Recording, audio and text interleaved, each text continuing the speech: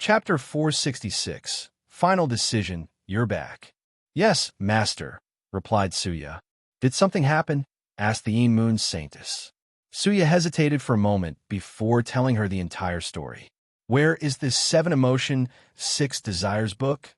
She hurriedly asked. I have already retreated it. That's good. You did well this time, taking out an opponent like Lin Fan. Suya lowered her head and did not say anything.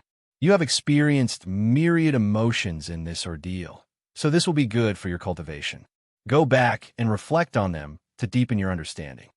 Suya nodded her head before leaving, sadness deep in her eyes. Is that book all she cares about? After returning to her abode, she spent the next few months in cultivation. She nursed her body while deepening her understanding of her Tao and physique. After getting out, Suya went to see her master again. And the moment the Moon Saintess saw her, he could feel that she was different somehow. However, she did not focus too much on it. What is it? After reviewing what happened, I feel that something is wrong. There were too many coincidences. I feel like I have been calculated. The Saintess frowned for a moment and thought about the situation more profound. And indeed, some parts did not add up. Yet, she still said, You're overthinking things. All that matters is the final outcome. And? Master, I want to know what is going on. The Saintess detested her disciple's insistence, and a look of annoyance appeared on her face. She waved her hand. Go ask your Tao protector. Maybe she knows something. Suya bowed to her before flying away. While in the sky, Suya looked at the empty sect, with only a few women could be seen doing their own things. Unlike other sects, the disciples of the Moon Palace spent most of their time traveling around the world and interacting with other people. Since their cultivation involves the power of emotions and desires, this is the best way for them to cultivate instead of closing themselves in seclusion. So, these disciples hide their identity all over the myriad emperor world as they interact with all kinds of people, including mortals. It is prevalent for them to disguise themselves as beggars, chivalrous women, concubines or empresses of a mortal dynasty, or even courtesans in brothels. Of all the factions in this world, the Moon Palace's disciples interact the most with mortals. And because of this pattern, they also have a formidable spy system. After arriving in front of a cave deep in the mountains, Suya landed before waiting. A few seconds later, the formation at the cave opened, and she entered. A beautiful middle-aged woman sat cross-legged in the middle of the cave. She had a very peaceful and mature aura around her. Besides a small table with tea, nothing else could be found. Lilia, what brought you to see me today? She asked with a smile. Suya then explained the entire situation. The mature woman sighed before holding her hands. Are you all right? I'm fine. With my Tao heart, this is not something that can affect me much. That's good. But be careful. Although your heavenly physique reduced the power of Heart Devil, it is better to be careful. Plus, I'm here if you need someone to talk to. Suya smiled after hearing this before nodding. As for your question, there are many anomalies in your ordeal. Regrettably, I cannot think of a reason. The end? Suya was immediately disappointed. After seeing this, her Tao protector could not help feeling sorry. So she said, in that case, let's go see if one of the ancestors knows something. No, things are not that serious. There is no need to alarm the ancestors. Nonsense. Since there's the possibility that someone is trying to harm you, we should know about it to take preventive measures. After hesitating for a brief moment, Suya agreed, and her Tao protector took them to see an older woman attending to her gardens. At first sight, she looked like an average person. However, Suya discovered that she could not sense any emotions from her.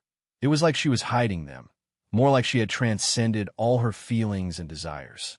Is that you, Lilia? How beautiful you are. The older woman slowly walked to Suya before caressing her head and pinching her face. For the first time since she could remember, Suya felt the familial love that she wanted. Ancestor, you know me, Dien? VL, of course. Don't call me Ancestor. Call me Granny Peony. After hesitating for a moment, Suya nodded before chatting with her. A few minutes later, she explained her situation. It appears you have been used as a pawn in that Lin Fan's outlaw trial. Outlaw trial? Granny Peony then explained the trial to her and the information she knew. Suya immediately had veins in her forehead, thinking about all her suffering came because Heavenly Tao wanted to test someone else. She thought about how she discovered that bloodline curse a couple of thousand years ago and thought it was a fortunate encounter. She had lost her child. Although she never wanted to have children in the first place, it did not change the fact that it was hers. If only COM, Heavenly Tao is cruel and treats everybody as dogs, said Granny Peon calmly. There's a reason this saying exists. If it makes you feel better, even that young lad, Wang Wei, was treated as a pawn. Furthermore, he is a supreme outlaw and won't live long. So you did feel slightly better. However, she had a feeling that Bastard would weasel his way and find a way to survive. She guessed that he wanted her scripture because of that trial. Lilia, what are you going to do? Suya frowned for a few minutes before a look of determination flashed across her eyes. Granny Peony, I want. That is a good idea. In this era full of monsters, this may be the best option. However, you still have to tell your master. Suya nodded with determination in her eyes. She immediately went to see her master. What is it this time? Asked the Moon Saintess as she looked at some sect documents. I have decided to seal myself and compete in a future Heavenly battle. What? Are you insane? I will not allow this, she yelled while standing up. My Tao and path involves the desire to survive. And in this generation, my chances of surviving through the Heavenly battle are minuscule. So, it is better to compete at a later generation and prove the Tao then. Are you stupid? You have just killed Lin Fan and took all his destiny. If you seal yourself, you will lose the majority of it. I know this, but my decision still stands. No, I will not allow this. I will not allow you to take the coward way out. Are you worried about me or that I cannot become a great emperor and give you immortality? Asked Suya with a sneer. What did you say? Asked the Saintess with an ugly look. She then rushed towards her, intending to slap Suya. Unfortunately, with just one look, the Saintess fell to the ground with a dazed look. Suya sighed. She never thought her master was so weak. With just an above-average illusion, a peak saint was so easily defeated. I've always wanted to know something. Now it is a perfect time. Suya used her illusion to spy into her master's mind and see what she thought of her. Then, tears slowly fell from her eyes as she muttered, So, I was nothing but a tool to secure your power in the sect. Suya learned that her master once had an extremely talented sister who joined the sect at the same time as her. However, the sister was not ambitious despite her abilities. So, the Saintess convinced her sister to support her to become the Moon Saintess in their generations, and she did. With her help, she defeated all her opponents and killed the truly threatened ones. However, after succeeding in her position, the Saintess sister broke the sect's rules and married into the sword-casting Pavilla. The Moon Saints became furious since she had no one supporting her. And as expected, without a strong backer, her power as sect master was limited. The other members refused to acknowledge her position because of the cruel ways she did things. The Saintess' power in the sect was fragile for many years, until she discovered Suya. The third heavenly physique held a special status in the Moon Palace, so she used her disciple's existence to secure her power and even completely control the sect. Suya sighed aloud. Part of her already knew this to be accurate, but she refused to admit it. So, after shaking her head, she went to see Granny Peony begin the sealing process.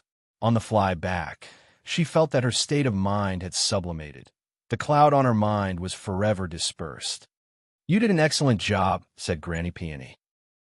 Before sealing yourself, I will send you the Sentiment Origin Pool to baptize your body and strengthen your foundation.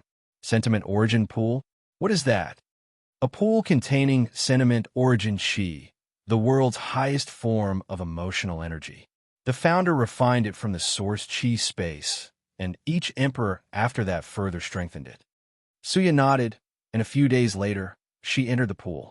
The process took her 12 years to strengthen her foundation. Finally, she headed to a sizable secret realm with countless coffins with runes. "Is what I asked for finished?" asked Suya. "Yes. With this fate talisman, you can absorb endless emotions and desires from the river of fate while you are sealed," replied Granny Peony. "However, be warned, this will make the sealing process even more difficult." Suya expected this. She needed to experience countless years in isolation to wash away her karma while sealed. And if she has to absorb all emotions and desires in the process, things will become exponentially more difficult. However, she still decided to do it. And that's because she knows that once she wakes up, she will have one of the most powerful foundations in the world. And by then, no one can stop her from proving the Tao. So, without hesitation, she entered the coffin and closed it. All her clones were sealed along with her, waiting for another generation or era to show their brilliance. "I cannot wait for what you will accomplish in a few generations," muttered Granny Peony with a smile. Wang Wei suddenly stopped on his way back to his mountain. He suddenly felt that his destiny increased significantly, so he immediately calculated the cause. Suya sealed herself? According to the rules of heaven and earth, if a cultivator sealed themselves, this is a sign of giving up the battle in this generation. And most of the destiny she had with her will be distributed. The last person who defeated Suya will have a quarter of the destiny, while the rest will be distributed throughout the world to create more fortunate encounters. Anyone lucky or strong enough to get these encounters can absorb these destiny and rise as new heaven chosens. Generally, this would not be a big deal. However, Suya had all of Lin Fan's destiny that he acquired from the slaughter trial. With such a large amount, Wang Wei could see the rise of many new people. Wang Wei shook his head and did not think too much about this. Destiny cannot save him, so he will not pay mind to it for now. So, he rushed home without stopping. Chapter 467. In the Emperor Enlightened Academy, all the most gifted teachers had a meeting. A few minutes ago, Qiujin arrived with their heaven-chosen's corpse and an incredible story of how he died. So, Headmaster Song Li temporarily dismissed Su Shi before discussing how to deal with the situation. "So, what do you think we should do? A few thousand years ago, the Academy lost a great deal of Qi luck because the Tao opening sect ruined their reputation. They have made a great effort to remedy the situation, and as of today, they have recuperated. Additionally, over the past 1,000 years, they conquered a few great thousand and middle thousand world and spread the concept of Academy to gather Qi luck. Finally, a few minutes ago, the Academy gave birth to 3 new Tao ancestors and directly connected these people's luck to theirs to further recuperate. And they succeeded. The Academy returned to 80% of its Qi luck during the Heaven Chosen Worthy trial. As long as they waited a few more thousand years, they would return to their peak. The only downside was that they could not take the spirit of Epic back. However, according to their plans, if they can cultivate a second Eternal Emperor like their main competitor, that would not matter. Unfortunately, they did not celebrate their rise for more than 5 minutes before receiving news that Lin Fan was dead. "I say we rip out the inheritance seed from her and choose someone else to inherit it," said one teacher. "That's not going to work," replied Qiujin. "Lin Fan made sure that only Su Shi could absorb it. If we did that, more than 80% of the seed strength would disperse." "Supreme Teacher, any suggestion?" asked Song Li. "Since she told us about the inheritance, she understands that only with our protection and resources can she properly be trained. So, we will make her the new true disciple to replace Lin Fan. The problem is whether she will truly be grateful to us after proving the Tao. What if she becomes a great emperor of the Association of Chamber of Commerce instead?" The room once again became quiet. Many of the teachers had countless ideas on how to restrict the association. They could force them to join the academy or impose very restrictive contracts on them to prevent this outcome. The problem with this method is that if Su Shi proved the Tao in this generation, she would most likely become an eternal emperor. And all of them here understood the consequences of being the enemy of an eternal immortal. No matter what, if she proves the Tao, she will owe us a lot of karma, with most of them to Lin Fan's family. So, as long as we treat his family sincerely and ensure that they remain in the academy, we can avoid this problem, said the headmaster. The other teachers nodded their heads after thinking about it. Then, they called Su Shi to the meeting. First of all, I would like to apologize that we could not make it in time to save him. Many of us have watched Feiner grow up, and he is like a son to us, said Song Li with a heavy sigh and sadness in his eyes. Su Shi gritted her teeth, thinking about that event and Su Ya's cruelty. She decided that the first thing she would do after proving the Tao was eradicating the Yin Moon Palace after personally killing Su Ya during the Heavenwell battle. Visit.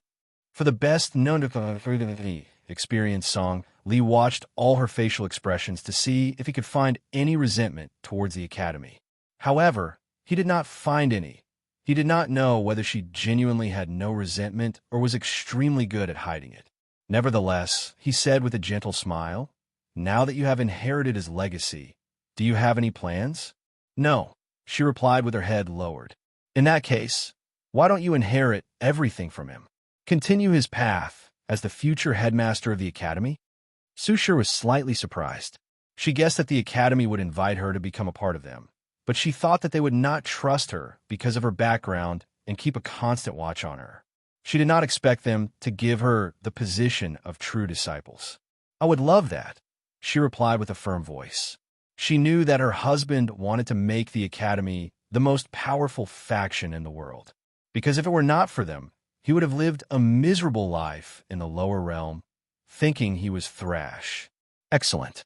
Is there anything else you need right before we bury Feiner?" "I would like to speak with my father." "No problem.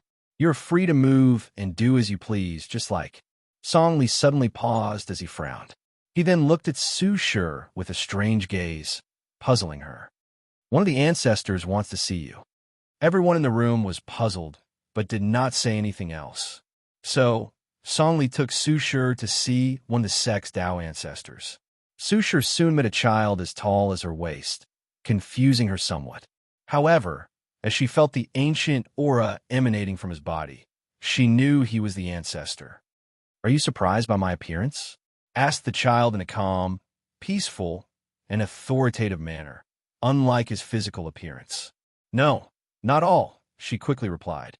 "This is the price for becoming an insurgent heaven chosen using the founder's cultivation method. I should return to normal in a few billion years," replied the child casually. "Is that so?" replied Su Shi, trying to hide her surprise. Lin Fan once told her about insurgents, but she did not think that she would meet one in her life. Is this power of emperor lineages? I made the right choice to return to the academy. Visit. For a better user experience, do you know why Lin Fan died? Asked Taoist, ever-changing. It's because of that bit. It's because of Su Ya. And mine, she thought. Whether it was her or you, all of you are nothing but heavenly Taoist pawns. What do you mean? Taoist, ever-changing, then explained the entire concept of the outlaw trial to her. Why are you telling me this now? More importantly, why didn't you inform my husband? Asked Su Shi, almost screaming. Luckily, she remembered who she was in the presence of and controlled herself. When immortal-level existence intervenes in an outlaw trial, it becomes dozens if not 100 times more difficult. And this fact is especially prevalent for supreme outlaws. Furthermore, we speculated that with Lin Fan's experience in the slaughter trial, he had a high chance of passing. Unfortunately, we were wrong. So, you want me to abandon his path of cultivating all 3,000 Grand Daos? Yes. This time we do not want to take any chances. So, we suggest you cultivate one of the supreme hidden Daos along with a few other outlaw Daos. Nothing more, nothing else. Su Shi gritted her teeth in frustration. Although it appeared that she had a choice, she did not. The moment she learned of the outlaw trial from an immortal-level existence, she no longer had a choice in the matter. I know you feel frustrated. I know you wanted to inherit your husband's path and maybe even goals. However, do you think you can pass a trial that he failed? Su Shi clenched her hands for a moment before letting go. What about Wang Wei? He should be a supreme outlaw as well. Yes, and he is currently in the middle of his trial. As for whether he will survive or not, that's up to him. She sure became lost in thought. She stood still for a few hours without uttering a sound. And during the entire process, Taoist, ever-changing, was patient and waited for her. Fine, I agree with your suggestion. She had to compromise. She did not want to do anything with a more than 99% chance of dying. She had to prove the Tao and find a way to revive her husband. Visit. For the best known of experience, I'm glad that you understand. If you want anything, do not hesitate to ask the Academy. There is something I want. My husband needed 2 more absolute chaos physiques to finish his primordial chaos physique. I need someone to find them for me. You don't have to worry about this. Lin Fan already tasked us to do the same, and we even recently found one of them in another world community. One of our quasi-emperor captured him and is bringing it here. Su Shi nodded her head before returning to her abode. A few days later, she met a fat, middle-aged man wearing a golden robe. He had many rings on his finger and a few precious jade pendants hanging on his clothes. Father, this is how the situation currently is. Su Guan squinted his eyes as he thought deeply. Daughter, have you thought of sealing yourself? Why would I do that? This generation is full of monsters, and more should show up soon. With your talent, as long as you wake up in another generation, it should be easier to prove the Tao, explained Su Guan. Absolutely not. This generation has a lot of Eternal Emperor's destiny, so it is the best time to prove the Tao. You could still become an Eternal Emperor even without destiny, just like the Sword Empress. Don't mention this. I cannot wait. My husband cannot wait. I must become an Eternal Emperor in this generation and find a way to revive him. Su Guan sighed as he said, As you wish. But he was thinking something else. Damn that Lin Fan. Even before his death, he somehow emotionally manipulate her to revive him. I have to find a way to make her realize this and truly become an individual of her own. Many thoughts rushed through Su Guan's mind, but he did not say anything about this topic. He chatted with his daughter and reassured her before leaving. As for Su Shi, she first officially buried Lin Fan before entering seclusion. It will take her some time to absorb all the power from the inheritance seed. 12 years later, she opened her eyes as she felt something. So, you sealed yourself? Do not think this is over. One day, your entire sect will feel my wrath. The latest episodes are on the website. After muttering these words, she returned to her seclusion, focusing on becoming as powerful as possible. No one can stop her from proving the Tao in this generation. Chapter 468. Paranoia. After seeing Ancestor Wuxing, Wang Wei did not visit his family and returned to his sacred Sun Mountain to once again enter seclusion. He previously moved the secret realm with the heaven-hiding array inside. Wang Wei wanted to calculate when Su Shi would leave seclusion so he could go after her. And the answer he received was that she would not leave the academy until she entered the Saint Realm and showed herself to the world. And that was too late for him. So, he calculated ways that he could lure her out of the academy, but failed no matter what tactics he used. The academy seemed determined to keep her inside for as long as possible. So, he deduced a future where he used his fate-stealing technique to infiltrate the academy and find Su Shi's whereabouts. And as expected, something went wrong, and the academy discovered him. His final fate was death. Numerous true monarchs and quasi-emperor besieged him, and he killed thousands of them. In the end, Headmaster Songli activated the Academy's Emperor formation and obliterated him. Wang Wei tried again. This time, he sent clones to infiltrate the Academy, trying to get close to Lin Fan's family to discover some information. Regrettably, no matter how many simulations he did, the result was the same. Wang Wei had a feeling that someone in the Academy was aware of his plan and kept an eye on preventing his action. Then, he kidnapped Su Guan to force Su Shi from hiding. But that plan also did not work. The Academy kept this news a secret from her even after Wang Wei killed her father. He even tried to make it appear as if Lin Fan survived and appeared again to lure her out. She still did not appear. Frustrated, he had no choice but to search elsewhere. Wang Wei knew that other world communities could have the absolute chaos physique, since the top 3 physiques were the same throughout the endless void. Regrettably, the endless void was too vast, and with heavenly Tao hiding the secrets of heaven, he could only divine the identity and position of 2 people. Unfortunately, according to his timelines, Wang Wei learned that all these people died in the slaughter trial. This calculation took him 1,600 years, and the result was an utter failure. Luckily, he did not wholly waste these years. Right now, he was at the peak of the primordial spirit realm. He comprehended and absorbed his fetus light and bright spirit. The fetus light increased his lifespan by 5,000 years, and the bright spirit drastically increased his spiritual power. And, as a result, 560 billion of his spirit particles were now lighted up, thus increasing his comprehension a little and drastically increasing the speed at which he processed information. He followed Wu Hong's warning and did not break the bright spirit chains. Wang Wei did not focus much on his fleshly body, but he nourished most of his 1962 acupoints, and soon they would be able to condense stars, or black holes in his case, before opening the secondary acupoints. The second benefit he received in this long retreat was the bloodline curse. During his retreat, his father sent him some related time resources, so he now had 72 future Buddhist self. The curse involved the concept of existence at the highest level of this technique. So, using some of the future Buddhist self, he deduced the technique based on Su Ya's performance before comprehending it. And what he found honestly shocked him. It was the same existence that eternal emperors had to comprehend. After discovering this fact, Wang Wei understood that he was fortunate, and Lin Fan had no hope of surviving. The first curse was only a weakened version, and at that time, Lin Fan still had hope to survive. However, when Suya strengthened it with grievances, the curse attached itself to Lin Fan's existence. And at that time, Lin Fan still had hope to survive.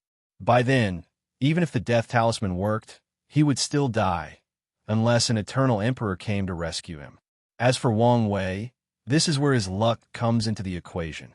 As a mortal, he would never touch the concept of existence until he acquired the heaven will. But since Heavenly Tao used Su Ya's grievances to ensure Lin Fan's death, he took the opportunity.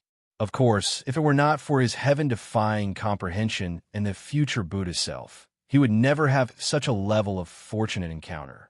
Of course, Wang Wei can only vaguely feel his existence. However, this vague feeling has increased his chances of becoming an eternal emperor by at least 5%. Furthermore, he also has an idea on how to his force control skill. More importantly, he achieved his primary objective in understanding this curse, to create a counter-preventive measure. He saw how Lin Fan was powerless to resist, and based on his calculation, he could probably last a few hours more than Lin Fan if hit with the weakened version. Now, he found a way to block this level of curses by using the Duyi realm, a prototype of Tao will, to form a protective armor around his existence. This method was more difficult at first since he could only vaguely sense things, but he managed to make it work. Subsequently, Wang Wei began to wonder who created this curse. In his opinion, no ordinary great emperor could do such a thing. Unfortunately, this was not the time for this search, nor did he think he would easily find the answer. So, he focused on the future. For his next cultivation plan, Wang Wei will use the Pill Washing Sutra to enhance his spiritual power rapidly and light up more spirit particles. After taking many soul-increasing pills, he will remove his resistance to these pills and use them again. As such, he can light up all his spirit particles quickly before entering the void-shattering realm. Thinking of the void-shattering realm, Wang Wei knew he was running out of time. So, he exited his retreat to continue searching for a method to pass the trial. After exiting the mansion, Wang Wei raised his head to look at the bright and sunny sky. Suddenly, clouds appeared to cover the sun, making everything around the mountain dark and gloomy. He was using an application of the power of heaven and earth. In the divine body realm, cultivators can borrow the power of heaven and earth to increase their battle strength. However, in the primordial spirit realm, they can use a more subtle and brilliant method of controlling the power of heaven and earth. Cultivators can summon rain, clouds, thunder, create earthquakes, activate volcanoes, etc. They can use the power of heaven and earth to control natural phenomena. Unfortunately, these methods are mostly useless in combat, at least in the upper realm. From what Wang Wei read, primordial spirit realm cultivators in the lower realm use them more often in combat. As he looked at the dark clouds, Wang Wei thought to himself, "See, why is it so hard to find the absolute chaos physique? Could it be that heavenly Tao can see my deductions, learn of my actions, and take preventive measures? Logically speaking, this should be impossible with a heaven-hiding array, but Wang Wei began to feel paranoid about how things seemed to go awry every time he came close to success. While looking at the sky, he waved his hand to send a talisman somewhere. A few hours later, Wang Ju came to see him. "Yug Master, Fong Li Juan refused your invitation." "Why?" he wrote in the air. "In the past 1,000 years, you have defeated Feng Heng, Huang Yuan, and Suya. Many people think that you are gathering destiny and luck, so they do not want to fight with you." Wang Wei frowned as he thought to himself. He wanted to use her invisible talisman to see if he could perfectly hide from heavenly Tao. Although he only had a suspicion and no proof, and even his intuition did not warn him, he could not help but be cautious. Go back, but this time, ask for an exchange instead of a challenge. Wang Wei watched her leave before sending another talisman to his father. He asked him to send some people in the endless void to search for other absolute chaos physique. At the same time, Wang Wei had a feeling that this path to passing this trial would most likely not be helpful. A few minutes later, Wang Ju came back. After seeing the hesitation on her face, Wang Wei frowned before motioning for her to speak. "The people of the Divine Tao League told me that Fong Li Juan immediately entered retreat after I left. Didn't you tell them about the benefit they would receive for this exchange?" "I did, and based on their reaction, they wanted to make the exchange. However, they also did not want to interrupt Fong Li Juan. So, it is very likely that it is not an excuse." Wang Wei pondered. He guessed that Fong Li Juan knew his personality and would not give up so easily. So, she used this opportunity to enter seclusion and avoid confrontation. However, Wang Wei could not help but be paranoid given the current situation. He massaged his temple while thinking about the next step. Suddenly, Wang Ju seemed to have received a communication. "Yug Master, someone wants to see you." "Who is it?" "I don't know, but one of my men caught someone who said he had something to give you." "Why did you bring this to my attention?" With his current status, many people want to meet him for various reasons. They are primarily people who want to become his followers. The person sent a message. At first, I thought he was someone trying to appear mysterious to get our attention. However, based on my men's analysis, this person may not be simple, so they wanted me to make the final decision. "What's the message?" "Outlaw." Wang Wei squinted his eyes after seeing this. Only his family knew of the outlaw trial. Not even Li Jun and Yin Liling knew of the situation, let alone Wang Ju. "Bring them him." Soon, a young man dressed in all black appeared in the mansion. The moment he saw him, Wang Wei frowned. He could not see the person's fate line, let alone read it. Dan? VLE could not see his cultivation level or anything about this person. It was like he was non-existent. "Who are you and what do you want?" The young man bowed before taking out a metal cube. "My master wanted me to lend this to you. My master said this should help you hide completely from heavenly Tao." Wang Wei calmly looked at the cube in this person's hand. He learned 3 things in the few sentences that this young man said. 1. He has a master, so he is not the person behind the scene. 2.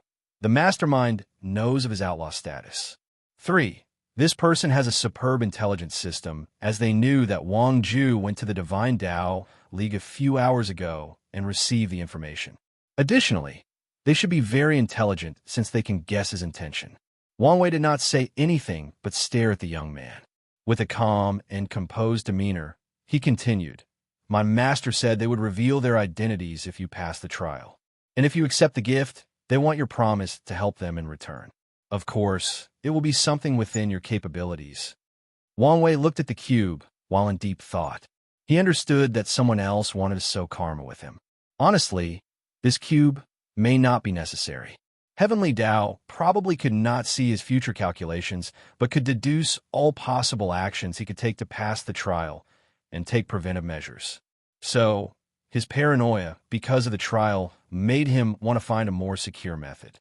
In the end, he decided to take the cube. Immediately afterward, the young man disintegrated into countless particles as if he was never here. Interesting. There is no karmic bounding on the cube, and the mastermind did not even ask me to sign a contract. Is this a way to show good faith? Telling me that they believe that I will keep my promise. Chapter 469. News. Wang Wei looked at the cube in his hand before squinting his eyes. This is an ultimate level innate treasure. There are 6 levels of innate treasures: low, middle, high, superior, extreme, and ultimate. The low level corresponds to immortal venerable level power, the middle to Tao ancestor. High to extreme corresponds to 3rd-class emperor to 1st-class emperor, while ultimate is on the level of eternal emperor. His original plan was to use Feng Li Juan's invisible talisman and mix it with the high-level innate treasure he took from the Shadow Slayer Temple to raise it to a higher level to hide from Heavenly Tao. However, this mysterious stranger just handed one of the highest levels of innate treasure to him. After checking the cube for a moment, Wang Wei inserted his spiritual power inside to refine it. And as expected, this thing already had a master. The mastermind only lends it to him, so he cannot completely refine it. He did not mind, nor try to take control of the treasure forcibly.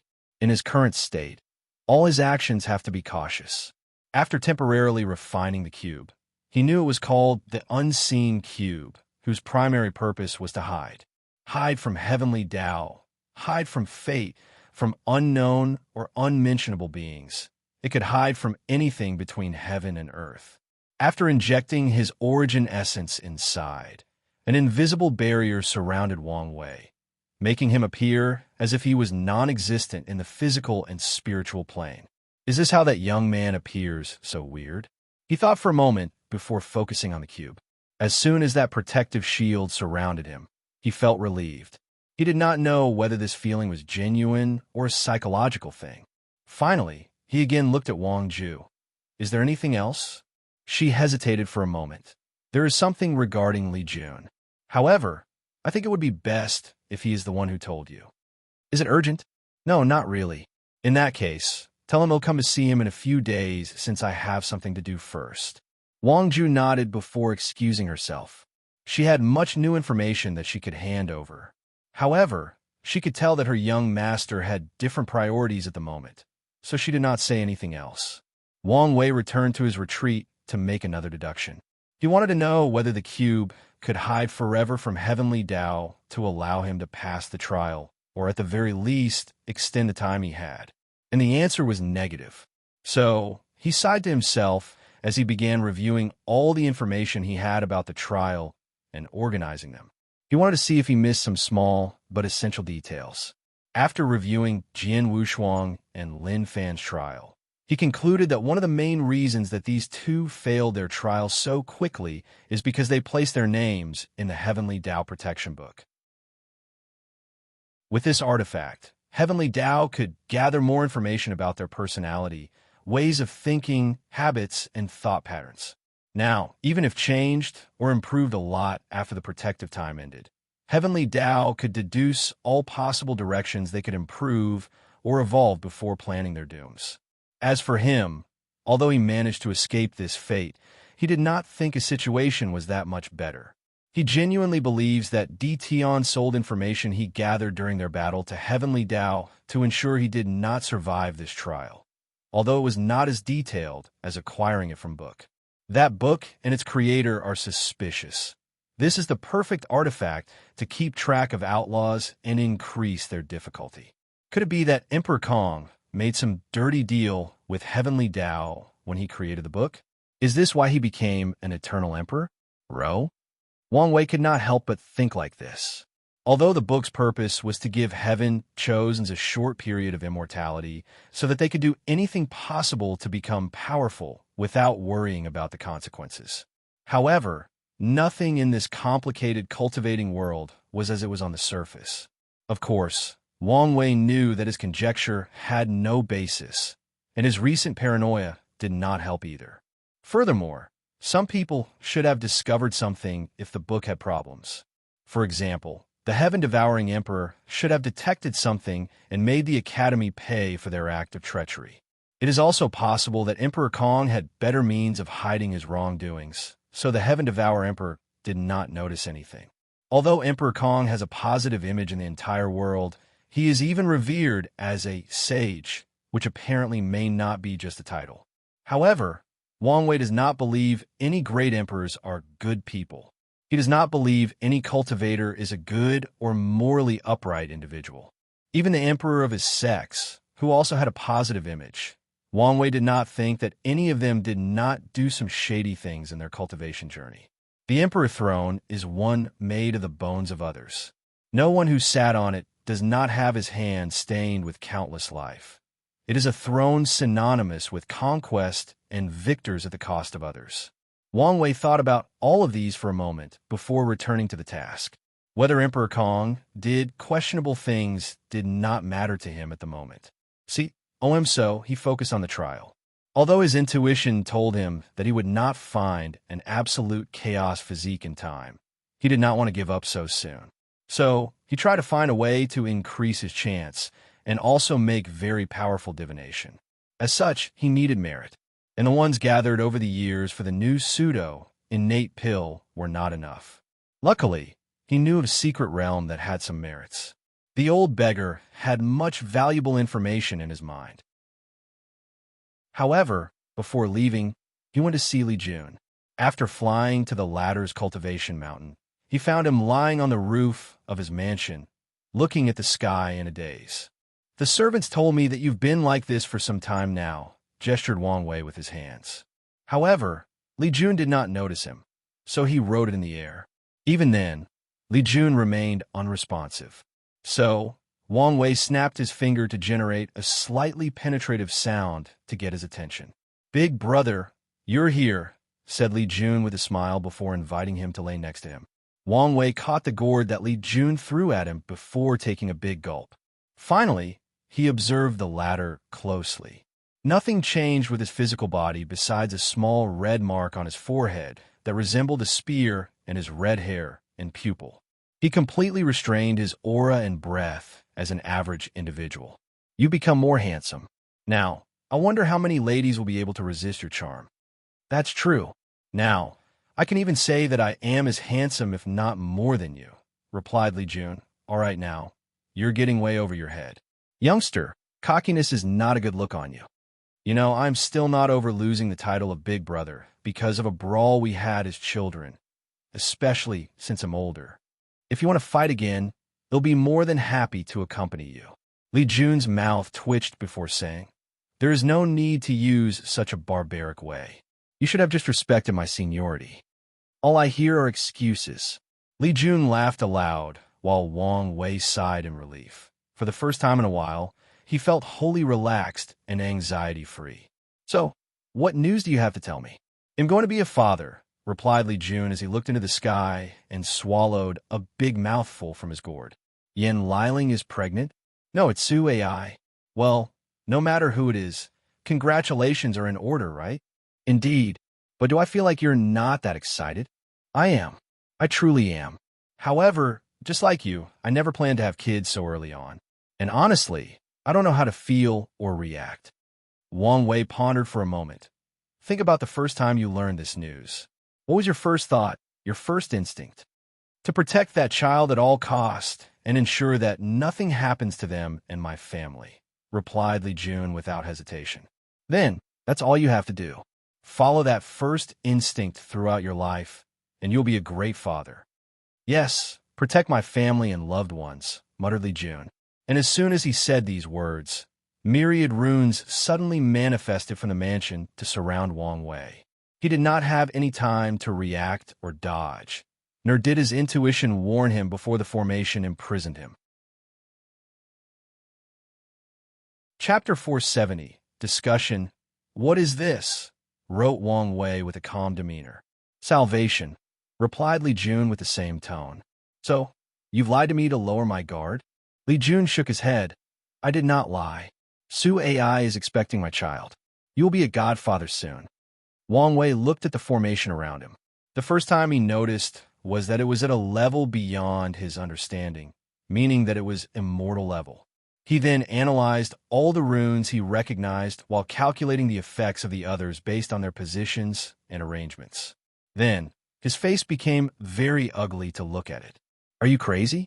You want to replace me as the trial taker and die in my place? This is the only way to save you. Who gave you this formation? Wrote Wang Wei furiously. With your capability, you would not be able to create this kind of thing, let alone set it up.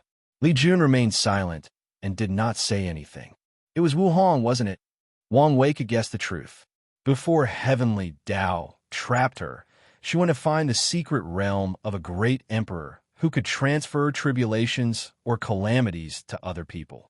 So, she probably found the method and secretly gave it to Li Jun so that he sacrificed himself for his sake.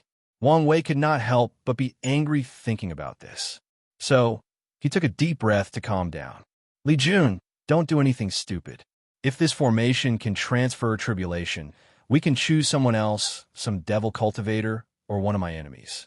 There is no need for you to do this. If that were possible, I would have tried that. What do you mean? The outlaw trial is a karmic trial. For this formation to work, only someone with a deep karmic bound and who is meaningful to you is effective. Unfortunately, only 4 people available fit this criterion, and I volunteered.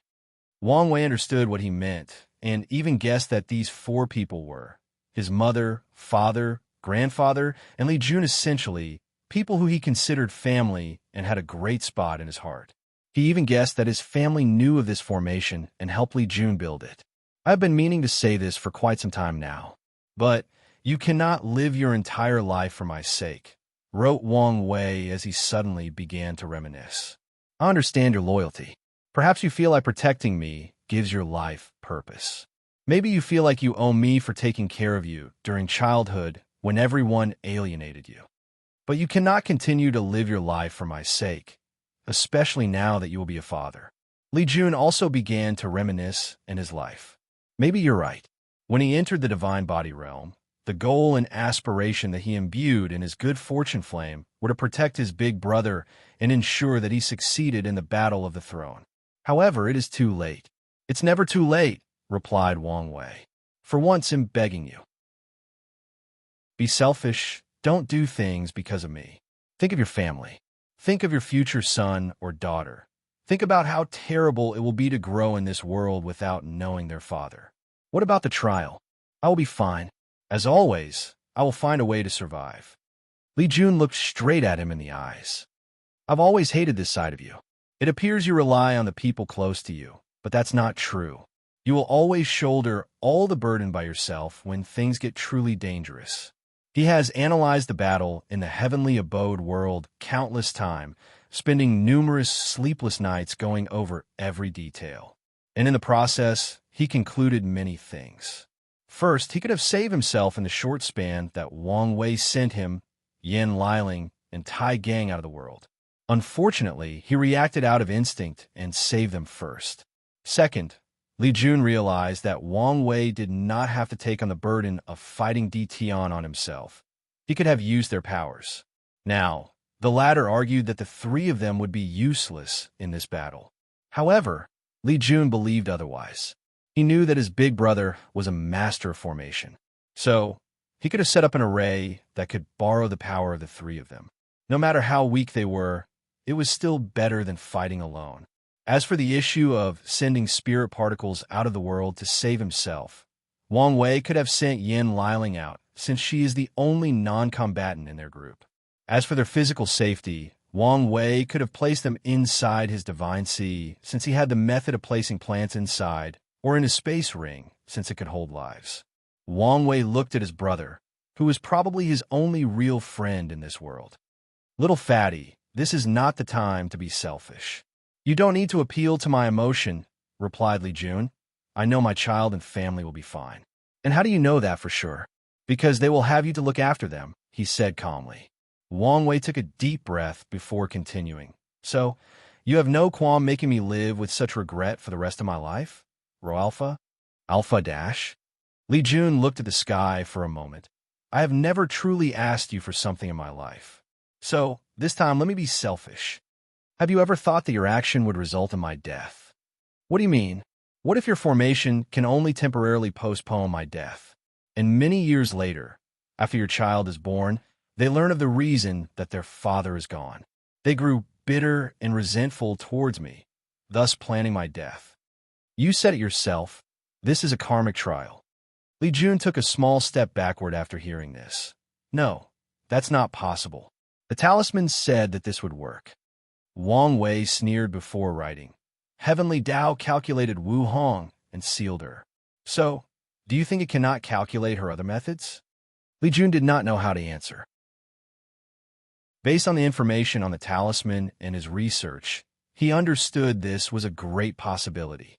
In that case, not only would his sacrifice be in vain, but he would do more harm than good. Now, do you understand? So, please, stop this formation. But what about your trial? I've already found a few methods to pass, and one of them is guaranteed, but there are some complications. Li Jun pondered for a few minutes before nodding his head and deactivating the formation. Wang Wei flew next to him before tapping his shoulder. From now on, you must think of your family when you do things. Don't be so rash. Don't be so willing to sacrifice yourself, especially for me. I will try, replied Li Jun with a sigh. But is there any way I can help you in this trial? Wang Wei paused for a moment before nodding. There may be. He then proceeded to give him a task. As he watched Li Jun fly away, Wang Wei thought about many things. He is already prepared for his possible death. He even prepared to cast a curse on Tion before he either enters reincarnation or his soul is completely eradicated. All for Li Jun to become the sex heaven chosen and prove the Tao in this generation. Although he did not know whether this curse would be useless, he wanted to give Li Jun a fighting chance. Additionally, he also left notes on possible ways to defeat Tion and warned him just to seal himself if everything was useless. I hope this event changed the way he views and does things. However, he should not be able to change immediately, but it's good as long as he does.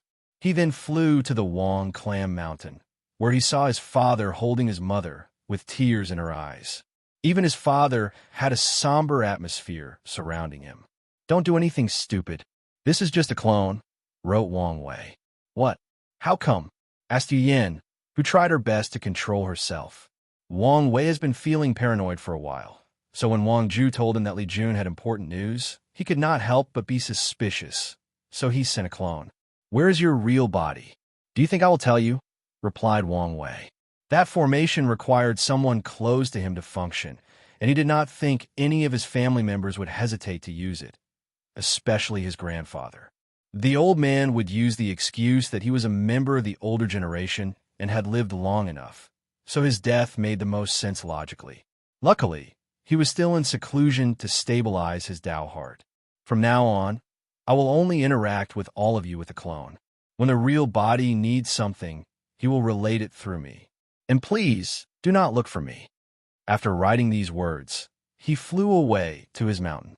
Wang Wei was truly angry at his mother, father, Li Jun, and more importantly, his wife. Although he understood the reason for their actions, logic-wise, he could not accept it. He had already lost his grandma, and now, if he lost any of them, especially if he was directly responsible, he did not know how he would react. While the clone waited back in the sect, the actual body headed to a secret realm to get some more merit. Chapter 471. Martial Sovereign vs. Battle Maniac Li Jun tore open the space to travel to another domain in the central continent. He had a serious look, and a terrifying battle intent emanated from his eyes. Ralpha? Alpha Dash? Great Wu Dynasty, Imperial Palace. Crown Prince, there is important news, said a servant dressed in black as he knelt to a young man sitting on a golden throne. What is it this time? Asked Sun Jiaolong. Someone came to challenge you again. Sun Jiaolong opened his eyes with a look of annoyance. In the past few thousand years, many people came to challenge him. At first, it was only some of the top 30 heaven chosens from the Academy's trial. In the past few thousand years, many people came to challenge him. Then, some of the top 10 challenged him as well. He lost to Jian Wushuang miserably and has his fleshly body destroyed. He defeated Zhang Xian from the Dao Worshipper Palace and Mo Xingyun. He believed that she hid her strength for some reason, but he did not know why. Additionally, Feng Lijuan sneak attacked him, almost causing his death. Nevertheless, the situation became even worse. With the addition of Su Ya's destiny to the world, many new geniuses have randomly begun to appear worldwide, and the majority of them have no patience like the original Heaven Chosens or go straight after Sun Jiaolong for the human destiny sword. Luckily, most of these people have just risen and are still weaklings. They mostly have arrogance and overconfidence. Who is it this time? Asked Sun Jiaolong with annoyance. Honestly speaking, he did not want to accept these challenges. But he did it for two reasons. They would provide him with experience, even the ones he has defeated and suffered. Secondly, his father told him that all the other sects began to place pressure on their dynasty. If he wanted to keep the sword, he had to accept all challenges and prove he was worthy of keeping it. Of course, Sun Jiaolong is not such an honorable person. If someone that he truly believes he could not defeat, he would not accept the challenge or run away if needed. As a son of destiny, Sun Jiaolong knows that very few people can counter his great luck and prevent him from escaping. And he has already prepared for these people. As long as he survives, Sun Jiaolong knows that he will rapidly become more powerful with each defeat or life and death situation. He will have many fortunate encounters that ensure this. His main concern is not letting the status of Son of Destiny go over his head, making him do something beyond his capability and die prematurely. It is young Master Li Jun from the Dao Opening Sect, replied the servant. Is he alone? He hurriedly asked back. It appears so. Sun Jiaolong breathed in relief. He did not want to meet that monster in the current stage. So, he pondered the current situation. So, he wants the sword but feared I would not fight him or run away. So he sent his goon. Underestimating me much, aren't you? Go tell him that this battle will occur in the barracks. Crown Prince, young Master Li Jun insisted that this battle occurs in a neutral zone. Sun Jiaolong frowned. If it was any other person, he could insist, but he must consider the people behind Li Jun. Over the years, he learned from his father how weak the Great Wu Dynasty was. The majesty portrayed on the surface is only a facade, and many people already know this or are becoming suspicious. According to his father, it is only because of the current stability of the myriad emperor world that they can still survive. If things ever get turbulent, like one of the great emperor lineages started an Emperor Dao war that spread far and wide, they would be one of the first lineages to be destroyed. Sun Jiaolong's ambitions have always been to become an eternal emperor and recreate the glory of the great Qin dynasty. And unfortunately, he knew that he could not rely on his dynasty to help him and could one day be a hindrance instead. Go tell him I accept his challenge, but I get to choose the neutral zone for the battle. A few minutes later, the two finalized the negotiations for this battle. It would take place in a large forest in an unoccupied domain. Sun Jiaolong stood on the ground with a golden armor with designs of 5 claw dragons. He held the human destiny sword in his right hand, ready for battle.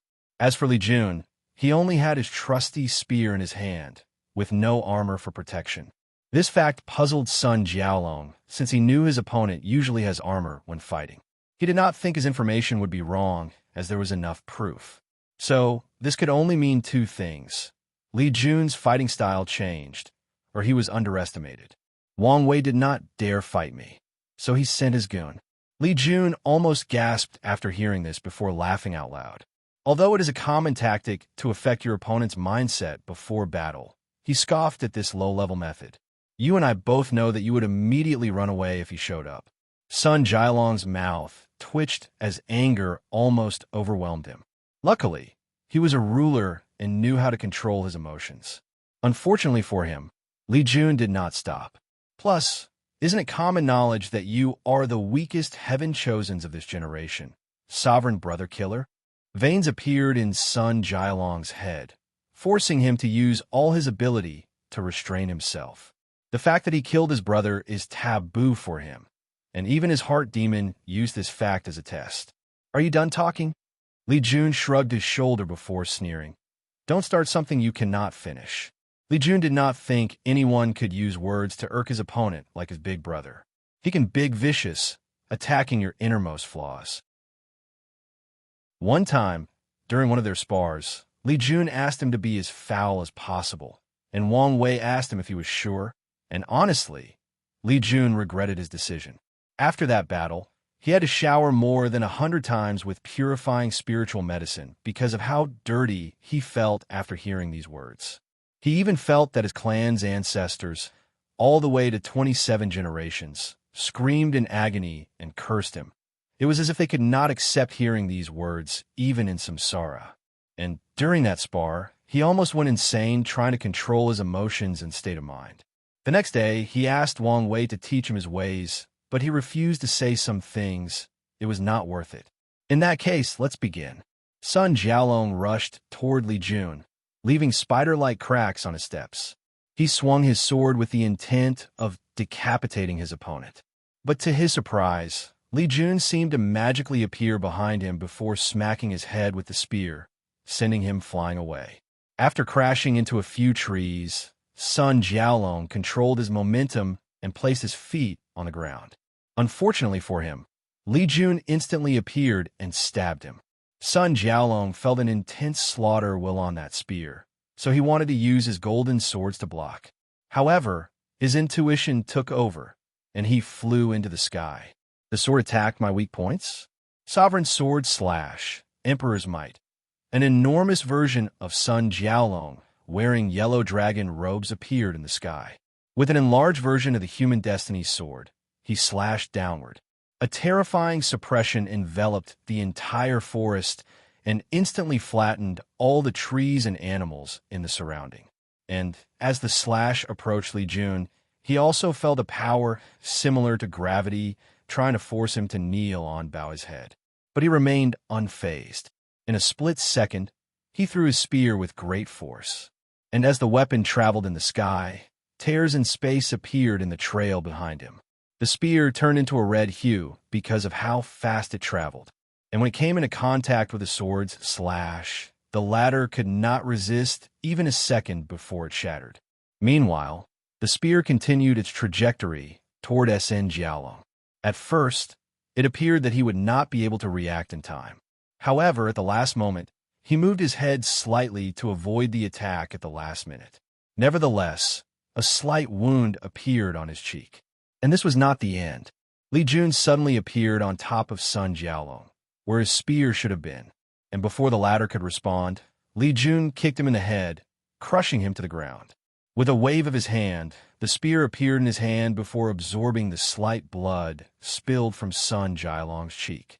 And the latter dug himself from the ground. He noticed a red rune on his face. Curse? Since when he is so proficient in curses? Sun Jialong then realized that he needed to take this battle seriously, or he would not survive. Chapter 472. Sun Jialong touched his face as he felt the curse on his body. He felt his vitality constantly leaving his body, weakening him. He could feel that ordinary methods could not solve this issue, so he decided to fight seriously. The human destiny sword in his hand floated in the air before fusing with his armor. Immediately afterward, the 5-clawed golden dragon designed on the armor changed to 9 claws. Sun Jialong's aura suddenly increased. But this was not the end.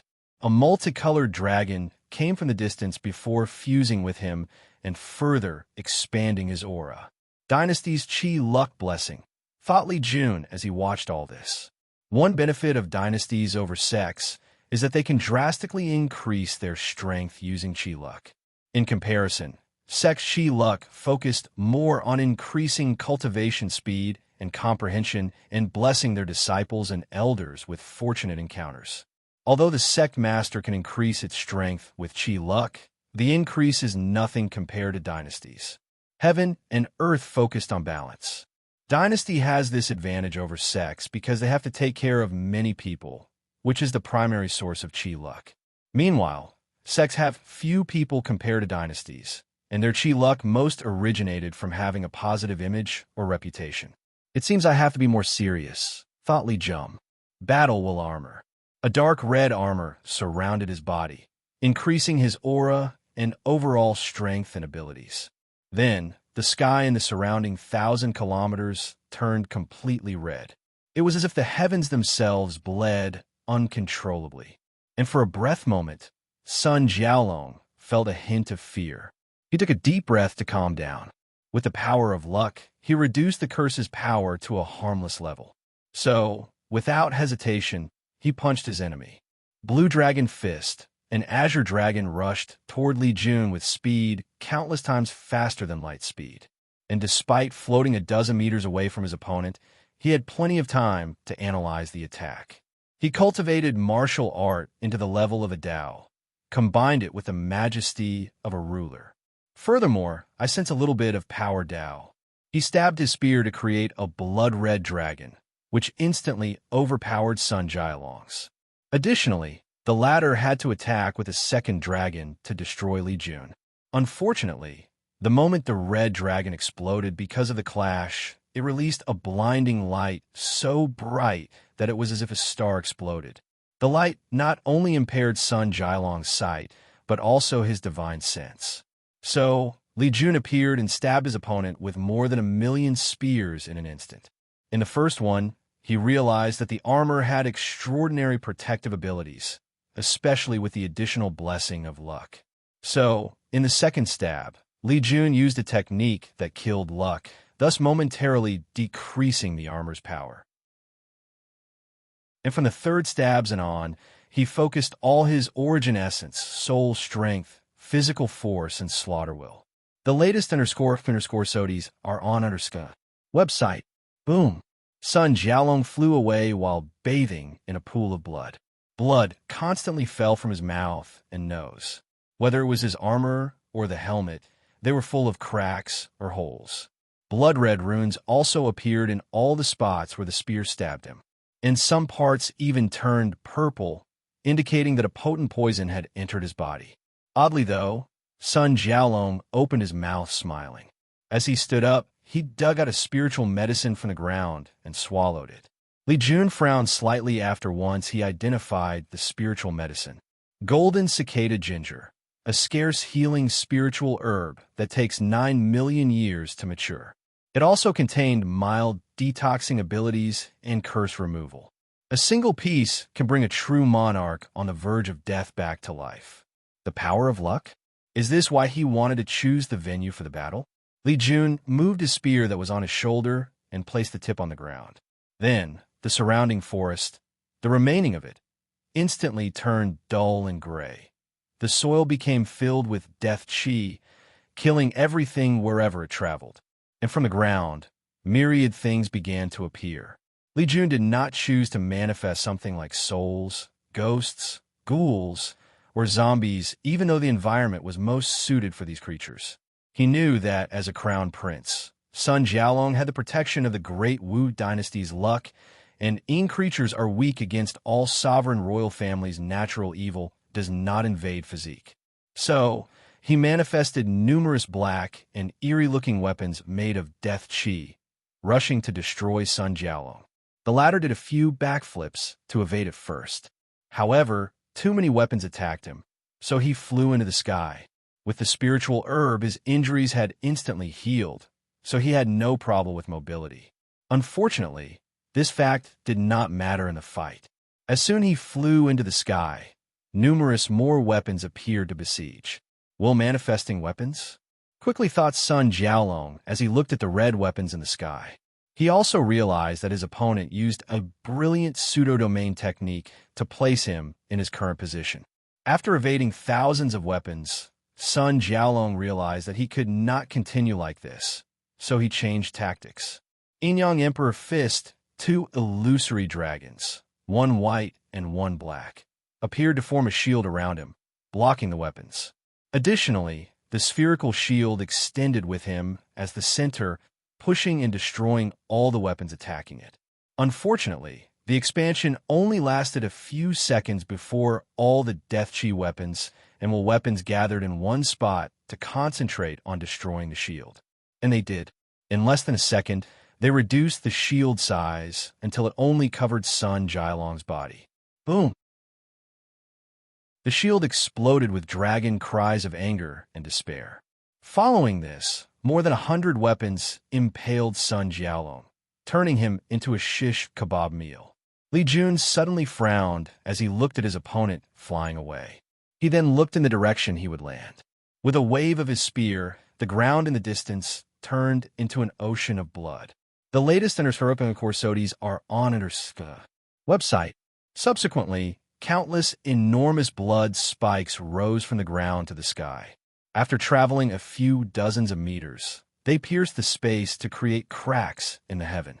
Damn it, cursed Sun Jiaolong after seeing this, before landing on the ocean of blood, staining his armor. Is this your power of luck? Said Li Jun as he floated on top of his opponent. During the battle, he noticed a few anomalies. Whenever Sun Jiaolong was in danger of defeat or death, his body would react on instinct to save him. To be precise, it would act as the perfect way to survive. And this was not because of his battle instinct, but the power of luck. His body will act in unexpected or lucky ways that ensure his survival. Additionally, there's a lucky field around him that also protects him. In the last attack, Li Jun wanted to destroy his heart to incapacitate him before subduing him. However, his sword seemed to have gone wrong and avoided the heart. With control of his ability and battle experience, Li Jun knew he would never make such a rookie mistake. So, this was once again the power of luck acting to protect him. On everything else, the environment favored Sun Jiaolong. Li Jun guessed that there probably were many other spiritual medicines in this place that could help him in this battle. So, he ruined the soil to prevent this from happening. Although that was a waste, it was also the most efficient method. Unfortunately, the power of luck is very unreasonable. Li Jun noticed Sun Jiaolong was heading straight for a secret realm after his last attack. Most likely, something inside would allow him to escape or be victorious in this confrontation. So he blocked the entrance. I must say, this battle has been very disappointing so far, commented Li Jun. Martial Dao can use law resonance, making it one of the most versatile Dao in combat. And yet, your attacks are so predictable and easy to read. You have many flaws in how you move, use origin essence, and even control your spiritual strength. And yet, your attacks are so predictable and easy to read. Because you know you can always survive any situation since you are a son of destiny. You have terrible battle intuition and response time.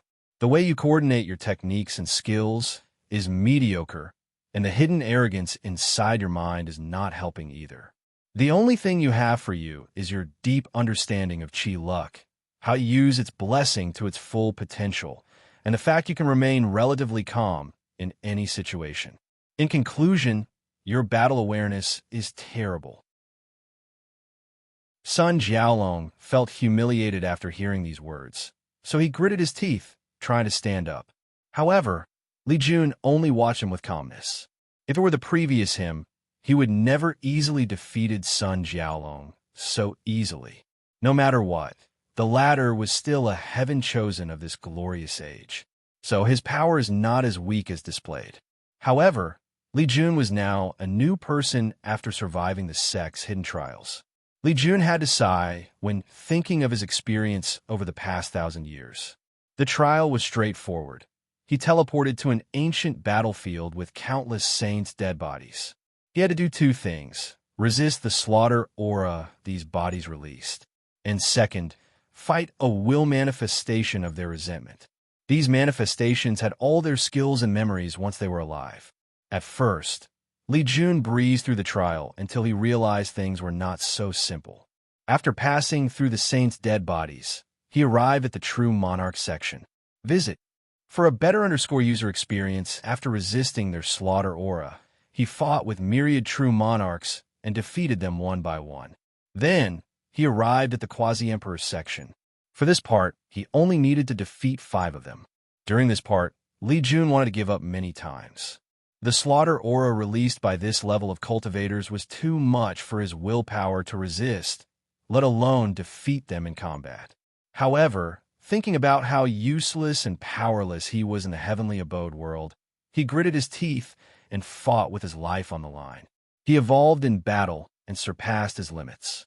In the end, he passed after repeated trials and efforts. The next stage was the immortal level characters. Li Jun found himself on a battlefield with numerous venerables' dead bodies, and he had to resist the slaughter intent released by these bodies. This was the most difficult challenge Li Jun faced in his life. Then the training he did in the pagoda kicked in. He gritted his teeth and endured his primordial spirit being invaded by these immortal level wills, and tempered his own battle will and slaughter intent to a higher level. And once he passed, the next trial stage involved a battle with a will manifestation of an immortal venerable. Luckily, he did not need to defeat his opponent. Instead, the manifestation would have the same strength as him, so he needed to use skills, techniques, and battle awareness to defeat his opponent. Moreover, Li Jun quickly realized that these will manifestations were teaching him through battles, so he absorbed as much knowledge as possible. After hundreds of years of trial and error, he passed the test before going to the Dao Ancestor trial stage. And Li Jun also passed. Although in the process he overdrafted his lifespan and broke his foundation, he survived. Then, he discovered the horror of this trial. The final stage was a battlefield full of third-class emperor corpses. Unfortunately, he could resist for a few seconds before passing and being teleported out of the trial. Li Jun then wondered whether his ancestor, the battle-maniac emperor, killed all these emperors or found this battlefield before making it into a trial for the sect. Honestly, he leaned more toward the former. A few of the corpses he saw were from the devil race. The historical records show that the battle-maniac emperor woke up during the devil era after failing the heaven will battle in the ancient emperor era. And after proving the Tao and becoming the 5th emperor of the sect, it is recorded that he killed 3 of the devil gods before leaving for the endless void. So, Li Jun theorized that he probably killed many of the great emperors of other heaven that the devil race forcibly occupied. As for the reason he did not focus on the ones in his homeworld, Li Jun did not know. After all, this was all his conjunctures with no proof. After the trial, Li Jun received many rewards. One of the best is an emperor scripture called the Military Slaughter Body Art. From the inheritance, he knew that this was a fortunate encounter that his ancestor received in his early days. This scripture originated from a great emperor in another world community. He was once a general in the mortal world, and after stepping on the path of cultivation, he used the concept of slaughter aura in the military to create his scripture. Li Jun discovered that this art suited him better than the treasure body tempering method he previously used. So, after meeting Elder Dan to deal with the issue of lifespan and meeting with one of Li Clan's Dao ancestors to reset his foundation and learn the 3 flowers method, he used the slaughter aura in the trial to temper his fleshly body. The latest _course are on the website. Sun Jiaolong finally stood up. The medicinal powers still in his body from the golden cicada ginger healed his injuries. Unfortunately, the death chi also blocked his regenerative capabilities. So, he finally decided to use his trump cards. And someone gave a 500 coins gift. So here is an extra chapter. Chapter 473. Shadow of the Past. After getting up, Sun Jiaolong waved his hand, and a halberd appeared in his hand, shining with innate laws. Superior level innate treasure, thought Li Jun. This guy is worthy of being the son of destiny. The superior level innate treasure is equal to an Emperor artifact from second-class Emperor and without its harsh conditions to use or possible backlash. The reason that innate treasures are so valuable is that they have low requirements for the users. Whether it is Emperor artifacts, Tao artifacts, or immortal artifacts, a certain level of strength, cultivation level, and even chi luck protection is needed to use. Otherwise, cultivators will suffer terrible consequences when using these immortal-like magical weapons. The only exception to this rule is when the artifacts are ideally suited for a person's physique. A perfect example is Su Ya's 7 Emotions, 6 Desires books, and her physique, or Wang Wei, and the 8 trigram turtle shell. However, this rule or logic does not apply to innate treasures. Their owner can use them easily and without consequences, and they are great teachers of laws. Of course, no cultivators can use the real power of these weapons without the appropriate cultivation level, just like Emperor artifacts or other immortal-grade weapons.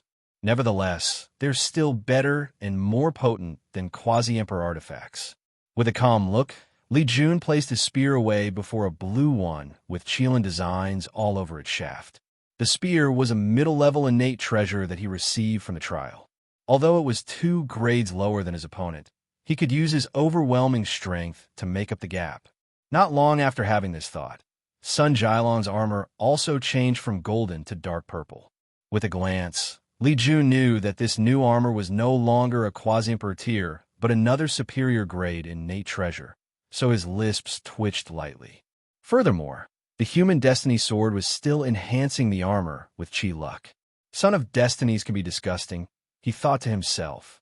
From what he knew, even his big brother, who is a person with tremendous luck, only has 2 innate treasures, and all of them are only high-level ones. But Sun Jialong has 2 of them with higher grades, and this may not be his limit. So, after shaking his head before rushing toward his opponent, midway through the fly, Li Jun had to stop before teleporting away. As he floated in the distance, he looked at the space tear in his path.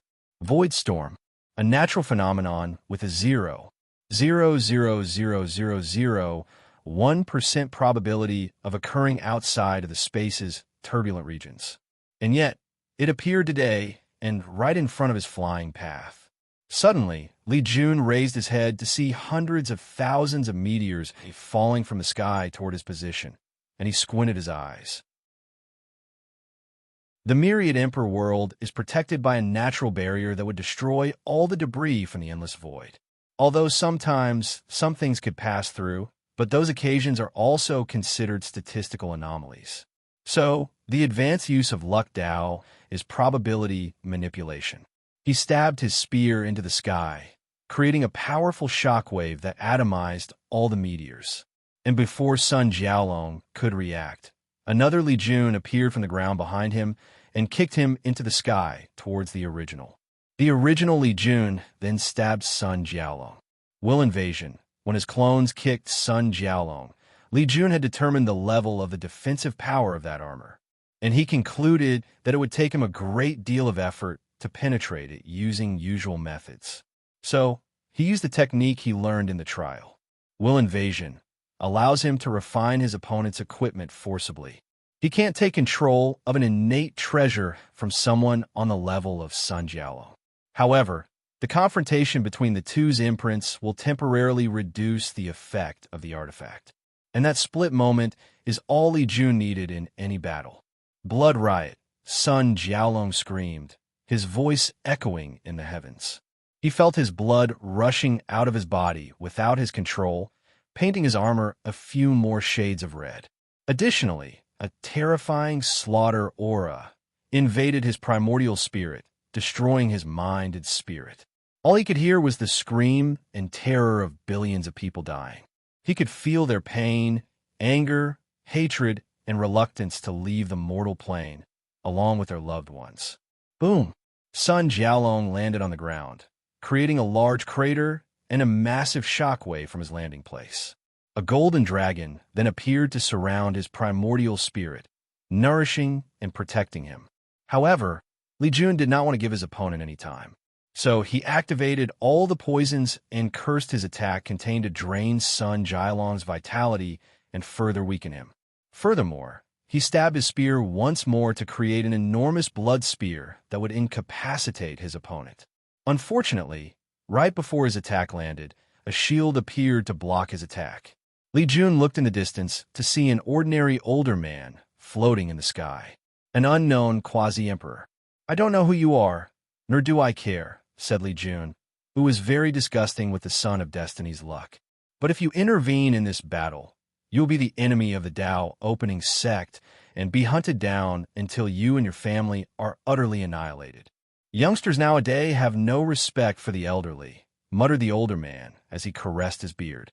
"The Crown Prince saved my life, so I owe him karma. No matter what, I have to take him away."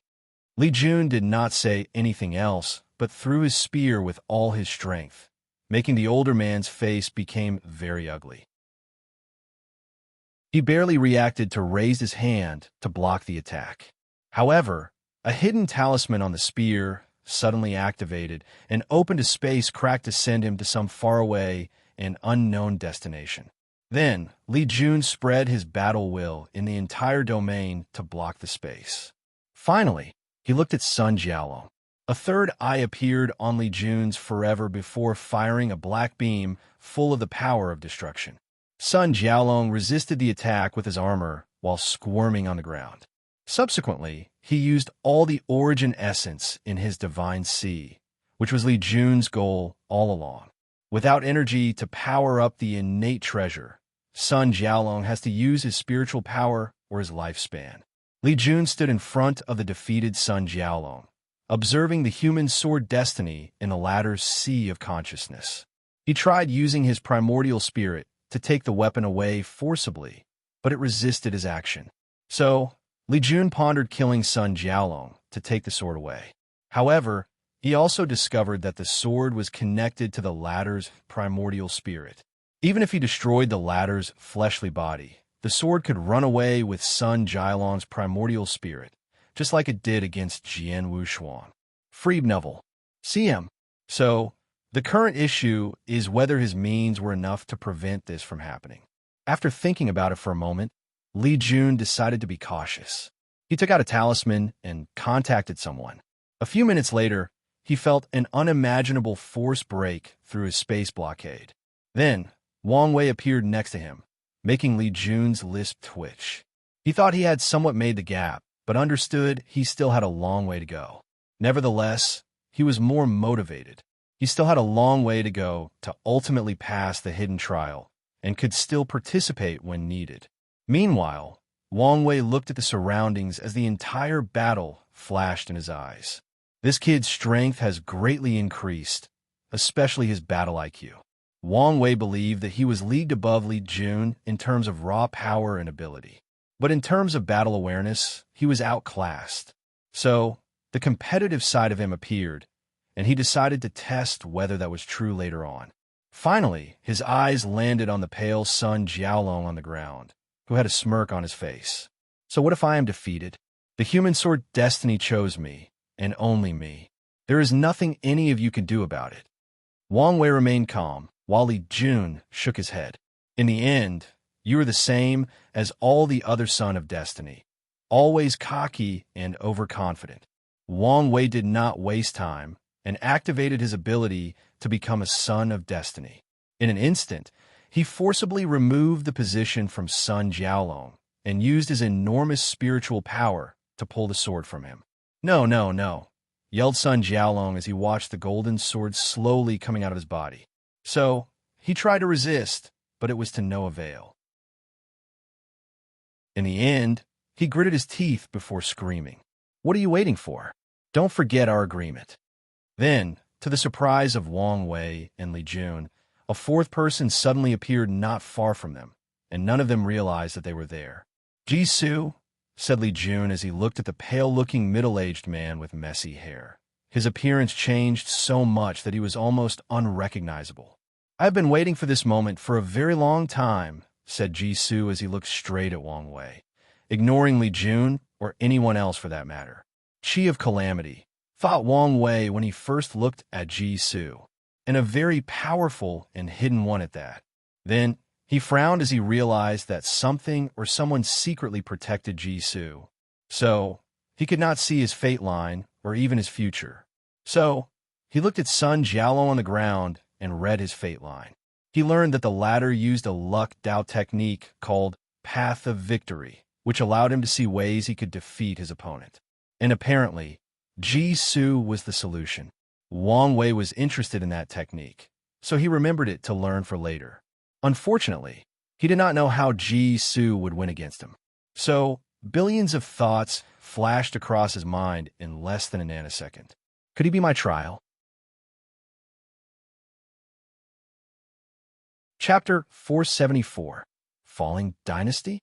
So, you're not going to say anything? Asked Jisoo. Unfortunately, Wang Wei ignored him and continued to pull the sword out of Sun Jialong's body. The process was not a peaceful one. You should understand that the path of Emperor is cruel. If you do not want to lose people close to you, don't participate, said Li Junyu. Shut up. This has nothing to do with you. My brother died unjustly before he could grow and develop. He had his entire life in front of him, but you people took it from him. Unjustly? There are no just people who participate in the throne battle, scoffed Li Jun. Furthermore, your brother would not have ended in that situation if you people kept your words and handed over the token. Ralpha? Alpha? You cannot even keep your words, and yet you're talking about being unjust. What a joke. Jisoo looked at Li Jun with red eyes while veins kept popping on his forehead. He then removed it from his eyes before looking at Wang Wei. Is that how you feel as well? Don't you have any remorse for your actions? Wang Wei frowned slightly. He diverted part of his spiritual power to destroy Jisoo's primordial spirit instantly. But an invisible force seemed to block his attack. Moreover, he could not feel, see, or sense what kind of power it was. On top of that, he did a few simulations to kill his opponent before he could react.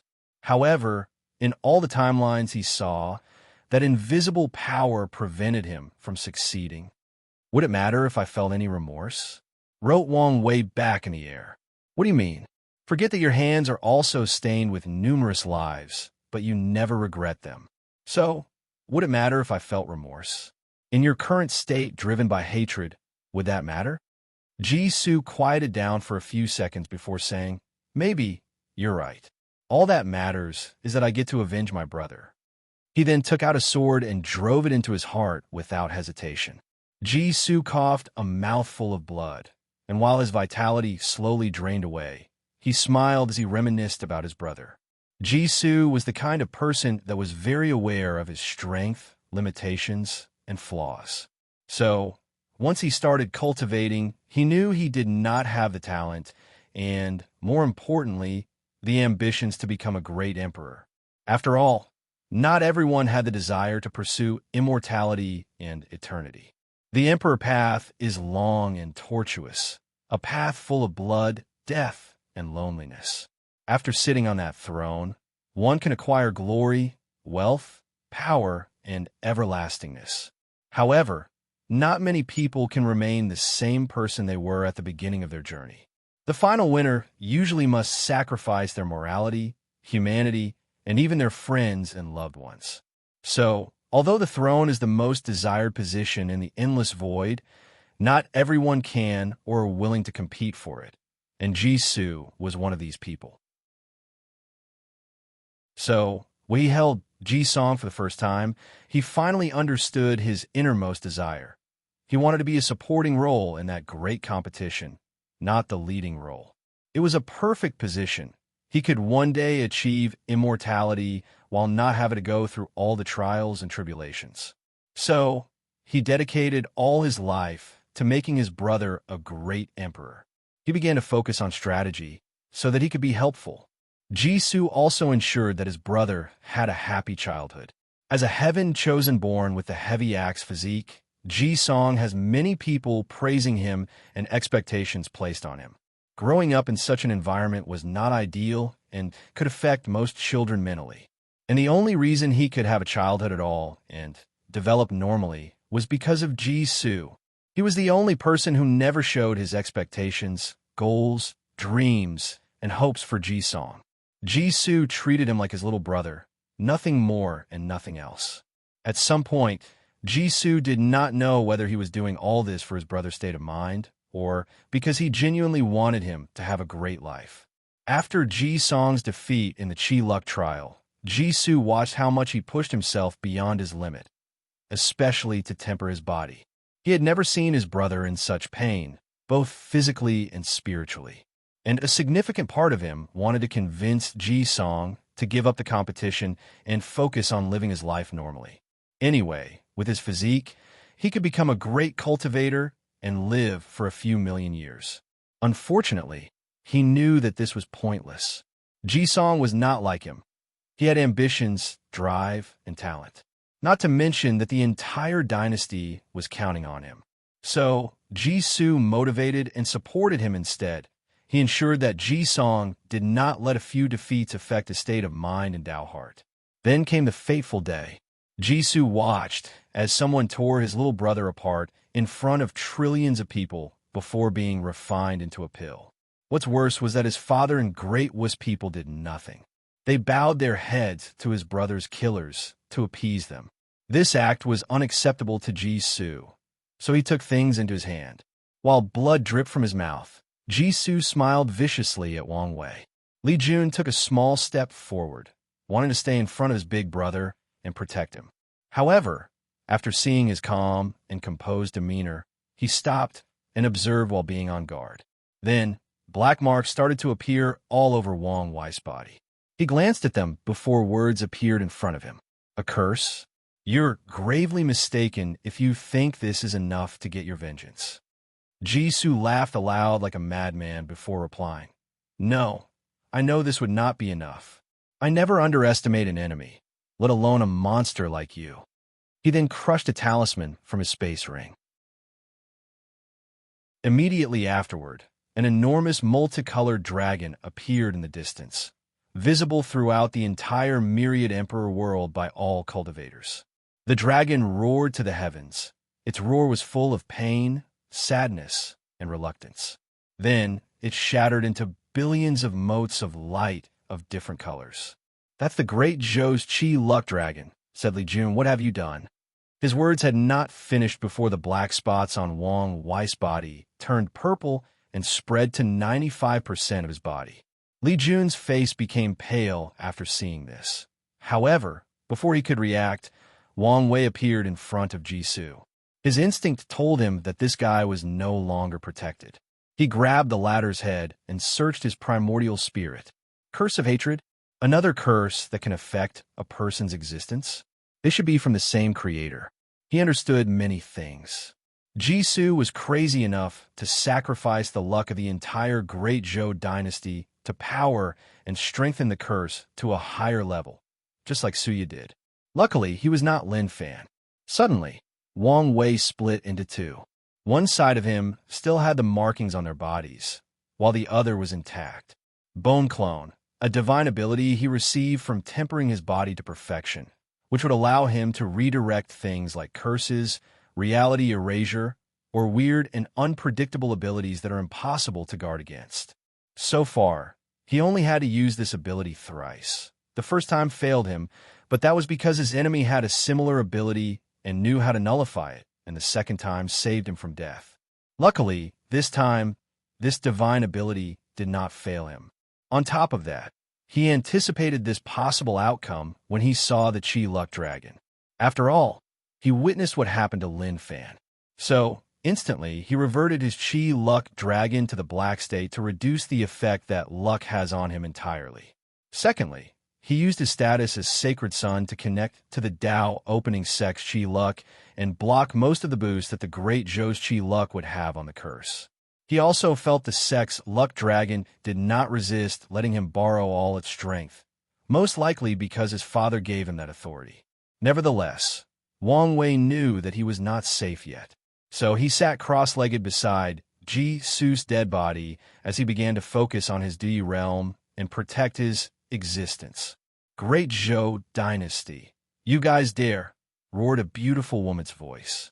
A mighty aura emanated from the direction of that voice, which shook the entire myriad emperor world slightly.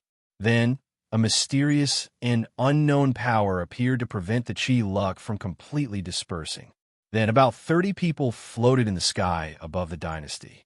Among these people, 5 had Tao rhymes emanating from their bodies as if they were the messengers of the great Tao itself, while the remaining ones had immortal lights flowing from their bodies, displaying their nobility to the world. These 30 cultivators stood in 2 groups, all dressed in dragon robes. One group had 3 Tao ancestors along with 17 immortal venerables, while the smaller group had 2 Tao ancestors with 8 immortal venerables. "Why did you guys do this?" asked the female Tao ancestor, who led the other 2.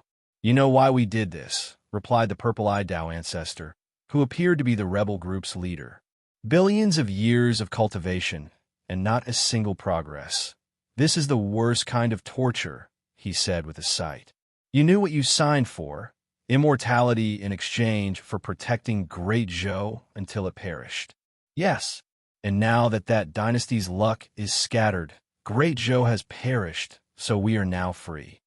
Ji Shiran gritted her teeth as she looked at these traitors. This stupid crown prince. She looked in the distance to look at Ji Su's dead body, and after seeing Wang Wei, she finally understood how this situation escalated to this point. Their entire Great Zhou dynasty was probably being used as a chess piece for someone outlaw's trial. For as long as she lived, she understood the saying, "Heavenly Tao is cruel and treats all living beings as dogs." The only exception is great emperors, and only second-class ones and up. Otherwise, no one can escape this cruel fact, even immortal beings like them. Ji Shiran looked at the traitors, but did not say anything. She understood that even with numbers, they were still outclassed in battle strength. So, Ji Shiran looked at the people behind her and said, "Let's go recondense the dynasty's luck." So, all the remaining 20 immortal cultivators rushed to use their ability to recondense as much luck as possible before it was too late. However, they also knew that from now, the Great Zhou dynasty will suffer countless catastrophes, both natural and artificial, because of the dispersion of luck. As for the remaining 10 people, they did not intervene. Instead, they all disappeared as if they had never existed in this world.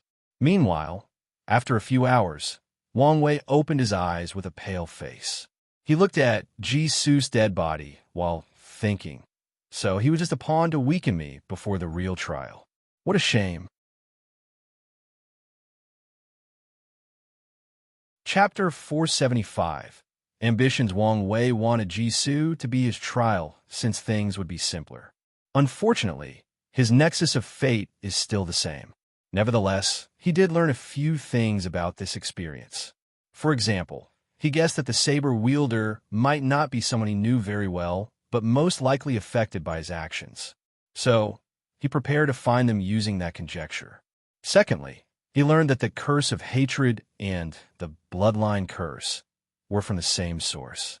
The Creator's purpose seemed to be to give people, no matter the cultivation level, a chance at killing their enemy if they were willing to pay a specific price.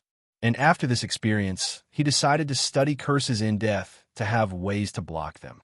Furthermore, he will also spend a lot of time cultivating or improving his bone clone ability. This divine ability can save his life in the most dangerous situations. "Where is Sun Jialong?" gestured Wang Wei. "I'm sorry, but he ran away while I was protecting you," replied Li Jun. He had a very powerful void-breaking talisman. Wang Wei nodded his head before looking in the distance. He headed for his new hideout while sending a clone back to the sect to see his father. He wanted to know about the situation of Great Zhou. Wang Wei found his father waiting for him in Tianwei Peak. "You should return home. Your mother is worried sick about you. If all 3 of you can swear the most restricted oath not to use that formation, I will be more than happy to return home." Wang Tian became quiet for a moment before saying, "At least, let your clone go see her." "Fine." Wang Wei knew that time was ticking for him, so there was no point in remaining mad at his family for now. For all he knows, the time he has to see them is limited. Although he will try to enter Samsara if he fails this trial, there is no guarantee of success. And if he succeeded, He would not see them for countless millennia, if not millions of years. What happened in Great Zhou? Although he felt the presence of the immortal grade cultivators in the distance, he could not hear their conversation, and he had to focus on blocking the curse. Wang Tian explained everything that happened regarding the rebellion of these people to attend freedom. They probably want to go to the world that all great emperors ascend to. This should be the perfect place to help cultivators of their level reach higher heights, commented Wang Tian, and Wang Wei agreed with him. Doesn't our sect have to worry about similar things? Not really. One of the advantages of powerful emperor lineages is that our emperors can create and leave behind resources and secret realms that help immortal tier cultivators. So, although their cultivation speed will not be as good as that place, they can still progress. Wang Wei nodded as he finally understood why the sect strictly controls resources at the level of innate and above. These resources are reserved for the Dao ancestors and immortal venerables to ensure that they do not have any rebellious thoughts like the people from Great Zhou. In any case, you should be on the lookout if something happens, warned Wang Wei. Then, the two went back home together. Yu Yin was happy to see her son again, even if it was a clone. She knew if he decided to be stubborn and remained angry, she would not see him for at least a few hundred years, if not more. After meeting his mother, the clone went to see Li Jun and Su Ai. She still looked normal as the pregnancy was in the early stage. With her bloodline and the sect's resources, this baby will not see the world in another few hundred years. Immediately afterward, Wang Wei's clone and Li Jun went to the battle tower to fight. Wang Wei wanted to test Li Jun's battle awareness and skills, so he gave the clone the same physical strength, origin essence, and spiritual strength as him. The result was that he was mistreated. Li Jun quickly destroyed him. And that was even though his Fate Dao still gave him an advantage, since it was a Dao more powerful than Slaughter Dao. The way Li Jun could see flaws in his opponent, predict attacks solely based on instinct, and use all his techniques, spells, or divine abilities to their full potential and beyond, Wang Wei was no match. Wang Wei thought he made up the gap in combat awareness with Di Tian during their battle with the help of the pagoda. However, he realized how wrong he was after fighting Li Jun. He reviewed that battle again and learned many things. Di Tian held back quite a lot. Based on his movements and actions, Wang Wei knew that he was constantly on the lookout for something during their battle. He most likely feared that Wu Hong would suddenly show up and destroy him. And because of his constant vigilance, Di Tian could not use all his powers and skills during the battle. After making this discovery, Wang Wei's eyes began to shine. Since he found his weakness, he will change and improve it. He went to see Wang Ju as he had a task for her. He gave her a list of the people he thought he had wronged during his cultivation journey and asked her to check and assassinate them. And if there is a saber wielder with notable strength, she should inform him immediately. Through the power of karma, Wang Wei could deduce this kind of information. So, he began from his spirit road trial to the present. Although he knew he could not find everybody, he was satisfied with 95% of them. Hopefully, he can find the person from his trial. If not, his actions can be considered a way to deal with possible future troubles. After that, he headed to the time acceleration formation with Li Jun. He wanted to absorb the latter's skills and battle awareness through constant battles. And in just 5 years, he learned everything Li Jun did during his hidden trial, which made the latter speechless. "You're truly a monster," said Li Jun. His physique granted him a terrifying talent for battle, but he still took thousands of years to reach such a level. Yet, someone else took just 5 years to catch up and surpass him. Wang Wei did not say anything. He did not even use his future Buddha self, relying only on his comprehension to achieve this feat. "I need you to do something for me," wrote Wang Wei in the air before explaining what it was to Li Jun. "You want me to create a technique to increase battle awareness and skills?" Muttered Li Jun. Wang Wei's idea is very simple. Divide the might into two. One part controls the normal function of daily life, while the other part is constantly in a dream world, and in that world, they can simulate their opponents and fight with them. They can simulate their previous opponents and the fights they have watched, even from recordings or simulate themselves. After all, there is no better opponent than yourself. After a couple of thousand years, their combat awareness would increase to an unimaginable level with the constant, never-ending battles. I should be able to recreate the simulation aspect after studying the battle tower, but I don't know anything about Dream Tao. The sect has a few books from the Eternal Dream sect. Furthermore, there is no need to start from scratch. One of the top 30 Heaven Chosens, the one called Lazy Suave, has a cultivation technique that allows him to cultivate in his sleep. Get it from him and modify it. That should work, replied Li Jun with excitement. This dream technique is perfectly suited for his physique. And once he creates it, he can simulate his trial and decrease the time it takes him pass. What a perfect training method. He could imagine how both his and Wang Wei's strength would increase once he created this technique. So, without wasting time, he left to track the Lazy Suave. In a slightly dark and poorly lighted place, Sun Jiaolong opened his eyes. He grunted in pain before looking around. Even though he had night vision with his cultivation level, everything was hard to see. The only light in the room seemed to come from a glowing golden spark from a distance. Sun Jiaolong swallowed a bunch of pills after ensuring he was in no danger. A few hours later, he could now move properly. So, he headed in the direction of a light source. Because of his injury, this short walk took more than 30 minutes. Then, he saw an altar with a blue sword with an azure dragon design on both the hilt and the edge. Suddenly, Sun Jiaolong began to laugh aloud, forcing him to stop when he started coughing and leaking blood. Ralpha? Alpha? My plan seems to have worked, he muttered. The demon destiny sword. He has been searching non-stop for this sword for thousands of years, but to no avail. So, he decided to gather luck to use a spell to find it. Sun Jiaolong was prepared to gather luck for a very long time. However, when Jisoo sacrificed Great Zhou's Qi luck, he took this opportunity to steal a lot of it. And when he used the void-breaking talisman, he used his luck to guarantee his escape and find this sword. Excitedly, he ignored his injury and the pain before rushing to take the sword. Unfortunately, a shield appeared to push him away. How I forget. Only the demon race can fully use the power of that sword.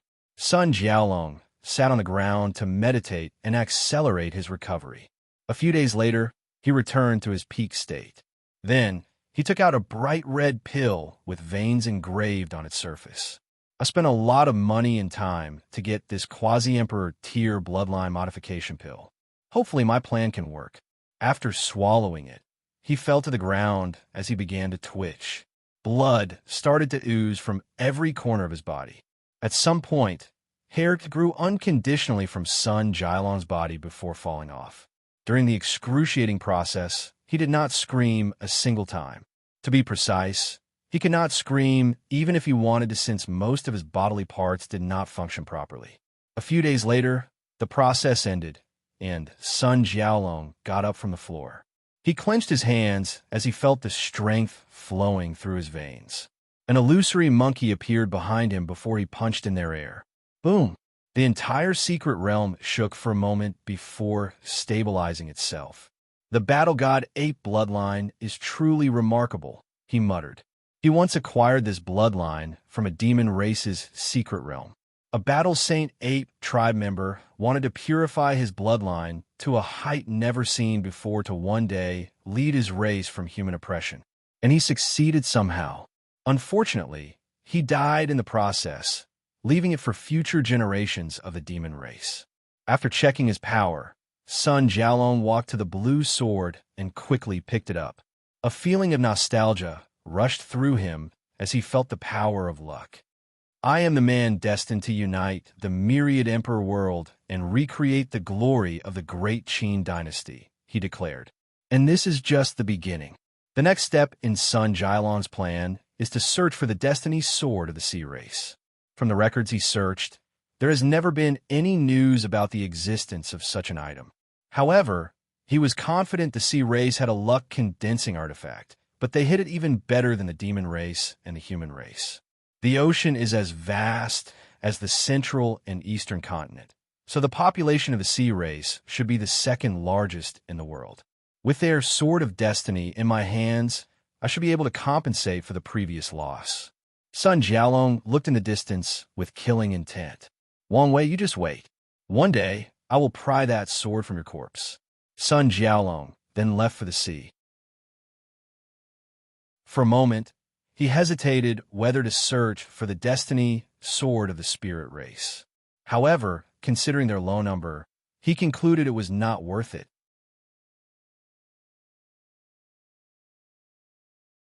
Chapter 476. Solution: Blood Earth Forbidden Land.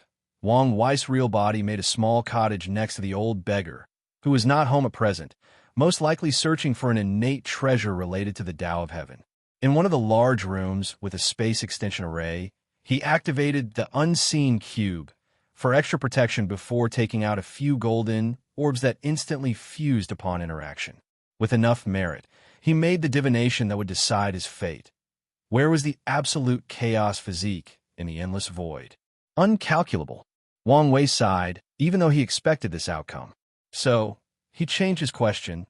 Would I be able to find one before the trial? No. Why? Dead. Wang Wei squinted his eyes.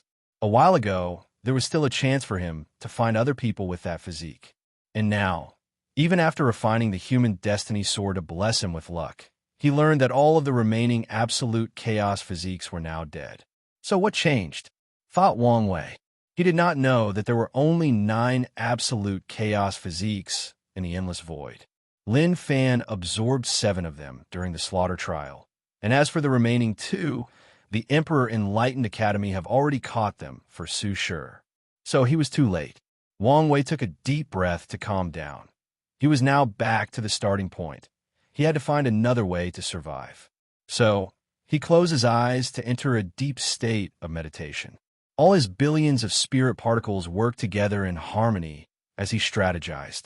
After an unknown amount of time, Wang Wei concluded the way to survive this trial was to use a method that a great emperor could not calculate. The reason his physique plan failed was because of how predictable it was.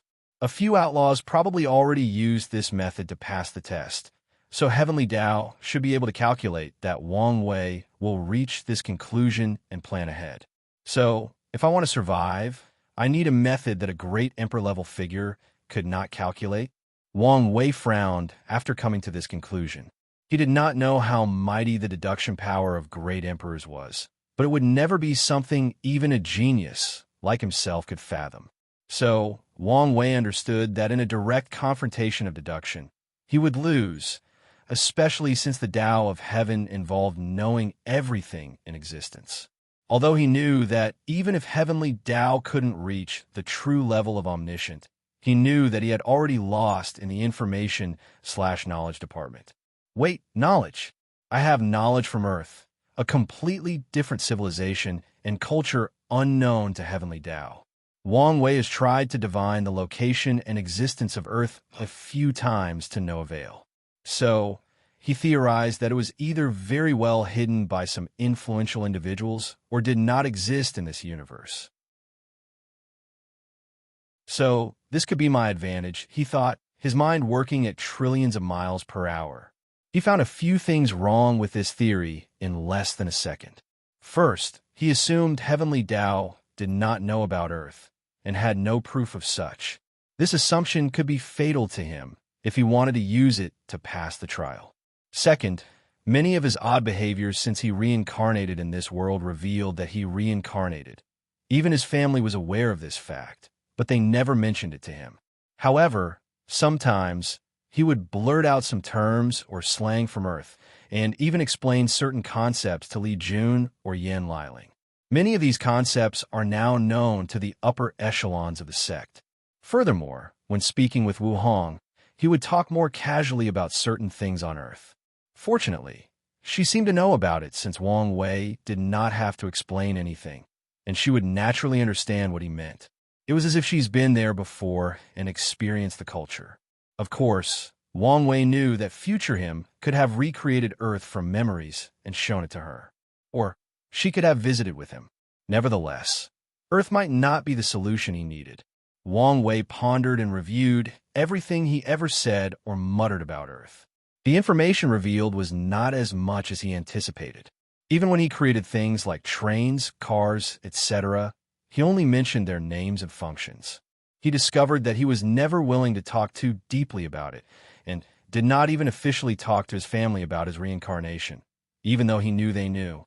Wang Wei does not know why he did not reveal it. He was not guilty of taking over his mother's baby since he reincarnated as a baby. He knew his family would still treat him the same nonetheless. After all, reincarnation is more common among cultivators. He still did not do it. It was like a subconscious decision that he made without knowing the reason. Maybe this is the reason, to prepare for this occasion, for this trial. Wang Wei understood that his actions might be the result of his intuition acting in a passive way to protect him, or his future self was influencing his past self. Logically speaking, void-shattering realm and above cultivators should be considered true fourth-dimensional beings or higher. So, they should not experience time in a linear fashion, but they do, unless they comprehend the laws of time. And Wang Wei knew that he would comprehend the laws of time.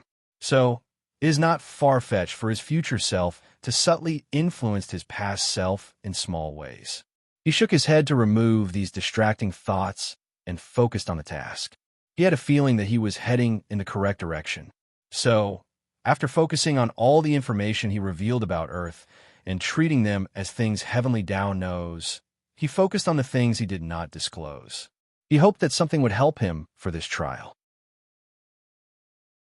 Suddenly, his eyes lit up as an idea popped into his mind. Without hesitation, Wang Wei began to lay an array inside the room. He took out many high-level resources from his space ring to refine formation flags and placed them in the correct position before using his spiritual strength to write the divine runes needed.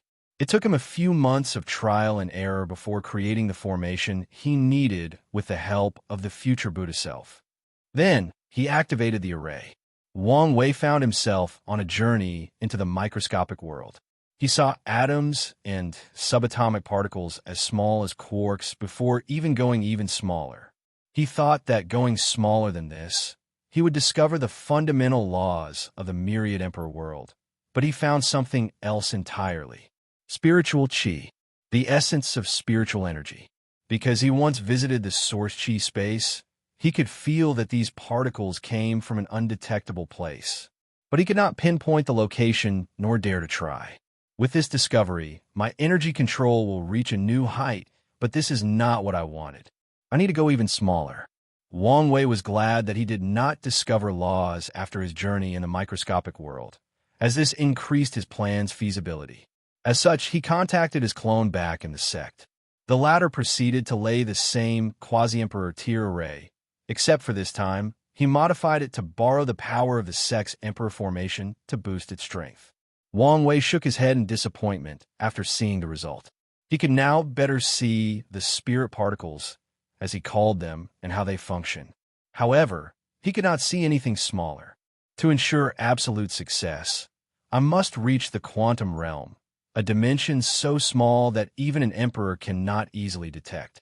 Unfortunately, Wang Wei could feel that he had reached a limit. No matter what he did or how he tweaked the formation, he could not go any smaller. So, after making a few deductions with his future Buddha self, he gave up on thinking of another idea. Since cultivation cannot help me, I can use science and technology. Logically speaking, cultivation has a greater advantage than science and technology. After all, based on his recent discovery, cultivators began their journey by using a subatomic particle like spiritual Qi.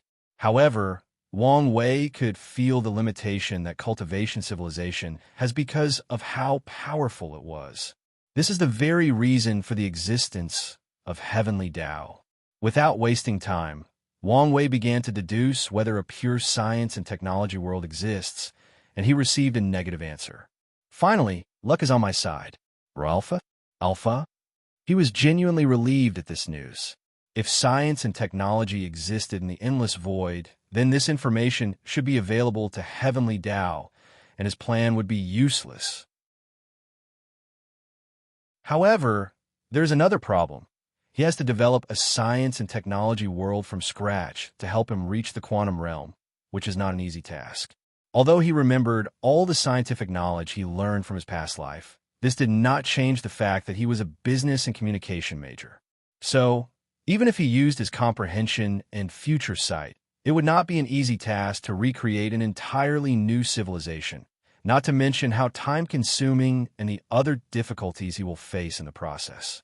So, I need people to help me. Preferably, an entire world.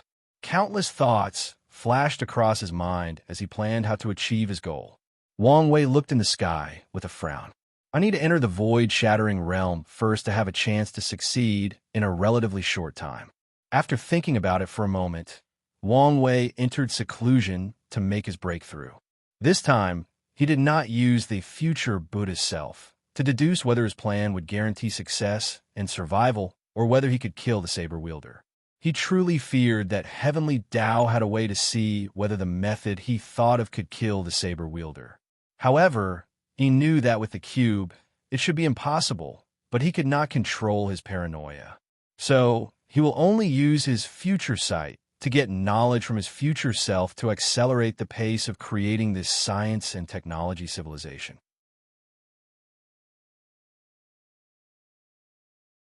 Chapter 477. Final appearance after entering seclusion. Wang Wei did not immediately break through. He first ensured that the recent rise in cultivation did not affect his foundation. And in the process, he also began to light up the remaining spirit particles. With many soul-increasing pills and the soul strength stored inside his 3 immortal soul, the process did not take as long as expected. So in just a few dozens of years, he lit up all 269 trillion spirit particles. And once he finished with that, he condensed his spirit flower. The power ancestor Wuching left in his body activated to purify Wang Wei's soul, but it could not find any impurities, so it left. Then, a transparent lotus appeared above his divine altar where the 3 flowers crown existed. The lotus contained 12 petals, meaning it was a grade 1 spirit flower. Then, Wang Wei checked his ability and was quite satisfied with it. It can come in handy, even in this trial. The spirit flower filled in the final spot of the crown. However, the 5 jewels on it were still dimmed. Luckily, it was not for long. All of Wang Wei's 5 zhong organs suddenly glowed different colors like a rainbow. Then, each color lit up the 5 jewels. Once the process ended, Wang Wei felt the crown's power baptizing his entire body, soul, and energy. His foundation was now more perfect than ever, and he even felt his cultivation and fleshly body talent slightly elevated, not to mention his general strength. Is this the state of 3 flowers gather on a crown? 5 chi towards the origin? How fascinating! He could feel this secret technique would give him a lot of help in his future cultivation path. So, he nodded in satisfaction. All right, now let's break through. As he closed his eyes to cultivate, Wang Wei found himself in his sea of consciousness with a table with tea in front of him. And sitting opposite Wang Wei was a pale-looking version of himself with an eerie atmosphere. Not happy to see me? Asked the heart devil. What do you think? Well, it does not matter. If you can leave here intact, this should be the last time we meet. After entering the void-shattering realm, cultivators will still have heart demon, but they will not be so obvious and show up in a physical form. Instead, they will show up in the form of constant doubts or a drastic and sudden change in personality. It is similar to what happened to Wang Wei after killing someone for the first time, but even more severe. What do you want to talk about this time? Gestured Wang Wei. Oh, so many things, but today's theme is once again your hypocrisy, replied the heart devil in a slightly flamboyant voice. Tell me, why didn't you take Heavenly Tao's deal? What do you mean? After Grandma's death, you have personally witnessed what death and departure can do to your remaining family. And yet, when Heavenly Tao showed you a way to pass the trial and live, you rejected it without hesitation, all because of your selfish desire to control one of the supreme Taoists. The heart devil paused momentarily before waving his hand to display a picture. It was one of a beautiful young woman crying in the middle of the night. Mom, thought Wang Wei as he looked at it. This poor woman has spent countless nights crying alone, thinking she might lose her son right after losing her mother. What's worse is that there is nothing she could do about it, nothing she can do to help. But you can, couldn't you? All you had to do is use an innate treasure to use fate laws, and all the trial's trouble would have been avoided. And this poor woman does not have to suffer like this. I have found a way to pass the trial, gestured Wang Wei with bloodshot eyes. Luckily, he cannot talk. Otherwise, his voice would be very hoarse right about now. But you don't know for sure if it would work or if you will have enough time to succeed. So, why not take the easier and already available method? The method guaranteed to succeed?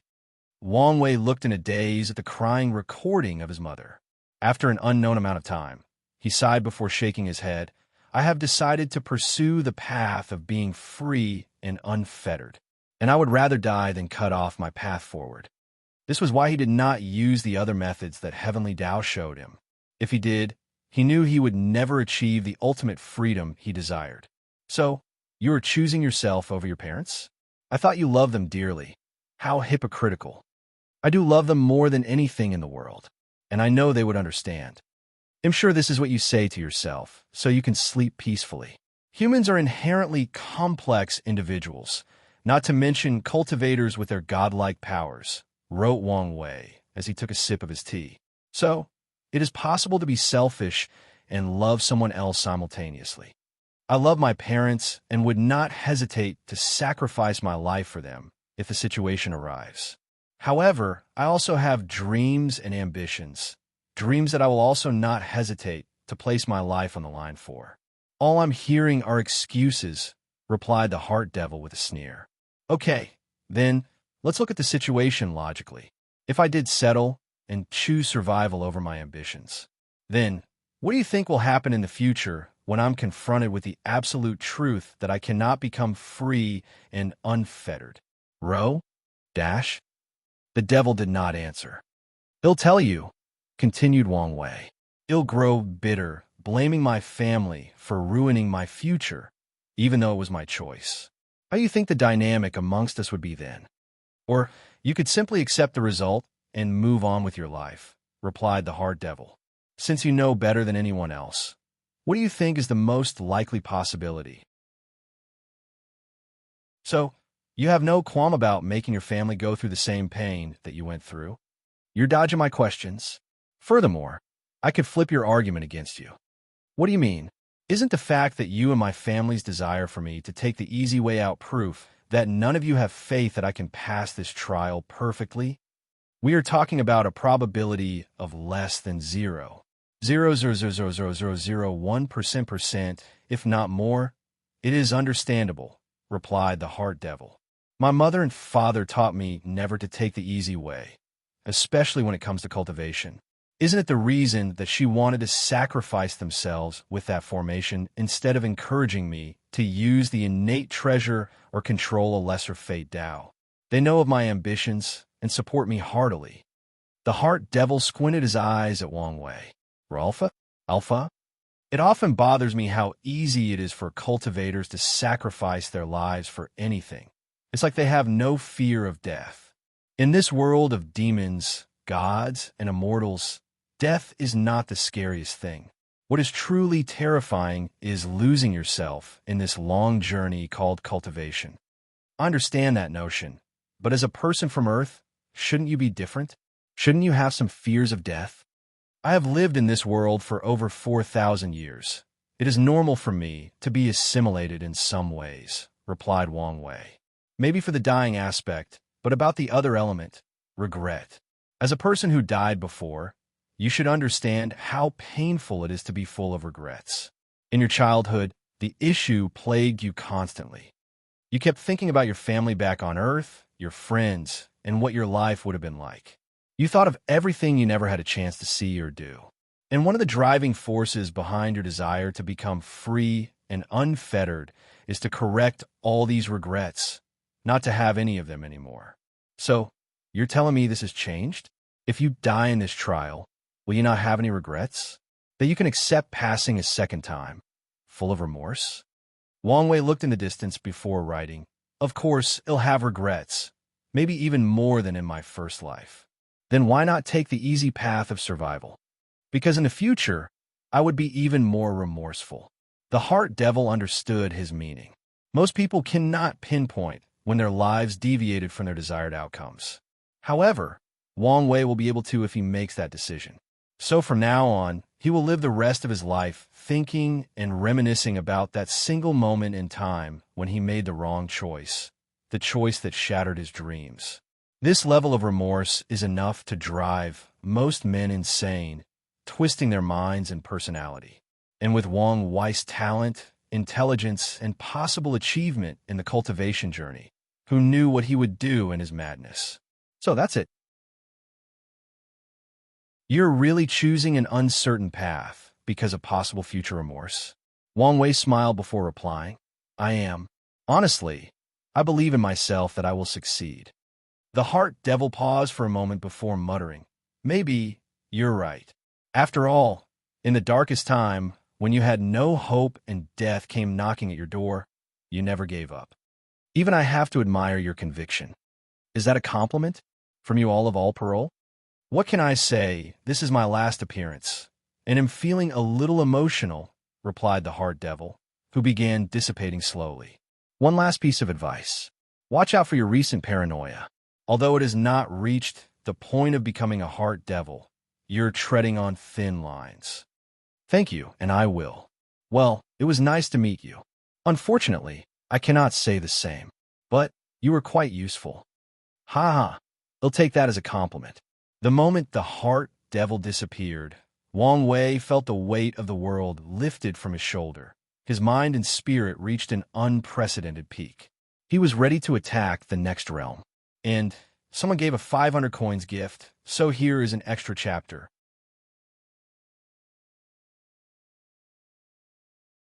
Chapter 478. After dealing with his last heart devil tribulation, Wang Wei knew he was ready for the next stage of cultivation. So, he did not waste time and continued his seclusion. The first step to entering the void-shattering realm is to pass through the road of the heart. And to do so requires cultivators to enter a profound realm of meditation, unlike anything they have experienced. Then, they have to understand the concept of emptiness, which does not refer to the state of nothingness, but the idea that there's a distinctive idea between how things are and how they appear. Cultivators must understand the meditative method that focuses on perception and how cultivator views the world and their experience. Cultivators have to look at the world with no preconceived notions or bias about what they think it is or functions. They have to look at the universe through a void or empty mindset. Then they can find the road of the heart and discover their true self. In the process of discovering the self and sublimating, it is called void shattering. In the past, this knowledge was common among cultivators, especially in the ancient emperor era. Unfortunately, over time, most cultivators think that void shattering refers to the ability to use law to break the space and teleport. Although most Saint Land and above should know the truth, no one cared enough to spread the truth to loose cultivators. So, Wang Wei theorized this is one of the many reasons the current new emperor era is so weak and a general failure compared to the other eras. Void shattering is a difficult step that stopped many cultivators. So many people have found shortcuts and other methods to avoid this step over the years. And the result of that is that these people do not temper their Tao hearts in the process, leading to some of them becoming great emperors with weak Tao hearts and pseudo-emperors. With Wang Wei's comprehension and the Origin Sutra that has detailed information in each realm, he soon found his primordial spirit standing on a long road. Upon closer examination, everything around the road seemed highly dark, making the environment a little eerie. As soon as he stopped paying attention and focused on the road, he instantly forgot about the atmosphere. Is this the road of heart? Thought Wang Wei before beginning to walk. The moment he took his first step, he felt like a powerful gravity weighted on his soul, making each step arduous. At the same time, Wang Wei heard countless voices telling him that if he stopped walking and gave up, the pain would disappear. At first, he could only hear murmurs. But the further he walked down the road, the clearer the voices became and the more powerful their charming ability became. Of course, Wang Wei ignored these voices. Visit. For a better user experience with his Tao heart tempered in the pagoda and recent events, this temptation is nothing to him. Additionally, Wang Wei discovered that his oath of silence is perfect for tempering the mind and Tao heart. Without the ability to express his voice, he values his mind and thoughts even more than before, allowing him to understand himself, his thought process, and ideas even more than before, thus sublimating his state of mind and Tao heart. Furthermore, as a person who wants to be free and unfettered, having restrictions placed on him is another form of tempering. So, Wang Wei passed the first stage of the road with no difficulty. After walking a certain distance, something changed. Wang Wei saw a beautiful woman lying on the floor, bleeding to death. In terms of beauty, even Su Shi could not compare. Moreover, her frail body on the ground seemed to amplify her charm. Wang Wei bent over her body before placing his hand on her injury, which so happens to be a stab wound on her chest. Using his spiritual strength, he healed her. A few seconds later, the woman opened her eyes. "Did you save me, benefactor?" Wang Wei did not answer. So, she lowered her head before continuing, "Ear has nothing to offer but this daughter's body. If the benefactor wants, I will dedicate my life to repaying this debt." Wang Wei looked at her as he felt the charming aura emanating from her body. He shook his head before continuing walking. As he did so, he could hear her pleading cry followed by a sob that could melt the heart of the most heinous of criminals. But his footstep did not stop. He knew that there were many choices he could take after encountering this woman, and each option represented a different path or mindset. If Wang Wei chose to ignore the woman completely, that meant he was walking the path of ruthlessness. He would abandon most emotions as he continued to walk the path of cultivation. From now on, he would have no real tether in the world as he pursued power and longevity. Of course, another meaning behind this choice is that he walked Taoism's path of inaction, which was the idea that things happen to the universe for a reason. Visit. For the best experience so. The woman's death was because her time arrived, and interfering with her fate was interfering with the universe's workings. Although he could do so, this would result in karma between them. So, most Taoist priests would choose this method, unless they were from another school of thought. The choice that Wang Wei made signified he would not abandon his emotions just for immortality. He would follow his heart and ensure that his consciousness was clear. At the same time, he will also not let the temptation of the flesh block his journey. Another choice would be to allow the woman to follow down the road. However, she will constantly tempt cultivators to stop their journey, and they must resist. Additionally, they also have to support her with their strength to allow her to continue on the road, thus bearing even more weight from the road's gravity. And once they give up, they would fail the tempering of this road and have to start over again. Honestly, Wang Wei pitted the fools who chose this method. Even if they can resist all the temptations and support her, they will have to wake up at the end of the road and realize that she is not real. And this can be considered another form of tempering, especially if a cultivator developed affections for her. As Wang Wei continued to walk down the road, he encountered many beautiful women. They all seemed to be the epitome of beauty and were designed especially for his preferences. As such, he could see many of Wu Hong's qualities among these women, especially the long legs and beautiful feet. On this section of the road, he encountered many cliché scenarios. Someone would chase these women, and he would save them. Some offered him unimaginable wealth and power as long as he stayed with them. One of them offered him immortality and even to become a great emperor. Typically, a child would consider this kind of promise nonsense. And yet, deep in the back of his mind, he believed it to be true. He believed that this woman could give him either immortality or the power of a great emperor. Nevertheless, Wang Wei ignored all the women until he reached close to the end of the next stage of the road. He saw Wu Hong lying on the ground with blood all over her body, just like the first woman. Looking at her injury, he could tell that healing her would severely weaken him and decrease his ability to support the gravity of this road as quickly as he used to. But he did not hesitate to do so, and once Wu Hong opened her eyes, joy appeared all over her face. The latest in her further courses are on her Skurda website. I know you would save me, she said with a smile. Can you help me up so that I can continue walking? Wang Wei looked at her eyes, which seemed even more charming than usual. This was the first time he saw her in such a weak state, and somehow, this fact made her even more attractive to his male ego. Nonetheless, Wang Wei ignored her as he walked away, and as he heard her sob and cried for help, he stopped briefly before continuing walking. And with each step, his mind and Dao heart sublimated.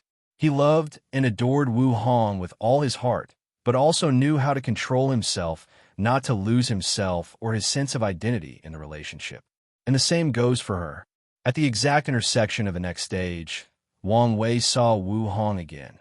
This time, however, she was perfectly fine without a single injury. I have something for you, she said as a bright orb appeared in her hand. Upon inspection, Wang Wei could tell this orb would replenish his lost spiritual strength and return him to a peak state. No, it would even increase his power and allow him to ignore the ever-increasing gravity and tempting voice that kept asking him to give up. Instantly, he understood the purpose of this test. So far, his relationship with Wu Hong has been one-sided, with her always helping and supporting him. Wang Wei did not mind such help since he did not have that much ego when it came to things like this. However, there is the possibility that he becomes too over-reliant on her, which would affect his future. Luckily for him, the outlaw trial forced him not to rely on her, so the issue has not become a genuine problem. After realizing this, Wang Wei once again felt a slight sublimation in his state of mind and Dao heart. So, he walked to the third section. This part of the road involved enduring pain and suffering. With his training in the pagoda and masochist treatment, he often placed his fleshly body in. He quickly passed this section. He even took this opportunity to cultivate his pain-innate talent. However, when he stepped into the fourth section, Wang Wei's body trembled slightly. He had to stop for a moment because of what he saw. I received 2 more 500 coins gifts, so I owe you guys 2 extra chapters, which will be released throughout the week. Visit for a better user experience.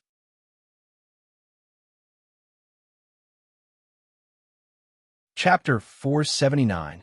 Wang Wei gazed at the floor where numerous bodies lay motionless, blood scattered all over their bodies and the room. He could see pain, despair, and longing on these people's faces. It was so vivid and clear that he wondered what they went through before their death. After taking a deep breath and controlling his slightly trembling body, Wang Wei walked forward. With each step, he would recognize the bodies. He first saw his mother. She died after being stabbed with thousands of blades. The second person he saw was his father.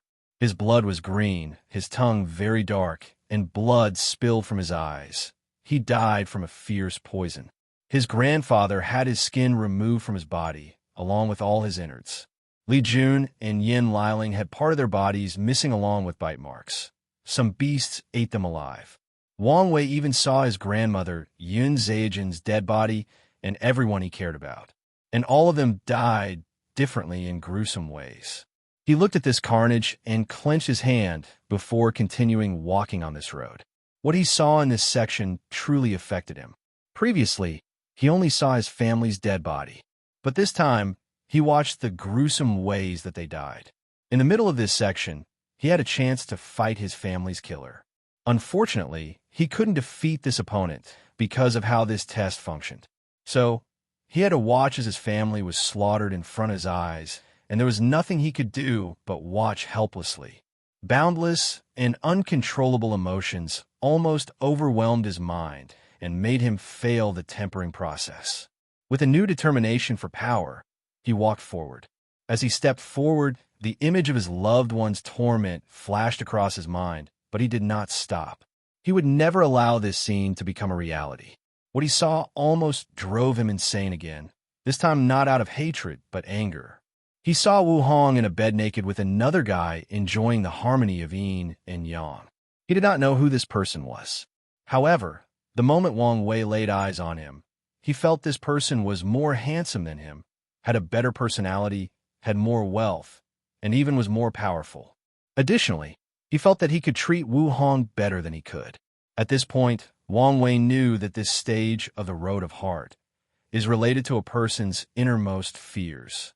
Unfortunately, even if he figured things out, it did not mean the process would be easy. So, with his terrifying will, Wang Wei controlled himself not to become insane and rushed out to fight both that man and Wu Hong. Then, he continued walking. What he saw next also made him pause. He saw a version of himself dying on the ground with Wu Hong looking over him with cold and indifferent eyes. The latest _SODIes are on the website. Why? As intelligent as you are, you should have expected this outcome, she replied. Does our love mean nothing to you? All these years spent together? No. Then why did you do it? I am Empress Wu. Why would I be with a weak mortal if it was not because you had value? After saying that, she killed and sealed him. The real Wang Wei looked at this scene calmly before continuing walking. His Tao heart and state of mind were not affected in the least. And as he continued the road, he saw many of his greatest fears. He saw that he had died, and this fact devastated his family. His mother was sad that she eventually took her own life. Meanwhile, his father was affected by Heart Devil and went on a slaughter spree worldwide until an immortal tier powerhouse killed him. What's worse, the sect did not respond and let it happen. So, Wang Wei had to experience his family and friends having devastating life after his passing. Although he knew this outcome was unlikely, he could not control his irrational fears. It took him a while to continue walking down the road, especially after seeing his family sacrifice themselves for his survival. And soon afterward, he experienced the reverse side of this fear. All the people he knew died, and he lived a life of loneliness and regrets. In the end, Wang Wei reached the 5th section, which was the part that focused on failures.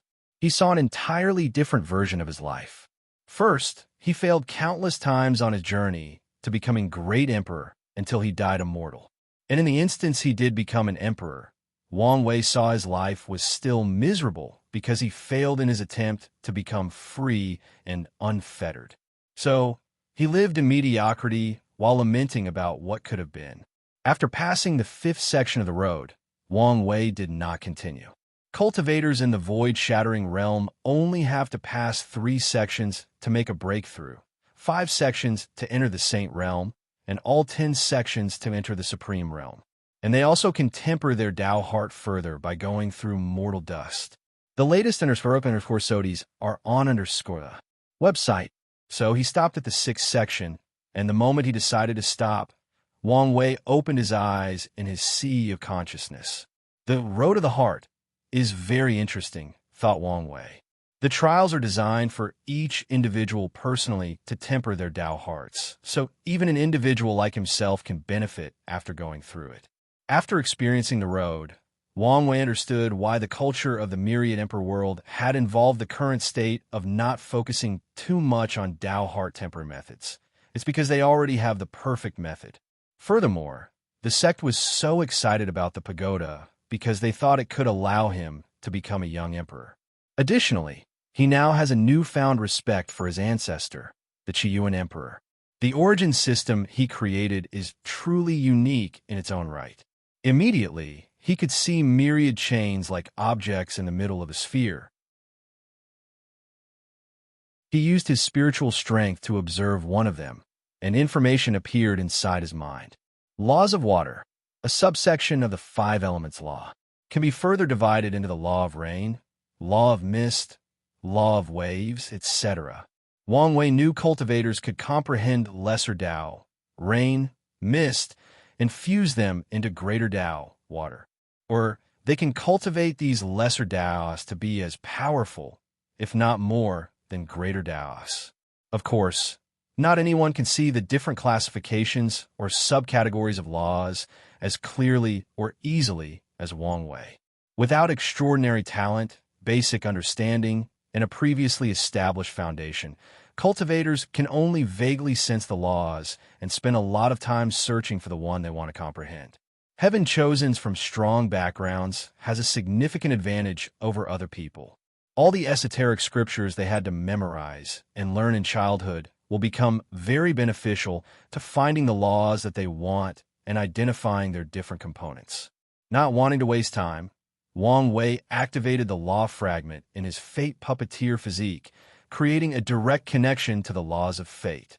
He then identified many subcategories of fate law, which include life and death, destiny, luck, time, and space, along with many others.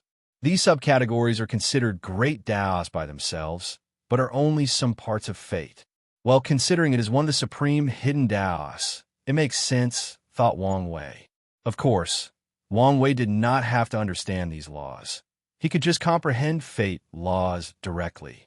Visit for the best known energy experience, but he planned to create different incarnations to cultivate these laws while the main body cultivated fate law. He wanted his incarnations to cultivate these laws to a level as good as fate before combining them into one, thus elevating his fate law to a higher level. However, he must pass this trial first. Otherwise, his incarnations would become outlaws and complicate things. So, he began to comprehend fate law. At the same time, he wanted to use his future Buddha self to bring comprehension from the future to accelerate the process.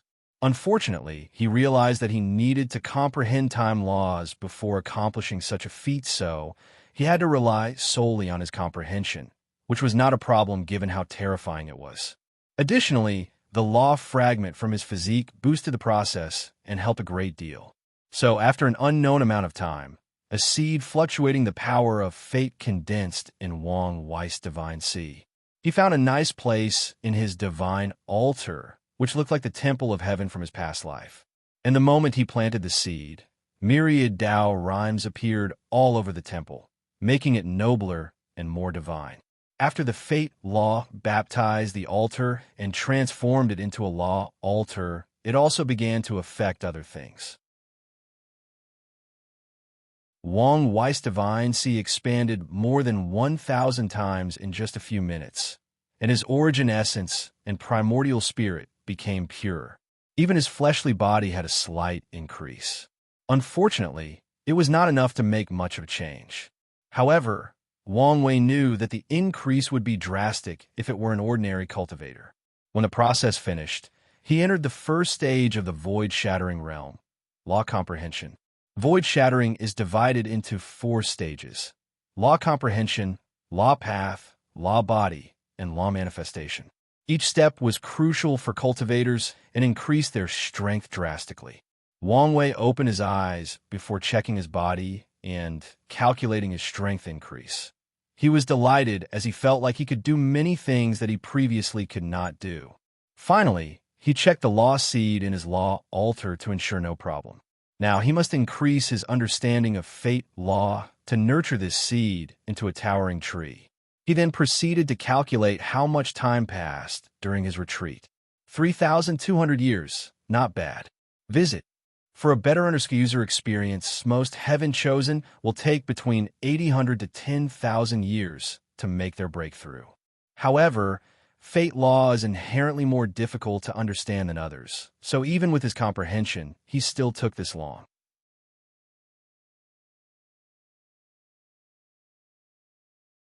Chapter 480 Soul Network. After making his breakthrough, Wang Wei walked out of the cottage and looked in the sky, waiting for something. After not seeing anything, he walked out the range of the heaven-hiding array. Nevertheless, nothing occurred. It seems that the unseen cube has no problem working. Cultivators still have to undergo heavenly tribulation after reaching higher realms. However, the cube is now hiding Wang Wei's existence, so heavenly Tao cannot sense his breakthrough and lower tribulation. Wang Wei pondered for a moment. He wanted to release news of his breakthrough for a brief moment. And that was because the previous generation's path of Supreme would officially open after a certain number of Heaven-Chosen reached this realm. He wanted his father and mother to reach higher realms. However, considering his current situation, he decided otherwise. Anyway, there were still a few more thousand years before a second person in his generation could enter the void-shattering realm. So, his parents could wait since they still had plenty of lifespan remaining. After deciding, he returned to the cottage to check some information about what had occurred in his absence. The first thing Wang Wei did was to receive numerous memories from his clone. Not long after his retreat, Li Jun created the Dream Training Art, and the clone has been using it to fight himself and many of his opponents, mostly DT non-stop to train his battle awareness. So, Wang Wei took a few minutes to digest thousands of years of non-stop constant battles. He learned a great deal about using all his strength or divine abilities to their full potential and beyond. Then, he used the technique to simulate a battle with DT with his current strength and use of fate laws. He lasted more than 3 hours than his previous highest record, but he still lost miserably. Everyone calls me a monster when he's the real problem. Many thoughts flashed across Wang Wei's mind. He knew that although he had a higher talent than DT the latter made up and surpassed the gap with time, knowledge, and experience. And unfortunately, these are all things that cannot easily be made up with just talent and effort. I need to create these 9 incarnations as soon as possible and maybe even find a way to surpass my limits. Thinking about this, he could not help but caress his temples. The incarnations are already a time-sensitive issue, along with many other problems. So, he did not know whether he could surpass its restrictions or limits. But he will try anyway. Wang Wei shook his head to remove these distracting thoughts from his mind. He then sent the new update of his strength and abilities to the clone so that it could continue the simulations with the updated stats. Finally, he focused on the crucial information that Wang Ju sent. So far, there are only 3 main important things. First, Li Jun decided to seal Su AI and the baby until Wang Wei's trial was over. Wang Wei shook his head after hearing this. He knew that Li Jun worried that Heavenly Tao would manipulate his child to deal with him. However, Wang Wei knew he worried for nothing. It would take too long for this child to grow and become a problem for him, unless some time-related shenanigans occurred. Even Heavenly Tao cannot easily mess with the river of time. The second news that Wang Wei paid attention to is Wang Ju has managed to infiltrate the ancient aristocratic family and the sea race. Many members of the Fate Shadow Guard have now occupied some level to middle-level positions in these 2 places. Wang Ju even found some news about Hua Fenghuang as rumors are circulating that she broke the clan's taboo and stole another person's bloodline. So, they imprisoned her. Although the shadows only discover rumors, based on what happened to Yi Bo after the beach party, Wang Wei guessed that was the truth. Her parents must be very powerful and influential if they could save her life. In ancient clans like these, breaking the taboo laws and regulations often results in death. Even if the Wang clan and the Dao opening sect, some things are considered taboo, so Hua Fenghuang could only survive if her parents or lineage were powerful enough to guarantee her life. Most likely, her parents are this generation's leaders of the Hua clan. The last important news that Wang Wei focused on was the rise of a new Heaven-Chosen called Tong Ruobing from Great Talisman City. She defeated many of the newly rising Heaven-Chosens before challenging the old one. She defeated Mo Xingyun and Zhang Xian before tying with Huang Yuan, who completely fused with the Life and Death book. Wang Wei remembered the information he had on Tong Ruobing and Great Talisman City. Great Talisman City is an emperor lineage with 6 great emperors. Their creator was the talisman ancestor in the ancient emperor era. They are considered the forefather of talisman Dao in the myriad emperor world. The Great Talisman City created more than 80% of the world's talisman. As for Tong Ruobing, she is the young talisman lord of this generation. In the profession circle, she is pretty famous because she became a saint talisman maker while in the divine body realm. A feat only accomplished by 3 other people, Yang Liling, Chun Chun from Origin Weapon Mountain, and Wu Ming from the Origin Rune Mountain. These 4 people were the stars of the profession world, and the addition of Lu Cheng brought a new level of prosperity to professions like talisman, pill, weapon refining, and array master. Although Wang Wei knew of Tong Ruobing before, he never thought of her as a competitor for the throne. Usually, it is more difficult for people who cultivate Daos related to professions to become emperor, especially in a very competitive generation, such as this one. So he guessed that she must have acquired quite the fortunate opportunity to rise so quickly and suddenly. However, she has not yet reached the level of concern if she is only on par with Huang Yuan, even after his recent improvement. So, he focused on his trial. Wang Wei activated the new divine ability he acquired after condensing his spirit flower, Soul Network. Immediately, he saw a map floating in front of his primordial spirit inside his sea of consciousness. On this map, he could see countless cloud-like shapes scattered all over the place. They were everywhere. But many human shapes also shone brightly on the map, and some shone brighter than others. Are those souls? Thought Wang Wei. Moreover, this is a map of the central continent. Wang Wei could tell that he could connect to all these souls and communicate with any of them. But he did not immediately do so.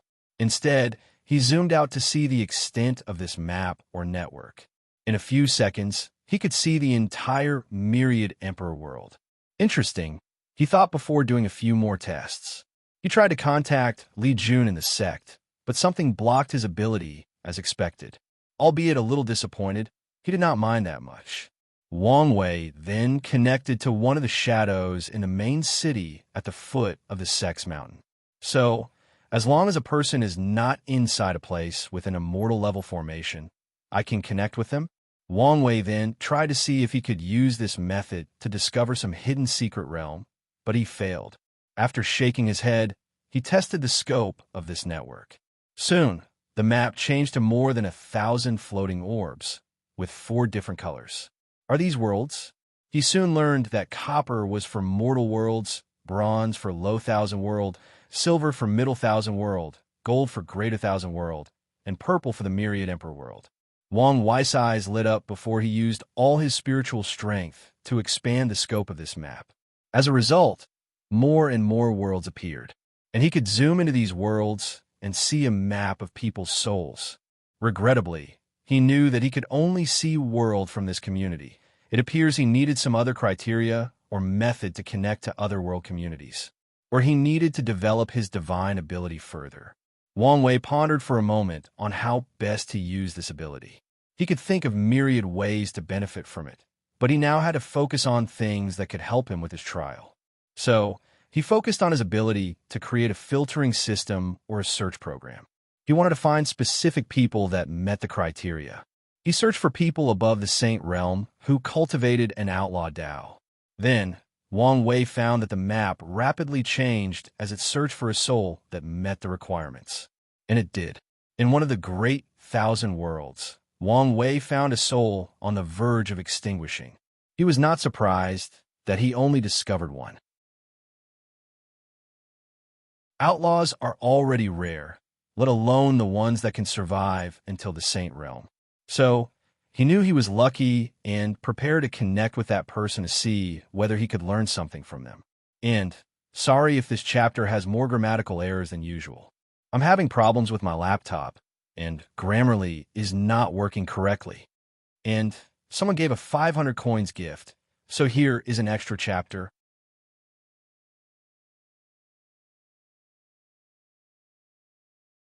Chapter 481 Sudden Complications. Before contacting that single soul, Wang Wei divided to make things a little more official and grander.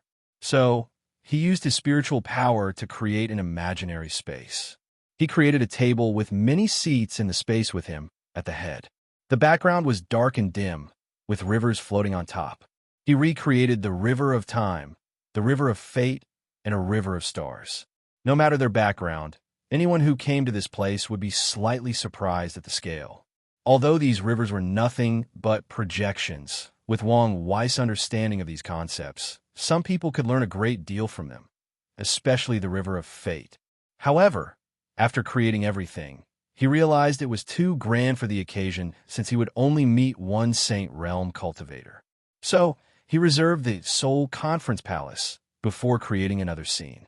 He first created a palace with immortal lights emanating from it, along with Tao rhymes and sounds that not only made people awe with their beauty, but could also help wash the mind and help people with their enlightenment. In the end, he also did not use this design. He decided to use that one to fool some sons of destiny in the future. Finally, he controlled his cells to turn into an old geezer with white hair and beard, eyes brighter than the light at the beginning of the universe, and a kind face that elicits trust from anyone who sees it. He created a tiny cottage behind him as he sat cross-legged on a cushion while another manifested in front of him. Then, he used his soul network to summon the poor soul from another world. As he closed his eyes to die, Lu Ren found himself sitting in front of an older man with a sage-like appearance and eyes as bright as a child. "Where am I? Is this samsara? You are not dead, at least not yet." Lu Ren read the words that appeared in front of him. Although he could not recognize the characters, somehow he understood their meaning after reading them. P-0. Lu Ren concentrated before observing the person next to him. With his strength and cultivation level, he could not detect anything from this gentleman. Not his aura, cultivation, soul fluctuation, or energy. It was like a mortal stood in front of him. No, a mortal would not look so ordinary to the point that it is abnormal. "Sir, thank you for saving me. How may I address you?" "You are not saved as I just summoned your soul to this place. As for how to address me, names hold no meaning to someone like me. So call me whatever you please." "All right, no more wasting time. Tell me in detail how you ended up in your current state." Lu Ren was confused by this request, but did not overthink it. He figured some might want to save people who suffer in their lives, or just want to take pleasure in it. No matter what, this was his only chance at survival. So, he told Wang Wei everything that had happened to him since the beginning of his cultivation journey. And the story was the typical cliché of envy and betrayal. Lu Ren grew up with one of his closest friends in a small village. Then one day, a powerful cultivator passed by and detected that he had an excellent talent for cultivation. So, the elder wanted to take him back to the sect. Lu Ren then asked if his friends, whom he treated as a brother, could come. Although the latter's talent was mediocre, the elder accepted his condition. Then, as Lu Ren grew more powerful and successful, his friends became jealous of him while also developing an inferiority complex. Even though Lu Ren provided him with many resources, with his state of mind, his cultivation progress was meager. P-0. Despite how he felt, Lu Ren's friends never did anything against him, even though many people tried to use him against his sword brother. However, everything changed when a woman came into the pictures. The woman saved Lu Ren's friends during a secret realm trial. She only did it because she was a kind soul, but that single act of her doomed Lu Ren. As expected, she eventually met and fell in love with Lu Ren, not his brother, who had become madly in love with her to the point of obsession. So this was the last act that broke the camel's back. Not long ago, Lu Ren's brother tricked him into one of the world's danger zones, almost killing him. Lu Ren only lasted a few days out of sheer willpower and hatred. Wang Wei thoughts about many things after hearing Lu Ren's story. First, he detected the laws of gravity in this man's soul. From what he knows, gravity is not one of the outlaws' Tao. So, he concluded that each world has slightly different Taos that are considered outlaws, except for the 5 supreme ones and a few others like time. And maybe in some worlds and different world communities, even the Tao of time is not considered an outlaw Tao, albeit this possibility is very low. He also learned another method to pass the trial, contacting an unknown and extremely powerful being and having them secretly intervene. In Lu Ren's case, as long as Wang Wei helped him survive the danger zone, he will pass the outlaw trial. Wang Wei learned some secrets from the incense era from Feng Heng and Wu Hong. He knew that so many objects related to Buddhism survived the absolute beginning emperor's magic because of a ceremony that contacted a being known as Methriel Mother Buddha. Wang Wei even suspected that she was the one who wanted to sow karma with him through the future Buddha scroll. So, if he wanted to, he could contact her to intervene in his trial. With their already existing karma, it should be possible. However, after thinking about it for a moment, he decided otherwise. According to his theory, this Maitreya Mother Buddha is at least an Empyrean if not a paragon.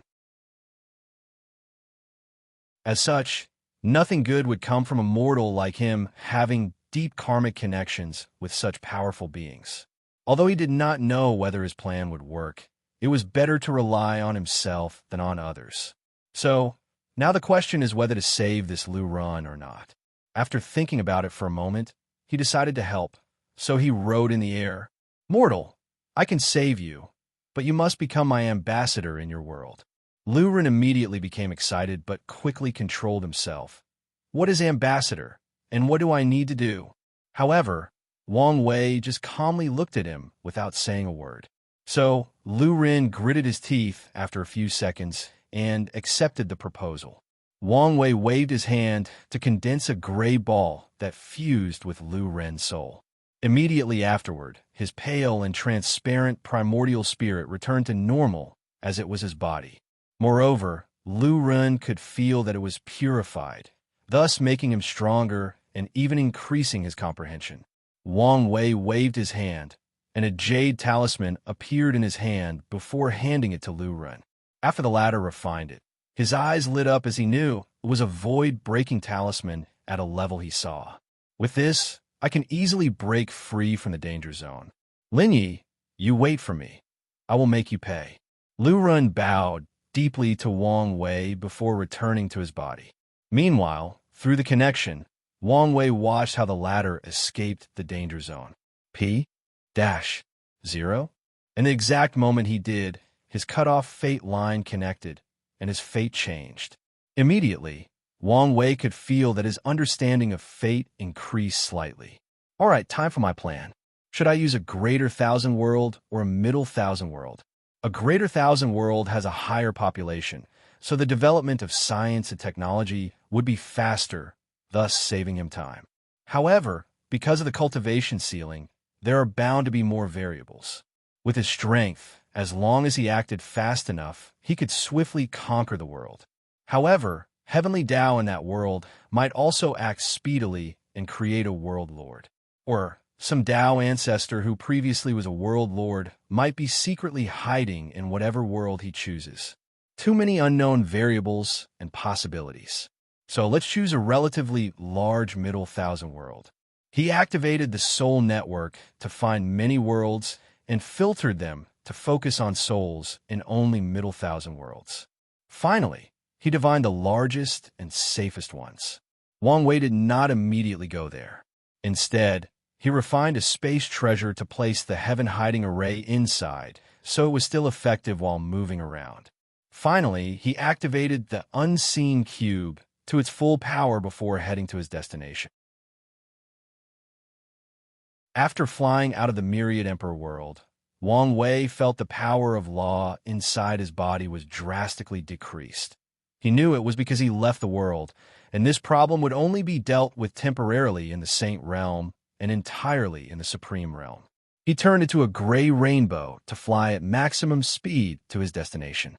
He realized he had to understand space laws to travel to that world instantly. Setting up a transplanter transmission array would take too much time and resources, and he did not want to go home to use the one there, just in case. As he flew to his destination at hundreds of thousands of times the speed of light, numerous portals will also appear in front of him to teleport him at large distances. So, in less than 5 hours, he arrived at his destination. As he looked at the barrier that protected this world, Wang Wei sealed his power before entering. He did not want to alert Heavenly Tao. Nevertheless, he still needed time to adjust the laws inside his body. So, he created a hole in a mountain and spent the next week comprehending the laws of fate of this world and modifying his laws. As a middle thousand worlds, most of the laws were incomplete, so the process did not take that long. So, after adjusting, Wang Wei acted. He appeared in the sky before waving his hand. Large magic circles appeared to surround the entire world. All the people, mortals or cultivators, raised their heads in shock and fear. They all knew something big was about to happen, and they were right. The few primordial spirit realms cultivators felt the effect first. The spiritual chi between heaven and earth suddenly decreased at a rate visible to the naked eye. In just a few minutes, the entire world did not have spiritual chi as Wang Wei sealed and controlled it. Then, with another wave of his hand, all the cultivators in the divine sea and above disappeared before reappearing inside his space ring, leaving only the mortals. Finally, Wang Wei summoned the river of fate of this world and used it to modify the entire world. He controlled the fate of the world to change it into a world more suitable for science and technology. To be precise, he seemed to be adding a brand new law to this world. The process was more complicated than Wang Wei expected, as he only had the memories from his past life to go on, and they were not enough. Then, something unexpected occurred. The entire world suddenly turned gray as everyone froze in time. A gigantic eye suddenly appeared from the river of fate and locked straight at Wang Wei. His intuition suddenly went awry as it alerted him of his upcoming doom. And as Wang Wei gazed at that cold and indifferent gaze, he understood how insignificant his strength was in the scope of true power. I received 2 more 500 coins gifts, so I owe you guys 2 extra chapters, which will be released throughout the week.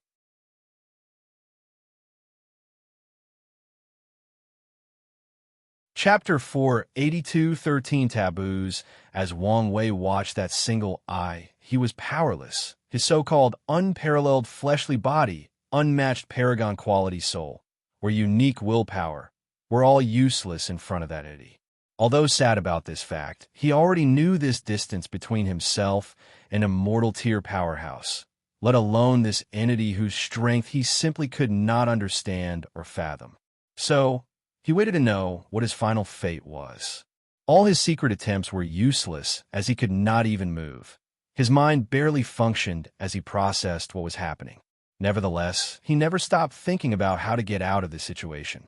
As he gazed at the eye, some information popped into his mind. There are 13 taboos in the universe, and science and technology are one of them. Then, he saw a dark light gathering in front of the enormous eyes. P-0. As he saw the light, he could not feel or sense any power from it. However, his intuition told him that he would be annihilated once hit. I guess it's time to go crazy. As for the consequences, he'll deal with them afterward, thought Wang Wei. However, something odd happened before he did whatever he was planning. He saw a barrier appearing out of nowhere to surround the middle thousand world he was in. And as a result, the humongous eyes stopped their attack. Wang Wei did not know if it was true, but he felt that it looked in the distance, but he was not sure. His mind or normal senses were not working as usual. It was as if his spirit could not efficiently process interacting with such a higher being. He even guessed that if it was not for the quality of his soul, he could not even think a single thought against such an individual. A few seconds later, the eye looked at him again before disappearing, leaving Wang Wei in confusion. Meanwhile, in the eternal ascension world, when the eye of Grand Tao appeared, no one noticed in the slightest. However, 2 people suddenly woke up from their slumber when the shield manifested. Their act alerted the other 7 as they wondered why these usually low-key bosses took action this time. P-0. Did you feel it? Asked a male voice. Yes, but I cannot find a source, replied a female voice. Me too. I thought I was mistaken for a moment. Since even you felt it, then something odd did happen. Then, the other 7 contacted these 2 and asked, "Is there a problem?" "This not something you can involve with," replied the male voice, making the other 7 quiet for a moment before they returned to their slumber. Finally, the 2 searched for the weird fluctuation, but to no avail. The eternal ascension world is the higher dimension where immortal beings usually live and cultivate. And beyond this world is primordial chaos, the source or beginning of all things and life in this universe.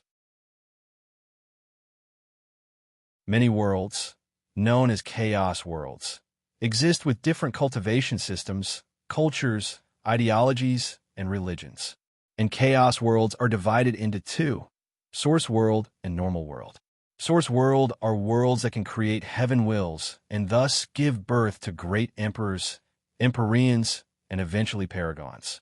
Normal worlds have different power systems similar to the path of Tao ancestors and immortal venerable, or completely different ones. Although normal worlds are weaker than source worlds, some are so unique that they can create powerhouses on par with great emperors. Essentially, they are worlds that can easily cultivate insurgent heaven chosen. Amongst these many worlds, one of them is very special as it seems extremely difficult to discover, if not impossible. The people of this world can leave and return, but foreign individuals, no matter how strong, cannot find or enter that world unless invited by its inhabitant. P0.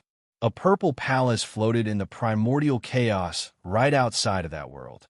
Inside, an older Taoist sat cross-legged in cultivation. Suddenly, he felt something and opened his eyes. He waved his hand, and 3 pictures floated in front of them before looking at one of them. This was a picture of Wang Wei when he was back on Earth.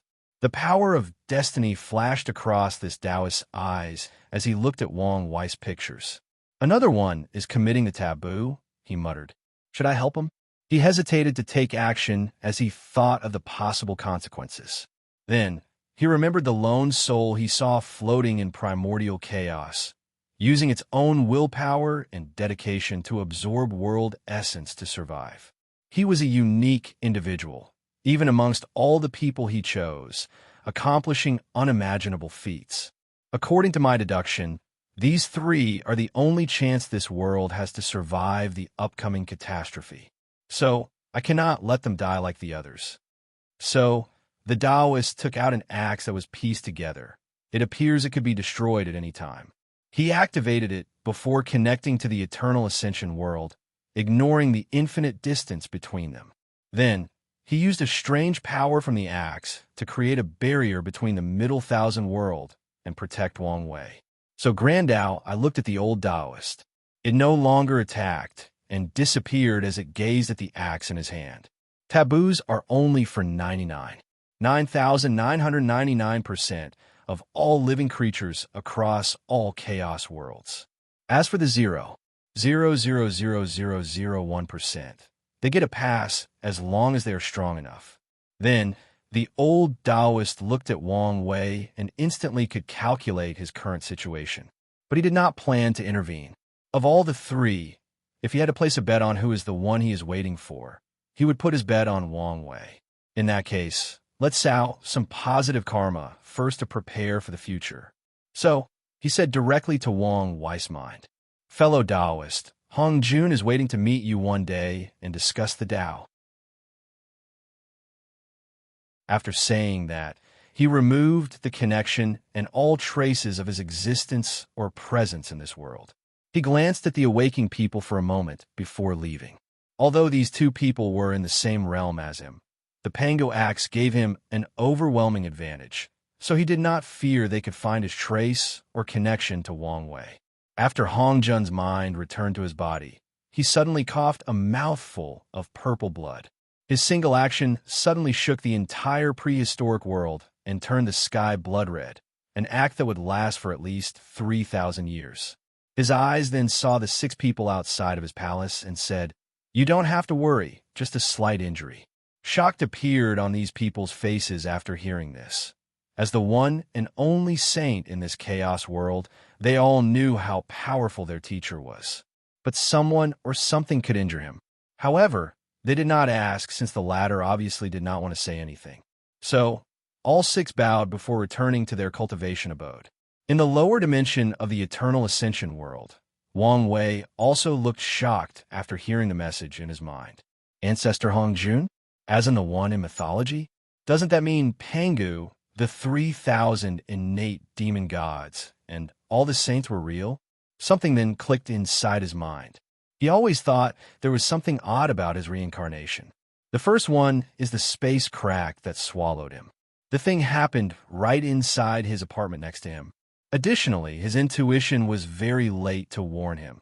To be exact, the moment he felt something was wrong was also the moment the crack swallowed him. However, this was not the main reason for his suspicion. The main reason was his family. Being born as the son and heir to a family like the Wong clan and the Dao opening sect is a manifestation of extreme luck. And based on his understanding of luck, he should not be reincarnated with such a strong background. Wong Weiss had two theories to explain the situation. The first one was that maybe before Earth, he had a previous life where he was a powerful cultivator, and his luck from that time helped him be born in such a prestigious clan. His second theory was that someone blessed him with tremendous luck. Now, he understood that ancestor Hong Jun might be the reason for his reincarnation and the person who blessed him. Additionally, he also theorized that he was not the only one who reincarnated into different worlds.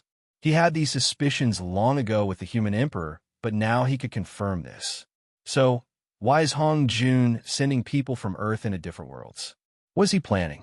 Although he thought of many possibilities, he could not think of a real answer because of the lack of information. So, he concentrated on the situation at hand. He realized he had contacted 2 of the 13 taboos so far. The first one is the Tao of nothingness that almost killed him and science and technology. Why is science and technology a taboo in the first place? Thought Wang Wei. Based on strength, it cannot compare to cultivation in the early and middle stages. As for the late stages, it should be on par. However, Wang Wei was not too sure since he could only theorize based on the fictional books he read back on Earth. He had no concrete proof of how high science and technology can reach. Maybe Earth is unique in some ways. He also wondered what the other taboos were and whether he would meet or have any connection to them. Somehow, he had a feeling that he might. Finally, he looked at the middle 1,000 world before him, sighing deeply as he somehow survived intact.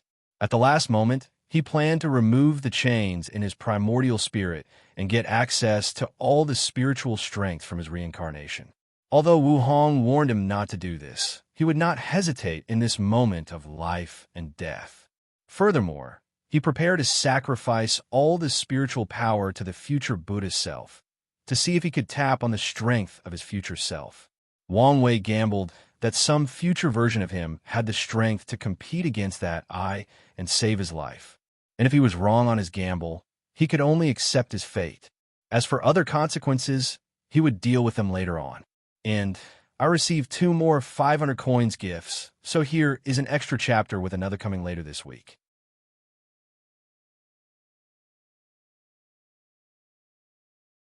Chapter 483, Scientific Age, I.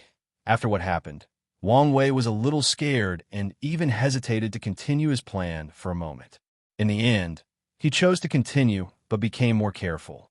His original plan was with the help of these aboriginals and his comprehension.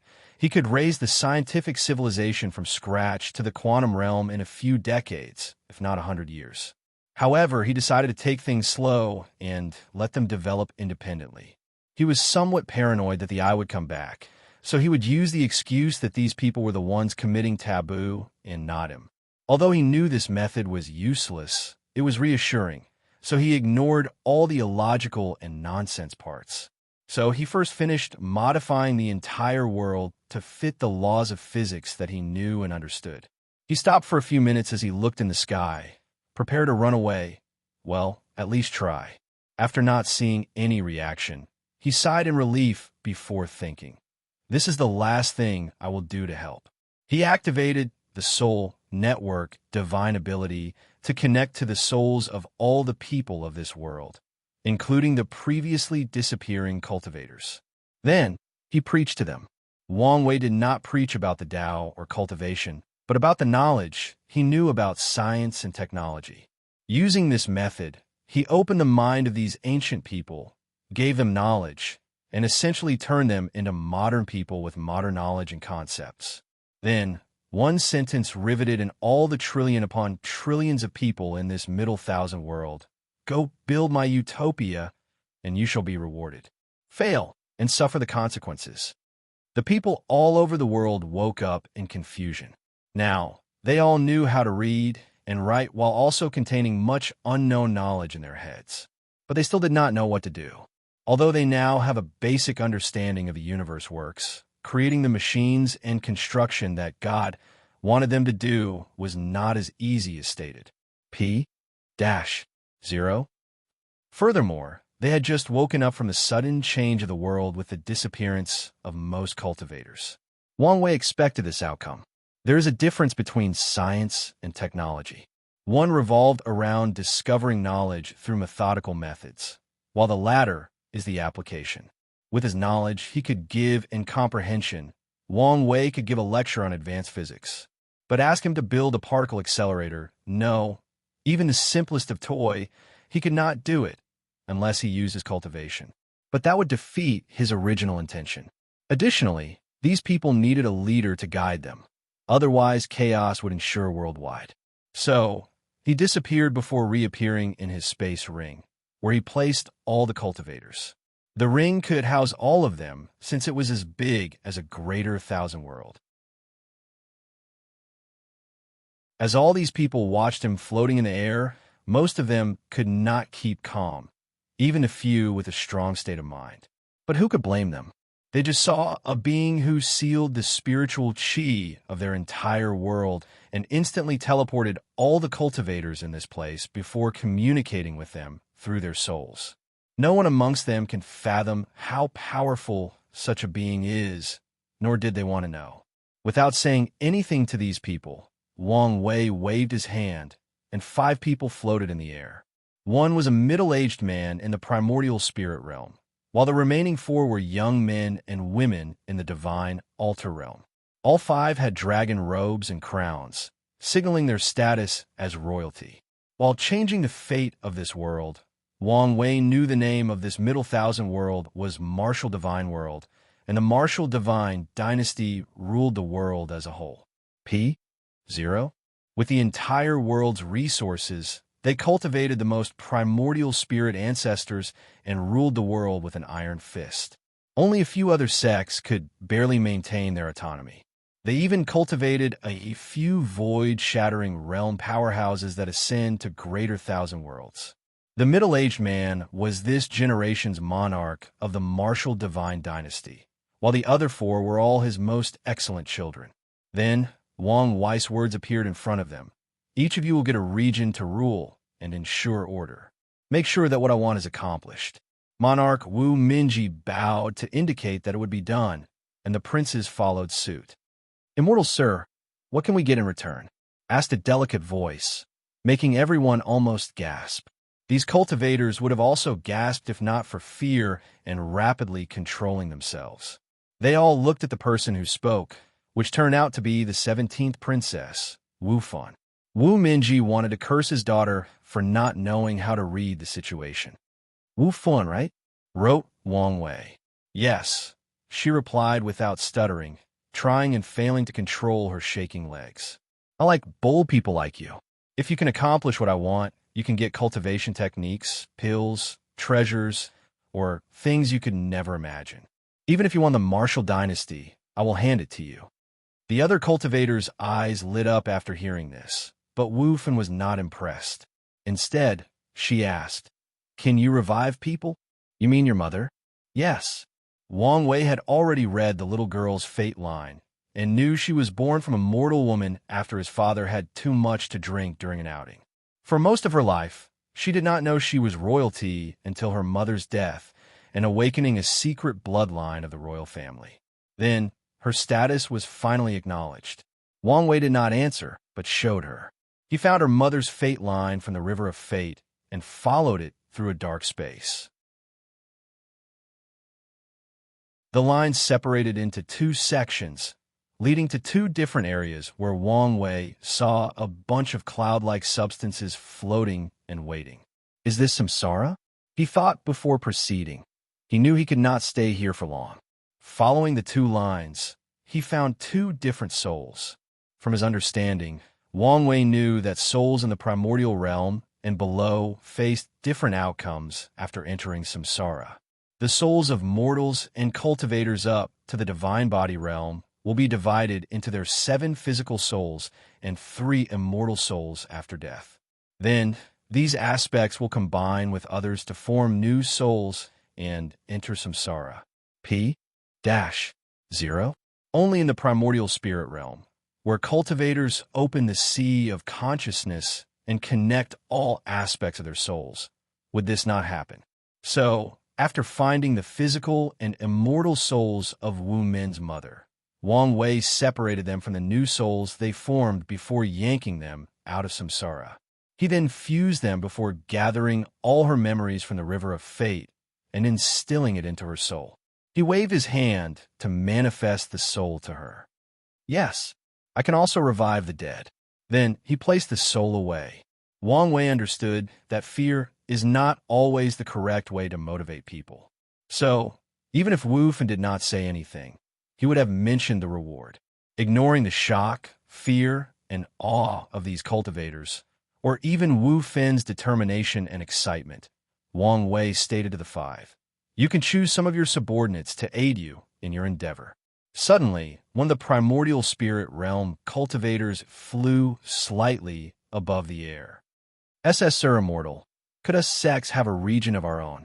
Wu Minji almost cursed aloud after hearing this request. He knew these sects wanted to take advantage of this situation to arise again. Unfortunately, there is nothing he can do now but hope that the immortal refuses the request. Regrettably, he was wrong. Wang Wei understood the need for competition, so he agreed to their request. Finally, all 6 factions took many of their subordinates before teleporting to their designated area. As the remaining cultivators, Wang Wei had other plans for them. Wu Fan opened her eyes to see she no longer was in that strange world with a vast amount of spiritual qi. As a result, she immediately noticed the lack of spiritual qi around her. She asked one of her supernatural realm followers to fly and check the surroundings so they could recognize their current location and head to the nearest city. "Your Highness, I have made a discovery." "What is it?" "My origin essence is replenished on its own." Wu Fan knew that without spiritual qi, cultivating or replenishing their energy would be impossible. She thought it would be a problem for their actions, but it's evident that the immortal planned for everything. Soon, the group traveled to the nearest city. She took over the city using her identity as a royal family member. Although the people had knowledge of science and technology in their minds, they did not have societal concepts like equality and many more, so they still respected royal authority, albeit not as much as before. After taking over the city, Wu Fan discovered another strange thing, a transmission array. She was shocked because this array could teleport almost anywhere in her region. The Martial Divine Dynasty only had 5 transmission arrays, and all of them had a limit on the distance they could teleport people. Plus, they were all strictly controlled. After thinking about it for a moment, she understood the reason for this array's existence: to make transportation more accessible and ensure better communication. With these problems solved, building this so-called science and technology civilization will be easier. Without wasting time, Wu Fan ordered all her subordinates to gather all the blacksmiths and craftsmen in her region, no matter their skill levels. She understood that from now, they would be the cornerstone of this world.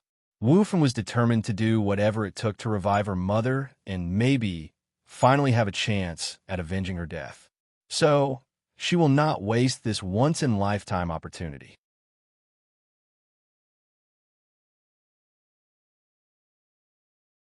Chapter 484, Scientific Age. 2. Wu Fan and a bunch of her associates stood in a room looking at an apparatus that generated electricity using magnets. One of the primordial spirit elders sighed deeply. "I cannot believe that mortals can master the power of heavenly punishment without any cultivation." The others nodded in agreement. As powerful cultivators, they always looked down on mortals, thinking they were weak, ignorant, and stupid.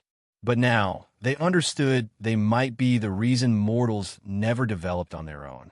One of them said, This is nothing compared to heavenly tribulation. But no one argued with him. Some people have a hard time accepting that ordinary people, instead of cultivators, will lead the new era of this world. Woofen ignored these people's arguments before heading to another experimental facility.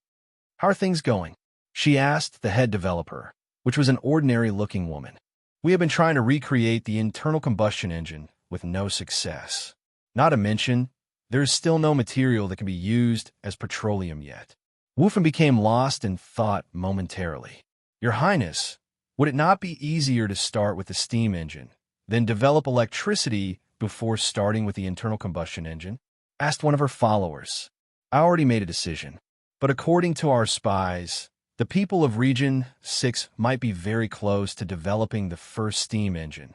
I already explained to you all. The Immortal does not want to watch the world develop from the steam age to the information age. He wants us to reach the information age as soon as possible. So, there's no need to develop the steam engines since we know they will be abandoned by time." She paused for a moment. "In fact, we could probably skip the internal combustion engine altogether and focus on developing electricity and other forms of energy like solar and wind energy. Then, we can delve into nuclear power."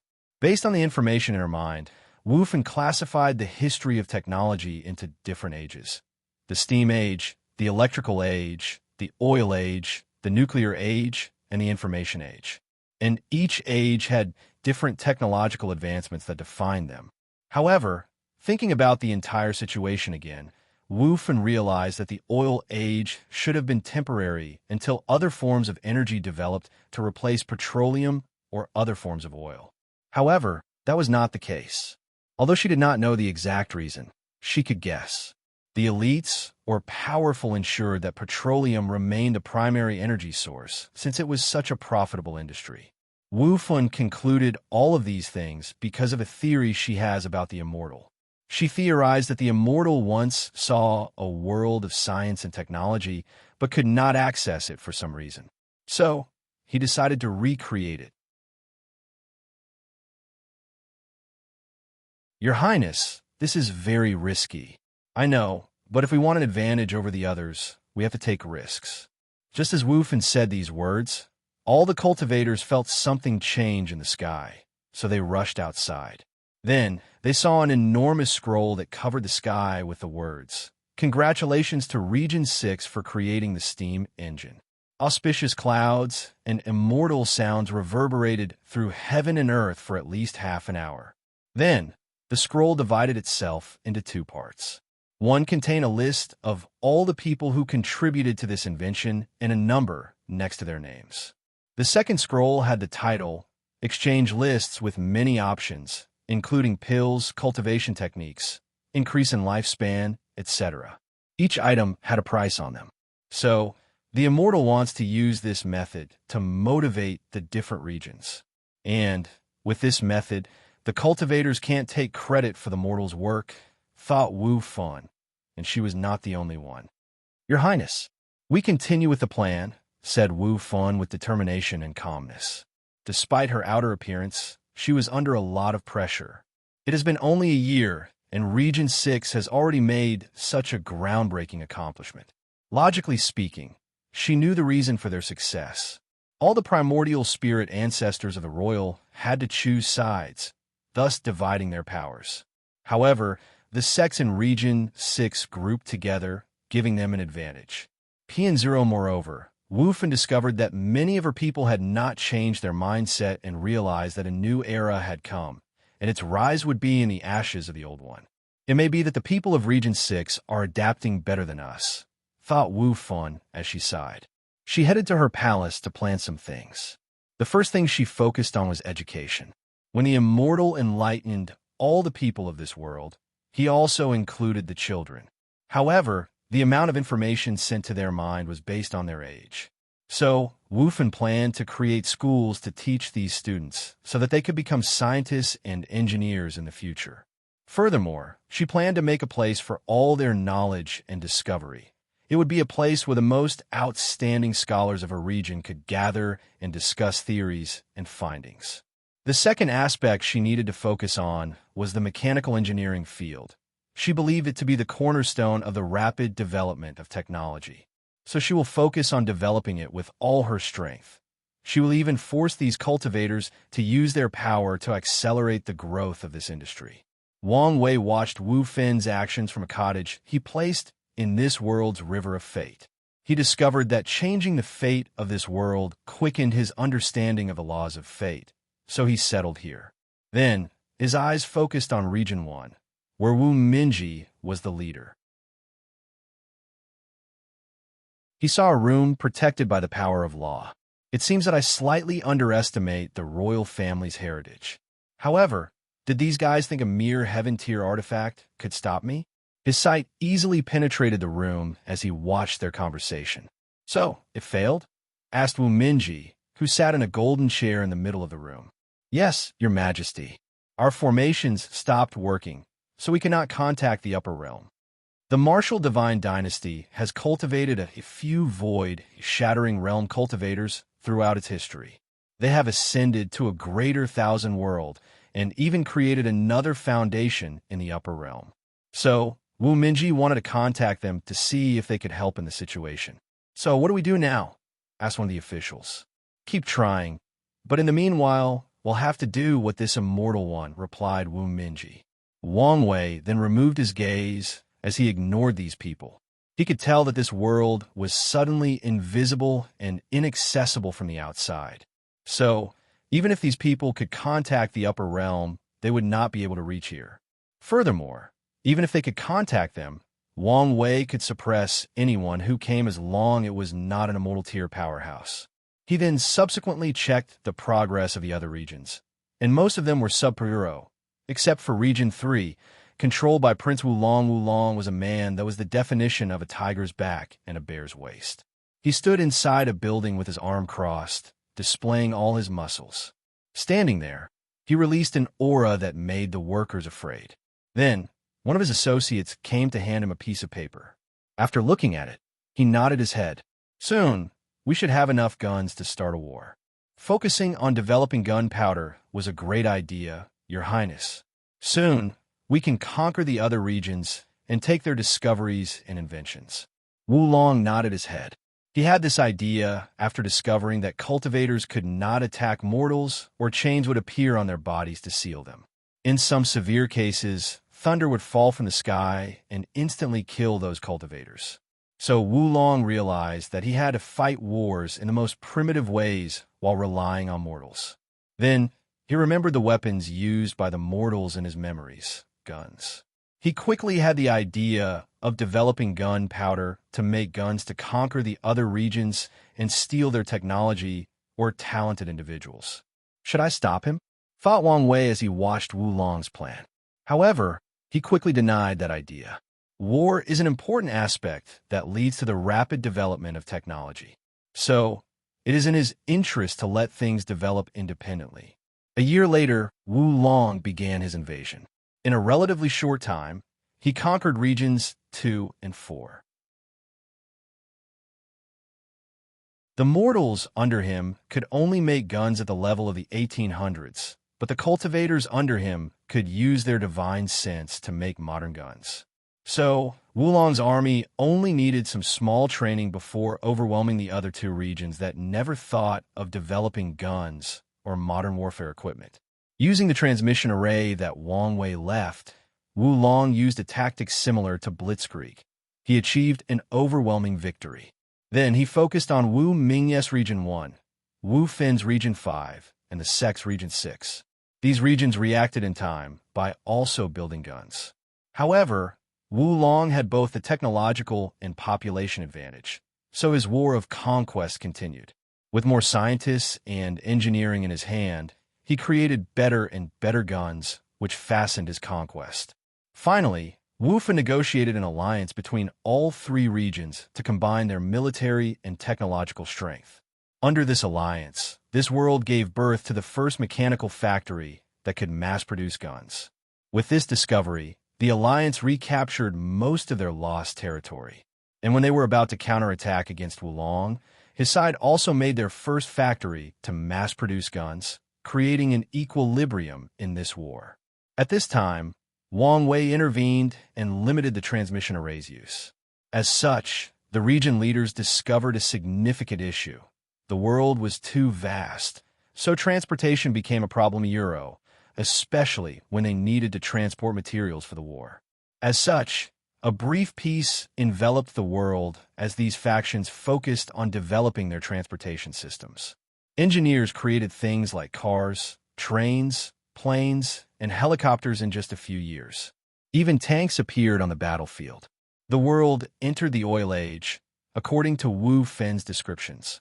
Inside the River of Fate, Wang Wei looked at everything that occurred. In just over 20 years, they have reached the technology level of World War II. As he gazed at the different factions, he could see that both sides were not trying to develop the atomic bomb before the other and enter the nuclear age.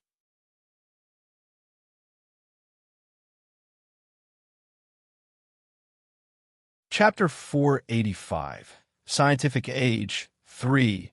Wulong was in a deserted area with many people around him. However, he was slightly distracted as he felt the power surging inside his body. He could feel the origin essence and the spiritual power inside his sea of consciousness. In just a few decades, he broke through the supernatural realm. Wulong knew this would typically be impossible. Amongst all his children, his talent was mediocre. The only reason he had any power in the royal family was his mind and military tactics. Typically, his brother, the ruler of Region 2, would have been the next monarch, not because of his ability or talent. Wulong knew his sister, Wu Fun, had the best cultivation talent and had one of the best political minds amongst the royal children. She should be the best option to become the next sovereign. Unfortunately, her status as a bastard child and being a woman greatly hindered her path forward. However, this was not the main reason she could not rule over the martial divine dynasty. The main reason was that their father loved their fifth brother very much to the point of being biased. So, he would definitely pass the throne to him. Although his talent was not the best, the fifth prince would eventually enter the primordial spirit realm with the resources of the dynasty and secure his position. Luckily, the intervention of the immortal gave the genuinely talented and capable members of the royal family a chance to become the next monarch. Your Highness, everything is ready. Then, let's begin. P-0. A few minutes later, Wulong saw an enormous explosion that created a mushroom of clouds thousands of meters high. We succeeded. Yes, the power of this bomb is equivalent to divine altar realm. With 100 of them, it is possible to kill supernatural realm cultivators. Wulong nodded in satisfaction as his eyes lit up with excitement. With this weapon, I can quickly conquer the other regions and receive enough resources to reach the primordial spirit realm, he thought. Although he did not participate in creating this weapon, as one of the 6 leaders, he can receive exchange points based on his leadership capabilities. Although it is not as much as some top scientists and engineers, it was still amongst the top echelons. Go check the nuclear radiation, ordered Wulong. A few minutes later, someone came to report back to him. How is it? The radiation is a scary thing. It can even affect the origin essence of supernatural realm cultivators if not careful, replied one of the primordial spirit ancestors with a slightly uncomfortable tone. He did not like this kind of weapon that destroyed nature. Can it be purified? Yes, but it will take time. Excellent, replied Wulong, who wanted nothing to go wrong. We will target the other region's research sites to delay their bomb creation. Then, we will manufacture more bombs to conquer their territory rapidly. A few seconds after Wulong said these words, the sky changed as auspicious clouds and music reverberated throughout heaven and earth. Congratulations to Region 3 for splitting the atom and creating the atomic bomb. Wulong frowned as he did not like that this announcement revealed his region's secret to his enemy, but there was nothing he could do about this. Then, he suddenly felt the ground shake slightly. So, he and others flew into the sky to check what had happened. Then, all the cultivators saw another as marvelous as what happened more than 20 years ago. A mysterious power divided the world into 3 sections. Region 3, along with all the conquered territories, Region 5 and 6. As for Region 1, governed by Wu Minji, Wang Wei divided it into two and fused them with Region 5 and 6. As for the monarch, he disappeared along with all his followers. Wu Long floated in the sky as he looked in the distance. All he could see was the endless vacuum of space. "Prepare to focus on the space program," he ordered. "But, Your Majesty, it is obvious that the Immortal does not want us to continue fighting," replied his associate. If that were the case, he would have completely banned it instead of using this method. Wu Long knew that his strength was military conquest. So, if he used other methods, he believed his chance of succeeding in this competition would exponentially be reduced.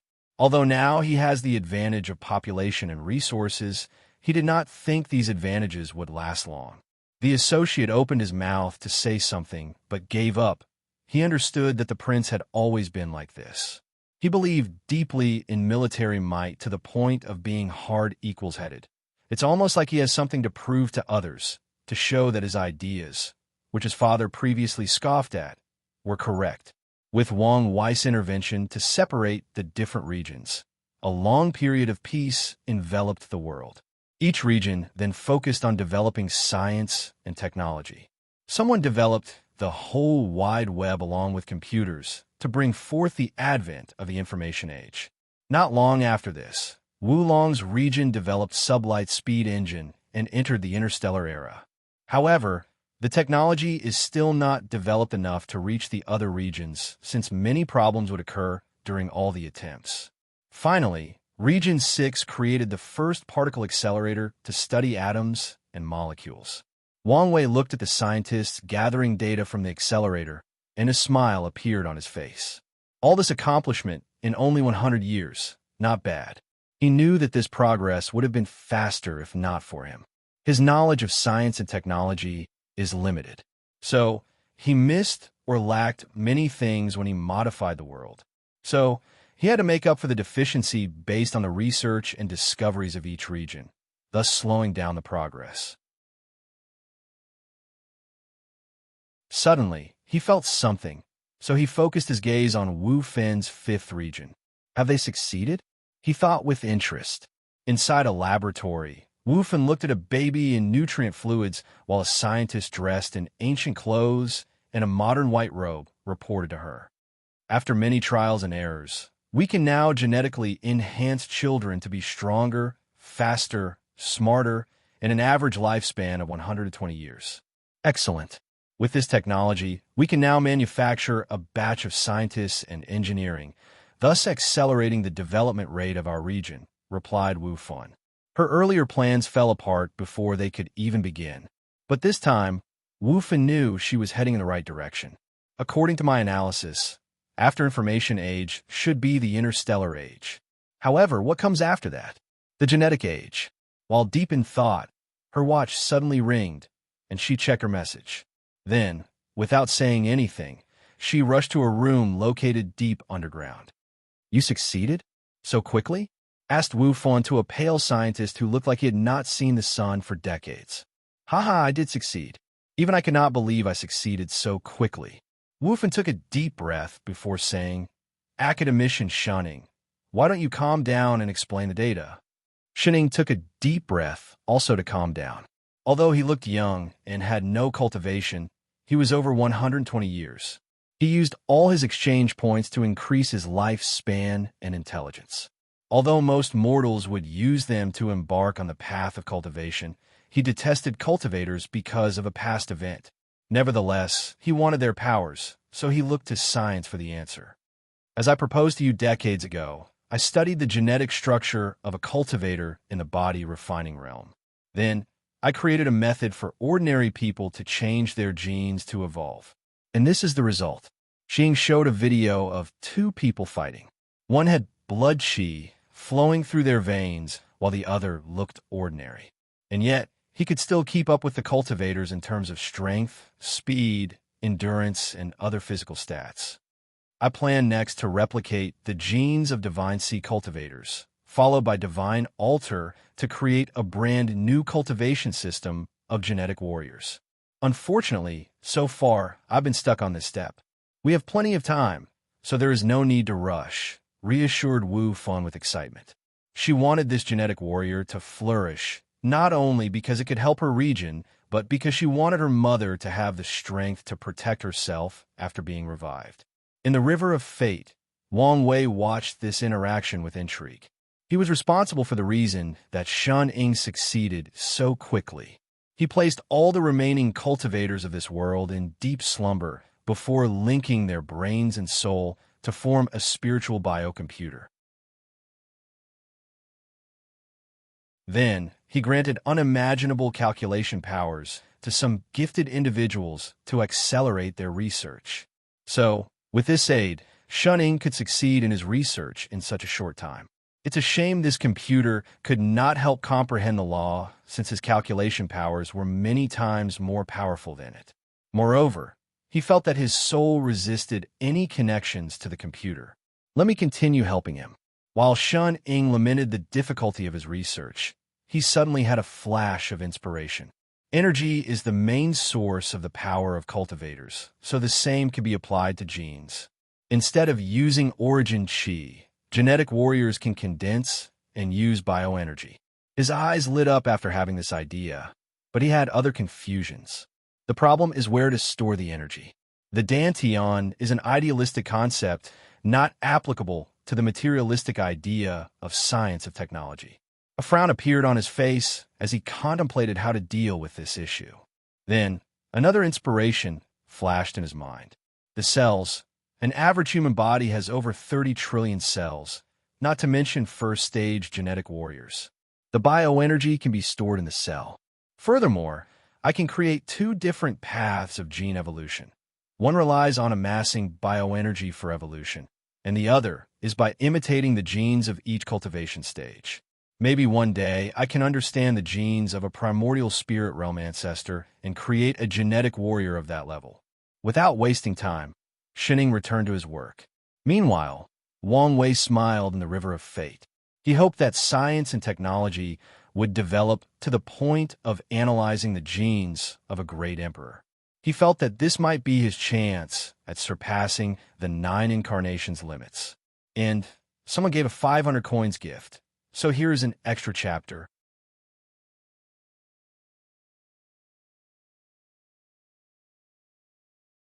Chapter 486 Scientific Age Finale.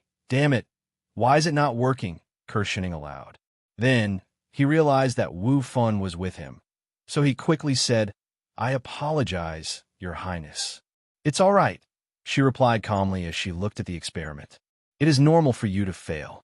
Cultivators will undergo a qualitative change from the divine Altair realm to supernatural realm. Shun Ying was aware of this fact, since the complexity of supernatural realm's genes was 100 times more complex than divine altar. As such, although he created third-stage genetic warrior on par with divine altar, he has not yet found a way to make the fourth stage. P-0? I'm sorry I could not help with the upcoming war. There is no need to blame yourself, replied Wu Fun. The fourth stage was only an additional guarantee. Wu Fun left before heading straight to the military headquarters. Everyone saluted her upon arrival, and she took the central seat. A screen projected in front of her showed numerous spaceships. How is the situation? So far, our fleet has suffered a few defeats at the hands of Region 3, but the situation is still under control. Has the 111th Regiment properly trained? Yes, Your Highness. Then send them. Under her order, the 111th Regiment departed for the interstellar battlefield. In their first encounter with Region 3, their fleet decimated the enemy. As a regiment made of genetic warriors, their ability to maneuver any spaceship was nothing compared to the ordinary people of Region 3. The Immortal forbid cultivators from participating in any conflict. However, this limitation did not apply to genetic warriors. So, in just a month, they annihilated all the fleets of Region 3. Subsequently, this new regiment landed on Region 3 soil before beginning an invasion. With the overwhelming strength, Wulong's army did not have a chance of retaliating. Moreover, Wu Fan targeted all the necessary military bases in the region without giving the latter a chance to react. Unfortunately, things did not go as planned, as Wu Long did fire a nuclear bomb, killing many of the genetic warriors. Luckily, the third stage ones had an intuition for danger, so they ran away from the blast radius. Nevertheless, this was nothing but a desperate attempt of the latter. In over a month, Wu Fan conquered Region 3 and captured Wulong. Following this, she did not waste time before attacking Region 6 and conquering it as soon as possible. She learned from her previous mistake and did not give the sectarian factions the chance to respond, as Wulong did. As such, 5 years after Shan Ying created the first stage genetic warrior, Wu Fan conquered all 3 regions. Wang Wei wanted to act and fuse the regions again. However, he decided otherwise to motivate Wu Fan to develop spatial technology. So far, these regions still have to use his transmission array for many things. From the River of Fate, Wang Wei observed the change over time. 2,000 years passed in this world, and science and technology indeed developed to meet his expectation. Wu Fan did develop spatial technology for travel, and with Wang Wei's secret manipulation, Shan Ying created 4th to 6th stage genetic warriors. The key to the 4th stage was developing the brain and the mind to see and control the magnetic fields of the body and universe. Then, using the universe's magnetic field to evolve the genes to a high level. Controlling the magnetic field of the universe is the scientific version of controlling the power of heaven and earth. The transition process required enormous energy, so bioenergy came to the stage.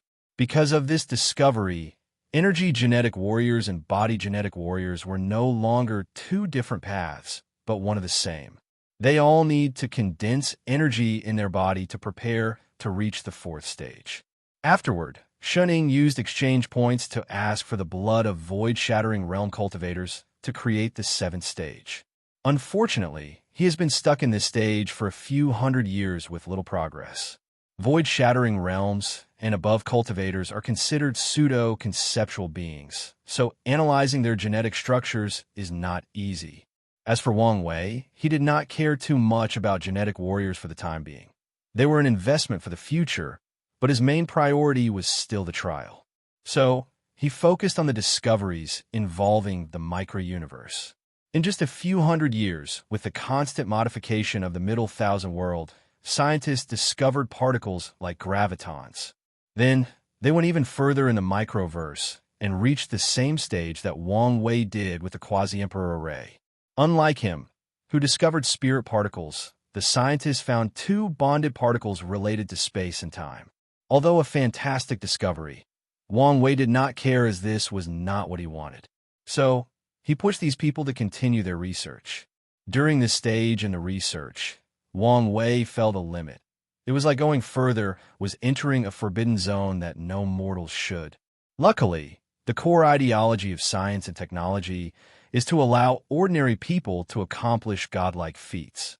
So, after 2,000 years of coming to this world, Wang Wei finally made a breakthrough and reached the quantum realm, as he called it.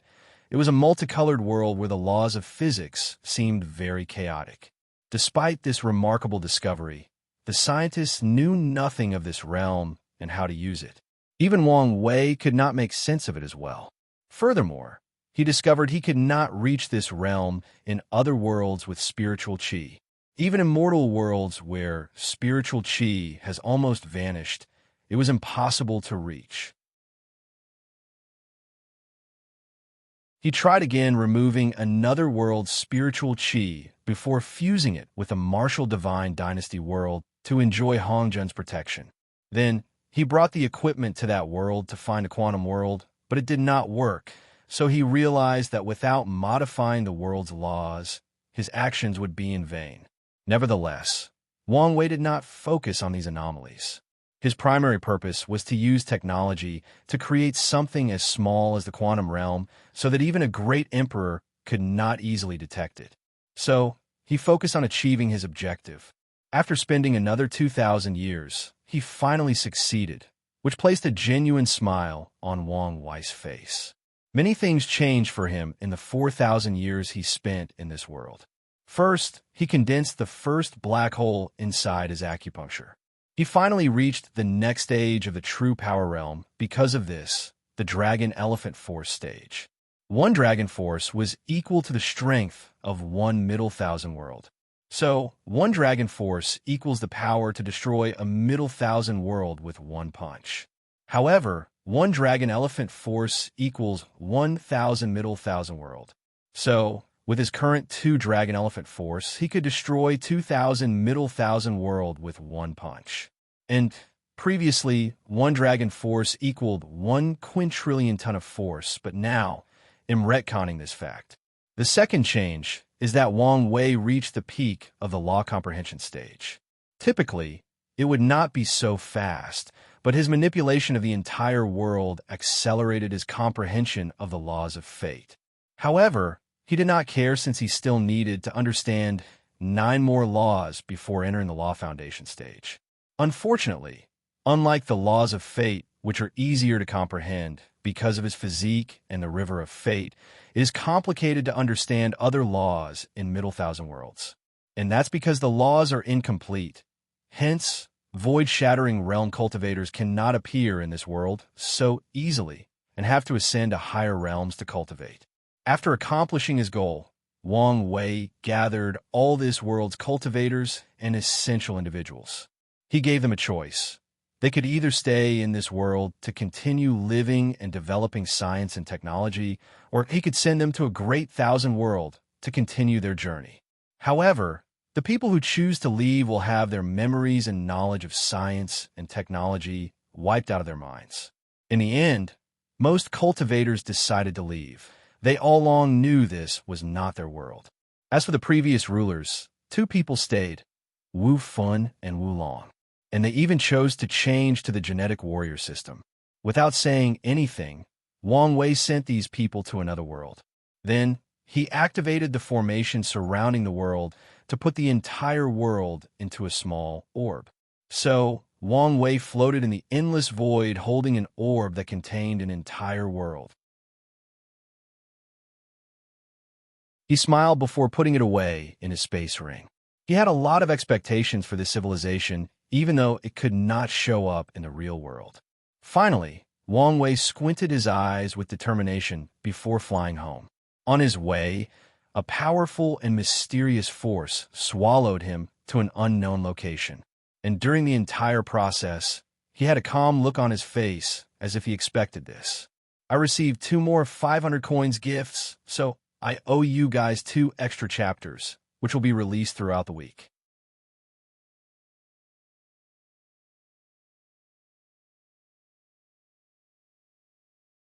Chapter 487 Fated Enemy Wang Wei opened his eyes to find himself in an ample space where everything seemed slightly blue. A man with a mask and a saber hanging on his waist floated not far from him. The moment he arrived in this place, his body acted an instinct without thinking as he took out a stone and activated it. A golden light as brilliant as the first dawn of the universe swallowed the masked man. Without hesitation, Wang Wei used the trump cards that saved him from DT on with the intent of instantly killing his opponent and not giving the latter a chance. With this Emperor tier attack, the masked man should have been annihilated, but a shield of similar strength enveloped and protected him. Nevertheless, blood trickled down from the mask, signaling he was somewhat caught off guard and injured. No matter how much I think I overestimate your capabilities, I'm proven wrong again and again, said the saber wielder, making Wang Wei frown. This attack was not only to kill his opponent, but also to open a breach in this space to leave. Since the opponent summoned him here, he summarized that the latter would have a home field advantage. As such, he wanted to break this space to bring the fight to a more neutral environment. Unfortunately, his plan failed. So, Wang Wei began to observe his opponent more clearly. He concluded this person was a man based on his build and voice, but that was all the information he could gather so far. So, he checked the latter's fate line, and his frown deepened. He could not read this person's fate. This fact should not be surprising, as many people have ways to block this ability. P. dash 0. But the odd thing is this person did not use any magical artifacts or techniques. Yet Wang Wei could not read his fate. It was like he naturally had this ability. Furthermore, Wang Wei discovered he could not see knots in this person's fate line.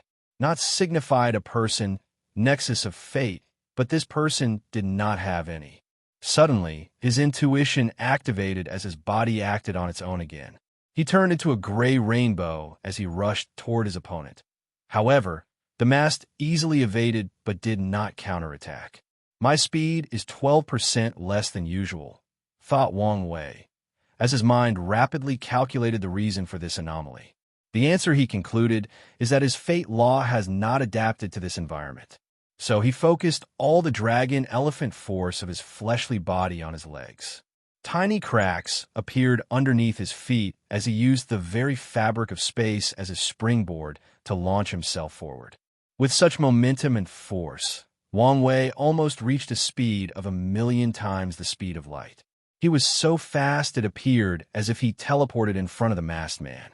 Fate Annihilation Fist. Everything turned black and white before the masked man grunted in pain before flying and crashing to the ground. The left side of his body collapsed, but a strange power came from the surroundings to heal him. Something is wrong, thought Wang Wei as he breathed heavily, almost out of breath. With a wave of his hand, a sword turned from his proven Tao artifact appeared in his hand. Then, his aura changed to that of the ultimate swordsman. It was like he was a man who lived and died by the sword. Fate Severing. A moon-shaped slash came from his sword to directly target the masked man's fate line. Unfortunately, instead of severing it, the slash passed through it without affecting it in the least. Wang Wei's chest kept moving up and down irregularly as beads of sweat glistened on his forehead. "You're immune to my fate attacks," he wrote in the air. "So, you've noticed so quickly," replied the masked man, laughing aloud like a madman. "Heaven and earth are fair, and there is no absolute or perfection. Everything must follow the order of yin and yang, including fate. So, since fate exists, its antithesis must also exist. The Tao of free will," wrote Wang Wei. "I prefer to call it Tao of choice, freedom Tao, or better yet, unfettered Tao," said the masked man, his voice containing a hint of gloat. "Knowing that you cultivate the Tao of fate, of course, I had to cultivate something that counters you. I cannot wait to kill you using the Tao, which embodies your lifelong pursuit." Wang Wei was in deep thought. Many people like him want ultimate freedom, and there are many ways to walk on that path. He chose the path of controlling fate to escape its shackle. As for the reason he chose this path instead of cultivating the freedom Tao, like this masked man or any other methods, he did not fully know. Ever since he was young, he always knew he wanted to control fate. At first, he thought maybe something that occurred back on Earth instilled that idea in his mind. But after reviewing his experience, he could not pinpoint the decisive moment. Maybe all the pain and suffering I suffered in that void made me realize how cruel fate is. When he reviewed the memories from that time, he could feel the loneliness, despair, and anger, always asking why he had to go through all that suffering. Why him of all people? Maybe because of how unfair he felt fate treated in that void. Once he had the chance, he decided to control it to achieve the ultimate form of freedom. All these thoughts flashed across Wang Wei's head in less than a second. Then, his words appeared. "You said it yourself. There is no absolute in this world." He opened his mouth and said death. Although he uttered this single word normally, it echoed throughout the entire surrounding, even shaking the space they were in. His mouth created a sound similar to an infinite amount of strings being plucked and thus creating enormous vibration of destruction.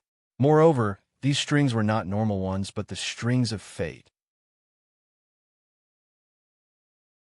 Wang Wei recently developed this technique because of his oath of silence, and he called it the roar of fate. A little more than 1,000 years ago, the time of his oath ended, but he did not break it to wait for this exact opportunity. Reject determinism. The masked man used a technique as a silver aura surrounding his body, making him somewhat intangible, at least to Wang Wei's attack. As such, even if the entire space shook and numerous destruction ensured in the surroundings, he was intact. Well, relatively. A few of his organs shook, and a hole appeared in his stomach. Unfortunately, he healed in an instant. Asterisk, I have to say, you're truly one of the most remarkable individuals I have met. Even though I cultivate a Tao opposite yours, you could still temporarily overwhelm me with pure brute force. Wang Wei ignored him as he continued to breathe heavily, then coughed for no reason. He finally noticed something odd. Have you finally noticed? Said the masked man. Poison. To be specific, a poison targeted specifically to the fleshly body, he replied as he felt the strength of his body reducing at an alarming rate. As I said, heaven and earth are fair, said the masked man. Body refiners are the most powerful individuals in existence. Because their path involves suffering untold hardship and an unimaginable amount of resources, they are more powerful than chi refiners or soul cultivators. This is their reward from heaven and earth. However, all things need to be balanced. So, some things, mostly poisons, are their natural enemy. The masked man raised his hand to condense a blue sphere in his hand and looked at it intently. Dragon binding grass, the rarest type of fleshly body poison, and arguably the most effective one. Do you know there's an interesting story behind this heavenly herb? You're very chatty, aren't you? That will happen when you spend all your life in hatred. Talking helps relieve the pain and loneliness, replied the masked man without looking at him. Then, he continued his previous tale. Back during the innate acquired war, the dragon binding grass was not as rare. Instead, it could be found across every world communities.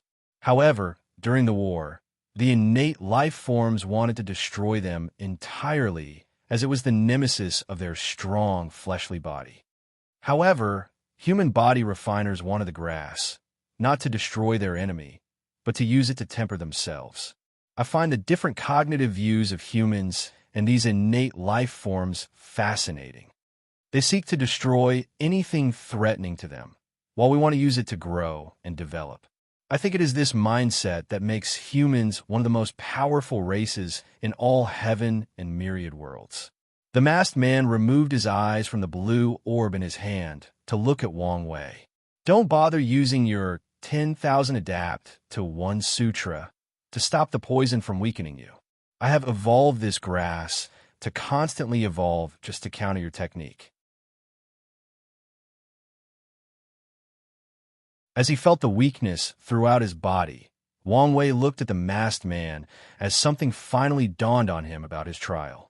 Unlike Lin Fan or Jian Wushuang, he had too little emotional or spiritual weakness to use against him. Furthermore, he is more alert than those two since he learned of the trial, and his strength has to be taken into the equation. So, Wang Wei has always wondered how the saber wielder could kill him. If it was a situation similar to Lin Fan and Jian Wushuang, with how fast his mind functioned and his intuition, he could react in time to save himself from danger. He knew this, and so should Heavenly Tao. So, that could only mean he died because of a lack of strength. But who could kill him? With his ability and growth rate, only two types of people could kill him: Immortal Tier Powerhouse or Heaven Chosen like DTon. Using an Immortal Tier cultivator to kill him made no sense. Heavenly Tao could just isolate him and drop Divine Punishment Thunder on him, and that would be easier.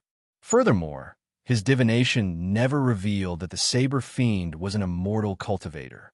Of course, this act would contradict the essence of the trial as a karmic tribulation. As for the second possibility, logically, it made no sense as well. Could Heavenly Tao cultivate a genius on DTon's level just to kill him? That would require so much time, energy, and resources.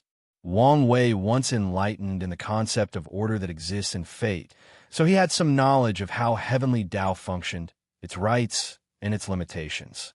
As such, he knew it could not intervene as it pleased. It could not choose someone and grant them all the resources and time needed to become as strong as DTon. Such an act would break the balance between order and chaos that runs any world. The best heavenly Tao could do is endowed someone with tremendous luck, sons of destiny. However, luck is not enough for a person to reach Di Tian's level. So he concluded that his enemy for the trial would fall in the third category, a brilliant tactician who knows everything about him and counter his ability. The Tao of heaven involves information and knowledge. It is essentially the path of using information or knowledge to achieve absolutely anything. With heavenly Tao secretly manipulating and feeding this saber fiend with my information, it's no wonder he seemed to know me exceptionally well. As he came to this conclusion, many other events in his life began to fit like a puzzle. For example, Li Jun's actions. Maybe its real purpose was to affect his state of mind. Meanwhile, Jisu's action was to weaken him before the confrontation with the saber fiend. "So who are you?" asked Wang Wei. "For some reason, I cannot sense any hatred from your body. I had to learn to control my hatred or emotions. Otherwise, wouldn't you take advantage of them?" replied the masked man with a breezy and calm tone. "Something is wrong. Why does he seem to be delaying time like me, even though time is in my favor? I need to be vigilant at all times until I cut off his head," thought the masked man, warning himself not to make a mistake as he is so close to his vengeance. "I guess it will be more satisfying to watch you die, knowing who killed you. So, they'll show you who I am." Then, the masked man removed his mask.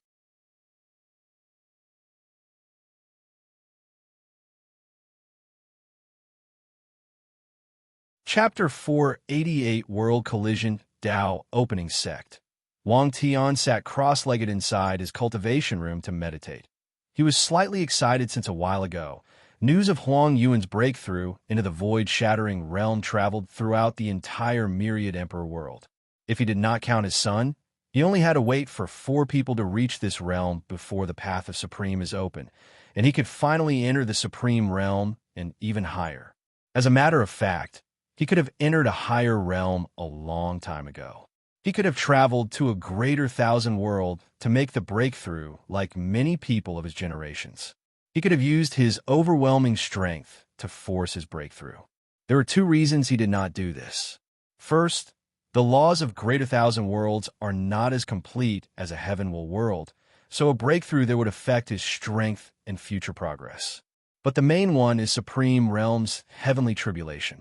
Without using it to temper his Dharma body, he could not reach the full potential of his talent and potential. So, Wang Tian never forced a breakthrough or used other methods. While in meditation, he felt something, so he instantly appeared outside, floating in the sky. Many other people arrived with him not long after, including the true monarchs from the Supreme Cottage. They all looked at the sky with severe looks on their faces. Numerous space cracks appeared around the entire domain of the sect. In the distance, a transparent wall manifested that also had cracks. "What is going on?" asked Yu Yan. "World collision," said Fan Lei, the great elder of the Tibetan scripture hall. Since he is in charge of the library, he has read all the scriptures and can be considered polymath. "Are you saying that our world is colliding with another?" said Yu Yan, as she took a while to remember the information she had on the subject. "Wait, isn't that supposed to be an extremely rare phenomenon?" "Indeed, and based on powerful the world wall appeared, it is very likely we are colliding with another heavenward world. It seems we're very unlucky. Except for a few rare ones, all the worlds in the different world communities are static, standing in the void. So, the possibility of crashing into each other should be impossible. However, abnormal and random spatial temporal storms could sometimes affect the space-time continuum of the entire endless void. And these storms would result in worlds from different communities ignoring the concept of distance and motion before colliding. However, this king of natural phenomena is so rare that statistically speaking, it could only happen one in every 100 yuan epochs. Immediately, Yin seemed to have thought of something and looked at her husband, and Wang Tian nodded. He immediately contacted his son's clone. "I can't connect to the main body." Wang Tian's face became ugly. He understood that his son's trial had begun, and this world collision was nothing but a mechanism to prevent the sect from helping him in any shape or form. Activate 4 of the formations, he ordered. Soon afterward, a magic circle formed a dome covering the Tao of sect and the entire domain. A few hours later, the transparent wall finally broke and the other sides appeared. Our plan worked. We created an artificial world collision. A brand new world to slaughter. Hopefully, it is one with a lot of people. I can finally make some progress in my cultivation. Wang Tian squinted his eyes as he saw the other side. An endless number of cultivators floated in the sky, looking in their direction with greed. They all had blood-colored skins with horns on their head. The horns ranged from 4 to 9, indicating their tier of cultivation. The majority of them did not look human, but had things like tails, wings, claws, and fangs. The blood race, muttered Wang Tian, a race that cultivates by absorbing the blood and essence of others. At some point, they were part of the devil race. However, after Empress Wu sealed their destiny, the blood race immediately identified themselves as a separate race. Of course, they could only do this because they were another race assimilated by the devil race during their conquest of the endless void. Inside a secret realm, a voice suddenly said, "In the end, even we could not escape. I told you not to interfere. You know, even if I did not say anything to the kid, this would have happened," replied Wang Wuqing. The voice paused for a moment before sighing. "I hope this kid can survive. I thought you did not have faith in him." "I never said that. I only like to prepare for the worst. Don't mention this now. I can sense a great emperor in that world." "I'll warn him not to do anything stupid," said Wang Wuqing. "Are you sure? You should be a first class." The voice knew that Wang Wuqing could barely survive in the hands of first-class emperors.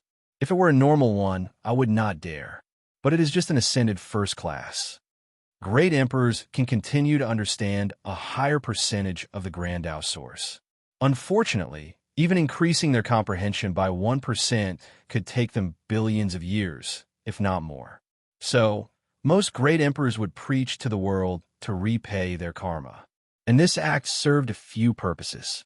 After preaching, the source chi space will open to refill the spiritual chi used by cultivators in the generation. And based on how good the emperor's preaching process was, the spiritual chi between heaven would increase. Additionally, the Tao rhymes from the emperor's preaching session will be absorbed by the myriad emperor world source, thus strengthening the world slightly. The more powerful an emperor, the more benefit to the source, mainly used to heal all the damage caused by the cultivators' fighting and destruction. Moreover, if a great emperor does a truly outstanding job at preaching, Heavenly Tao would reward them with merits that can give them an extra 1 to 2% increase. However, these cases are sporadic. Most emperors would then ascend to the higher dimension because the environment suited their cultivation better. However, not all of them want to do this. Whether out of fear or caution, some of them would stay in the lower dimension and continue cultivating. As long as these emperors hide, do not prevent the arrival of the heaven will in the next generation, or do anything that negatively affects the entire endless void, true heavenly Tao will ignore them. And if these emperors are lucky and patient enough to reach a higher class than when they first absorbed the heaven will, they will be referred to as ascended. Plus, you know these types of people do not like trouble, so I doubt he would even interfere without my warning, added Wang Wuqing. All right, I will go wake up Sword 1 and Origin 1. Isn't that too much? Sword 1 and Origin 1 were cultivated personally by the Qiyuan Emperor and the Sword Empress as the ultimate weapon of the sect. They are the pinnacle of insurgent heaven chosens. Each can fight and defeat first-class emperors with 19% Tao source, and with a few emperor artifacts, they can fight against 20% Tao source. And as long as they worked together and used all the sect's resources, they could protect it from a pseudo-eternal emperor for a few thousand years. They are one of the main reasons that the Tao opening sect could survive for so long. We need to warn Heavenly Tao not to go too far, replied the voice. Plus, these blood races are a great tonic. We can kill a few of their immortal cultivators as resources. All right, said Wang Wuqing before disappearing from the secret realm. He appeared at the entrance of another hidden realm in the Blood Abyss world. His vision penetrated the space where he saw an enormous eye with no body or other parts. Then, he released his aura. P-0. The Evil Eye Emperor opened his eye to look at the visitor. This aura, the origin system. Damn it, the Myriad Emperor world? Why did it have to be them? I knew that deal was too good to be true. After thinking for a moment, it closed its eyes to show its position. Then, Wang Wuqing left, making the Evil Eye Emperor sigh in relief. He always does things behind the scene and does not like confrontation. He secretly manipulated the blood race to invade the other worlds and their world communities so that he could use the slaughter aura released by the ongoing massacre to cultivate. So, after a few Yuan epochs, he managed to secretly elevate himself from the middle end of the second class to very close to the first class. Then, he noticed the blood race wanted to create an artificial world collision. Feeling that something was wrong, he calculated the secrets of heaven to discover that some heavenly Tao was manipulating these people for a supreme outlaw trial. So, he decided to intervene immediately, but heavenly Tao made a deal with him. He would get some merit to increase his comprehension by 0.3% in exchange for his help. The Evil Eye Emperor quickly accepted, since that was all he needed to ascend to first class. But he did not expect the person tested to be from the Myriad Emperor world. This person must be a unique supreme outlaw, thought Evil Eye. He knew that there was a difference between supreme outlaws. Some of them have reached the best state of mind, Tao heart, are extremely intelligent and cunning, have a strong background, and more importantly, have a high chance of discovering the existence trial on their own. Heavenly Tao will take time and effort to plan the trial for these types of outlaws. True Heavenly Tao will even give some of its power to whatever world's Heavenly Tao where a unique supreme outlaw shows up. As such, their trials will often involve other world communities or heavenly worlds. As a matter of fact, there was once a rumor that the innate acquire war was the trial of an outlaw. Of course, the Evil Eye did not believe such nonsense, but these rumors alone proved how crazy these trials could be. I hope these guys are not massacred too bad, thought the Evil Eye Emperor as he ignored everything else.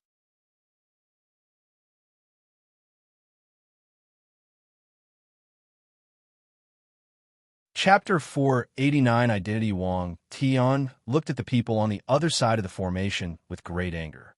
If it was not for these bastards, he could be doing a lot to save his son. And yet, he could stay here and be useless. Nevertheless, he was still a sect master and knew to analyze the situation to best deal with it.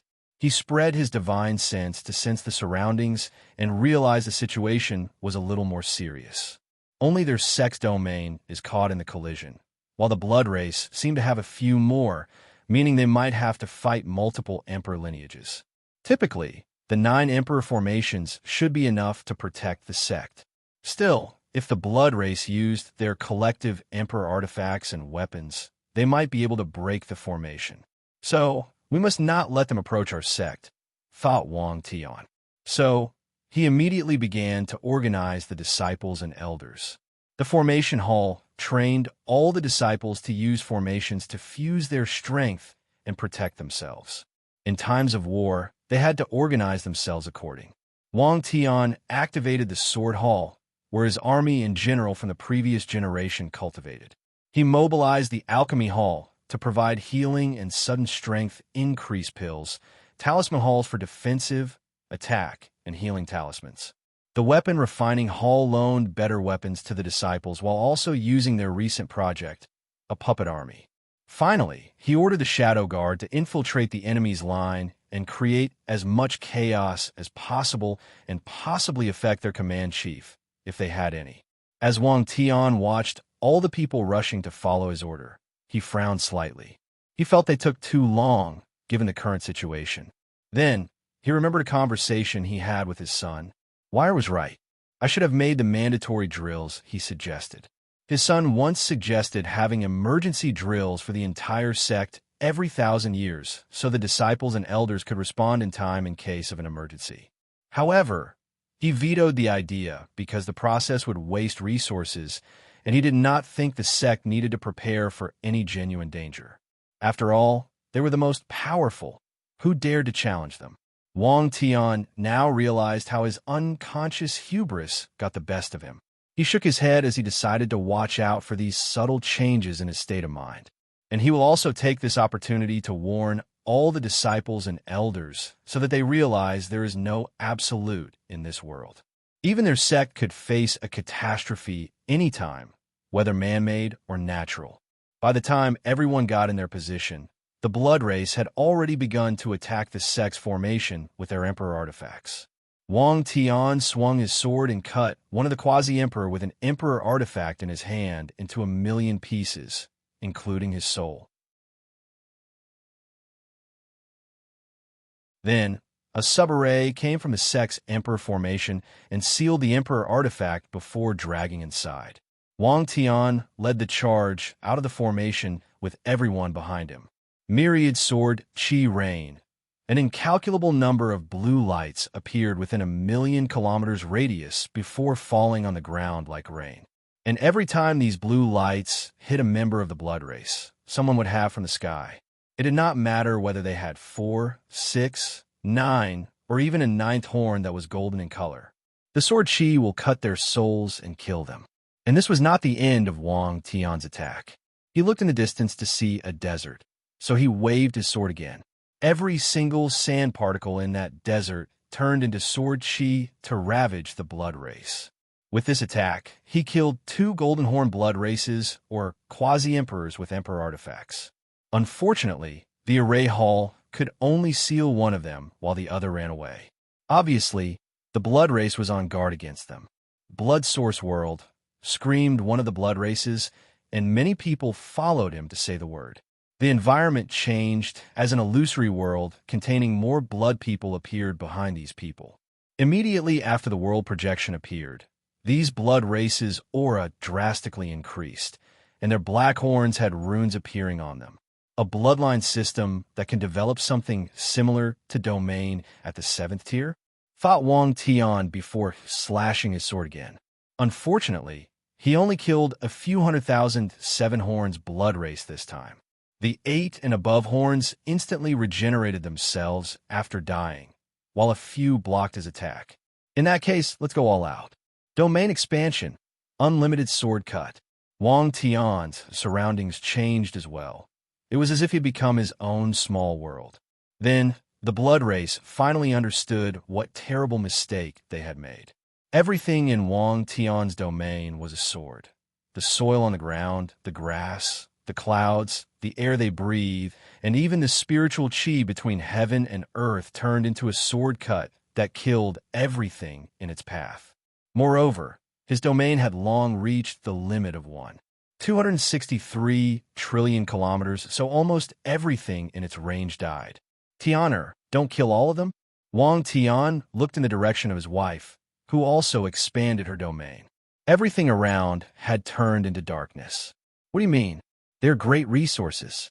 Capture them instead. Wang Tian frowned as he wanted to vent his anger on these people, but he realized this was not the time to act on emotions. Instead, he should have faith in his son and act in the best interest of the sect. He looked at the clone in the distance with relief. As long as it did not disappear, things were still manageable. So, Wang Tian's cut the blood race's cultivation level, thus essentially sealing them. Then, he rushed into their Blood Abyss World's camp without a care in the world. Anything or anyone who stood in his path was either killed or sealed. No one could stop him. Even when some of the blood race members combined their blood source world to stop them, he just cut their entire world. So, with Wang Tian's rampage, a battle that should have taken a few days ended in a few hours. Both sides decided on a temporary truce to wait for the world collision to end and for their respective worlds to return to normal. To be precise, the blood race could not wait for this horror to end. In the Tao opening sect, Wang Tian looked at one of the elders and asked, "How are the casualties on our side?" More than 50,000 disciples died, and 3 saint elders also perished. As the true monarchs, They were only injured but no casualty. Wang Tian frowned. Where are the bodies? After getting the answer, he flew to the location. Looking at the dead disciples, he took out his sword and slashed forward. Death concept cutting. With that one swing, he cut off the concept of death on these disciples. Then, something incredible happened. All 50,000 disciples opened their eyes in confusion as they were brought back to the land of the living. "Sectmaster, there is no need to do this," said one of the great elders, and the others who arrived also agreed with them. However, the now pale-looking Wang Tian shook his head. Under normal circumstances, he would not mind the death of these disciples since they knew long ago they should die for the sect. But he did not like the fact they died because of Heavenly Tao's scheme. So, he raised his hand to slash again. This time, his target was the two saint elders. Wang Tian coughed a mouthful of blood, and his face became paler. Then, like the disciples, the elders also returned to the land of the living. P-0. Yuyan landed next to her husband to support him. "Thank you, Sect Master," said the 50,000 disciples and 3 elders. After nodding to them, he flew back to his quarters under his wife's support. "How is it?" asked Wang Chong, who waited for them on the Wang clan's mountain. "I will be fine after a few years of recovery." Wang Chong nodded before patting his son on the shoulder, a little complex emotion in his eyes. He saw the battle and knew how his son had surpassed him. Truth be told, he knew long ago but pretended not to lose face. "I'm very proud of you." "Thank you," replied Wang Tian with a smile before a touch of sadness flashed in his eyes. "If only I could do that back then. There is no point in thinking about this. Your mother lived a happy and fulfilling life. And when she died, she had a brilliant smile on her face." Wang Tian agreed before heading into the mansion. "Don't worry about that brat. If there is someone who could pass this trial, it would be him." Wang Tian paused for a moment before continuing walking. Wang Wei looked at the young face with red eyes containing unimaginable hatred. The person had white hair, but Wang Wei could tell it was not because of choice or a strange physique. No, this change occurred because of intense emotions, most likely grief. "Who are you?" asked Wang Wei. He could remember everyone he met, but this face was one of them. "My name is Zhen Chao, Patriarch Zhen Yong's son." "Zhen Yong from the Warring State world? Didn't I order the extermination of your clan?" "You did," replied Zhen Chao. "However, your lackeys did not know how to deal with the members who had leakless bodies since he did not give specific instruction, so I survived the massacre."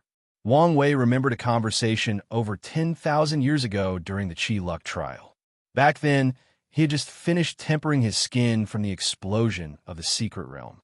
His officials did mention they did not deal with the leakless bodies member of all the noble clans. Unfortunately, the trial was coming to an end, so Wang Wei did not care about a bunch of people who could not cultivate. "Your identity still does not make sense. My subordinate would never allow Zhen Yong's direct bloodline from surviving."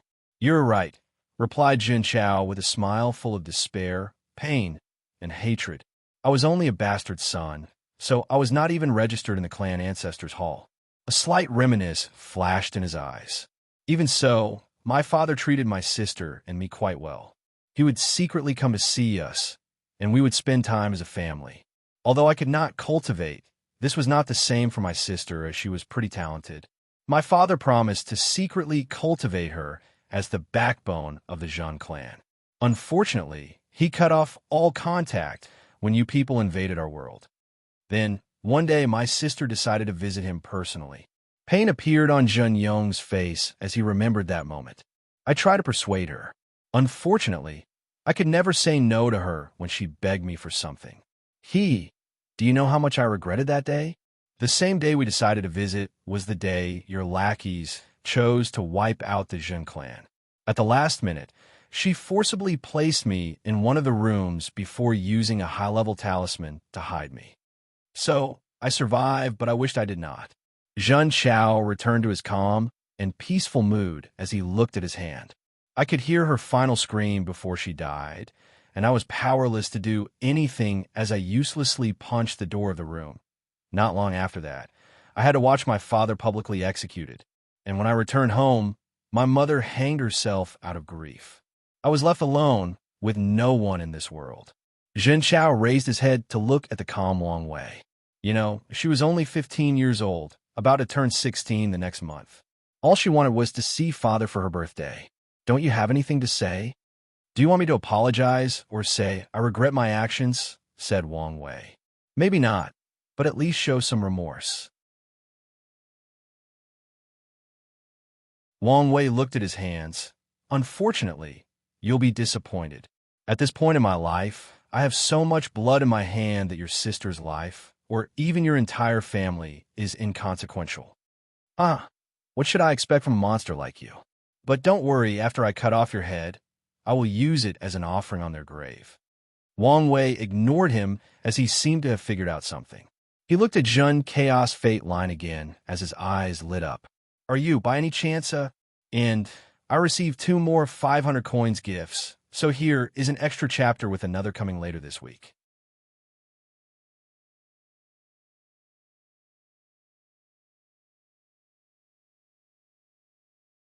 Chapter 490 Fateless. Are you a Fateless? Asked Wang Wei. So, you've finally figured out. Wang Wei paused before laughing out loud, as many things again clicked in his mind regarding this trial. Is that envy I detect in your eyes? Said Jin Chao with a gloating sneer. But Wang Wei did not answer him as he thought about many things. The luck trial occurred every generation, so different emperor lineages have a world they usually conducted in. However, in this generation, the Great Wu dynasty discovered a new world and thought it would be a great idea to change from the previous world to challenge the Heaven Chosens. The Dao opening sect agreed with a few others. Meanwhile, other sects like the Sword-Casting Villa and the Moon Palace continued using the old world. However, in this world, there happens to have an extremely rare fateless individual. What is a fateless being? Well, as the name suggests, a person who is not bound by fate the moment they are born. After the wheel of fate weaved their fate line, they became invisible, not influenced by fate. The lives of mortals are determined from birth. Every waking moment of their existence is already determined. Unless an outside force intervenes in their lives and changes their fate, their lives are already determined from birth. Cultivators are different. The moment they began to cultivate, they began to slowly change their fates as their futures were determined by their choice. Unfortunately, cultivators still have nexus of fate or events that will happen to them no matter what. So, it could be argued that cultivators do not genuinely control their fates. After all, no matter their choice or decision, their nexus event will still occur. So, do they truly have the power to change their fate since they are destined to lead to their fate nexus? Luckily, as this Zhen Chao said, there is no absolute or perfection in heaven and earth, including fate. According to the order of a universe, some individuals will be born without the restraints of fate. All their choices and decisions are determined by them the moment they are born, and they do not have nexus of fate. These people essentially achieve freedom the moment they are born. So, Wang Wei knew that it was not a coincidence he encountered a fateless during his trial and became his enemy. Adding to that, a fateless who cultivates the Tao of free will was the perfect combination. That means Heavenly Tao has been planning my trial even before the luck trial. Maybe it started when I created my heavenly physique. No, maybe even since I was young. He concluded someone becoming an outlaw is based on intent. Ever since he was young, he wanted to control fate and was very vocal about his desire. So, Heavenly Tao classified him as an outlaw and began to plot against him. Wang Wei even suspected his physique's ability to ignore the prize for divination was Heavenly Tao's subtle hint for him to abandon his path and focus on cultivating the Tao of destiny, or a part of fate. I could not believe the noble and powerful sacred son would be jealous of a lowly commoner like me, said Jin Chao. Well, it is understandable. After all, I was born with something you have to work for your entire life, freedom. Now that I said it out loud, I realize how much of a beautiful word it is. Freedom, said Wang Wei with a sneer. So what if you're a fateless? Without strength, you were still manipulated like a puppet. P? Dash. 0? What do you mean? Wang Wei squinted his eyes. So, you don't even know about the trial? Well, that would make sense since he would want to be a pawn willingly. What do you mean by this? It's just as I said. Everything that happened to you is the result of heavenly Tao manipulating your life to become my enemy. So, you could say that all the tragedy in your life is because of it. Liar. Why would heavenly Tao do such a thing? Apparently, it is to test me. Zhun Chaos' eyes briefly became bloodshot before taking a deep breath to calm down. I know you're lying. And why would I do that? Of course, to affect my state of mind. Wang Wei smiled before waving his hand to show an image recording of his memories.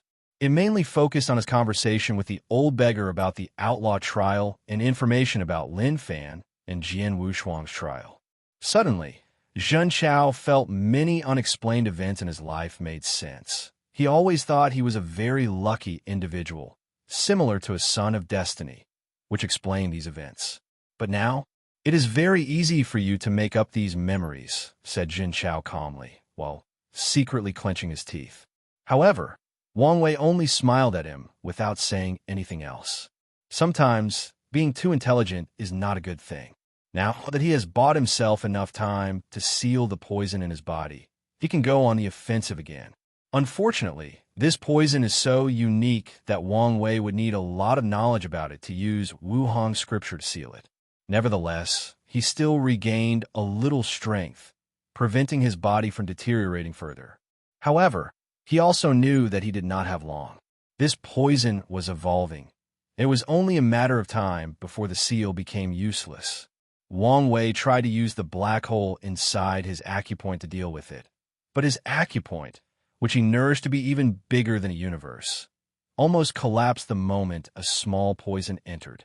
So, he understood why this thing was referred to as the nemesis of body refiners. Wang Wei rushed toward Zhun Chao to punch him, but the latter easily evaded his attack. Then, countless strings surrounded the latter, but Zhun Chao just passed through these strings with no difficulty. Fate confinement. Wang Wei controlled the fate of the surrounding space to block Zhun Chaos' path and confine him. Space freedom. After using this technique, Zhun Chao bypassed the space imprisonment.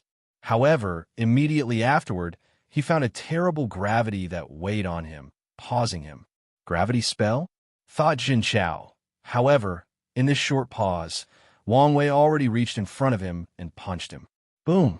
Using his fleshly body strength and the origin essence in his body, Wang Wei landed a solid hit and sent Zhun Chao flying crashing in the ground. Regrettably, less than a second later, Zhun Chao dug himself from the ground with blood on the corner of his mouth. Even though I used the physical force freedom technique, his attack still did a number on me. Even weakened, this monster is still a monster. He raised his head to look at Wang Wei, who was bleeding from his mouth, and smiled. When the opponent's fist contacted him, he removed the fate reversal that he was using on his fleshly body to prevent it from further deteriorating. This kid is really my antithesis, thought Wang Wei as he realized he could no longer use his fate reversal technique to return his fleshly body to its prime. In that case, let's focus on the other techniques I know. Wang Wei then used the Yu clan's light scripture to rush toward his enemy. He turned into a golden light to rush towards Zhun Chao, while also placing a powerful gravity enough to collapse several universes. As for Zhun Chao, he calmly used several other techniques: gravity freedom, wind freedom, friction freedom, weight freedom. Then his speed reached several million times the speed of light. Using this speed, he did not confront Wang Wei head-on, but evaded all his attacks with ease. No matter what Wang Wei tried, the guys would use his speed to evade or ignore it altogether. So, his tactic is to buy enough time until I'm weak to the point of being helpless. I can't believe you're such a coward that you won't even face me head-on. Such a low-level method. I expect better from you. I wonder how your sister would feel if she saw your current self, said Wang Wei with a smile, which appeared devilish to Zhun Chao. You better leave her name out of your mouth. She probably looked up to you as a child, a big brother who protected her from the scorn of being a bastard child. Then, when she heard you could not cultivate, but she could, I guess she made it her goal to be the one who protects you. I wonder how she would react if she saw your current cowardly side, running away from the man who caused her death. I wonder what her eyes would look like. A red aura, made of immense killing intent, surrounded Jun Chao as he looked at Wang Wei. He slowly placed his hand on the saber on his waist before pulling it out. As you wish, I will no longer allow your breath to taint this world. Don't worry, I promise you that your death will not be as swift as my family. You're tuning in to the Romance Rendezvous YouTube channel. We're so grateful for your support, and don't forget to subscribe to join us on this incredible journey through captivating stories. Your generosity through donations truly makes a world of difference, as it's the primary source of revenue that allows me to expand and enhance this channel for you. Thank you from the bottom of my heart for being a part of this adventure.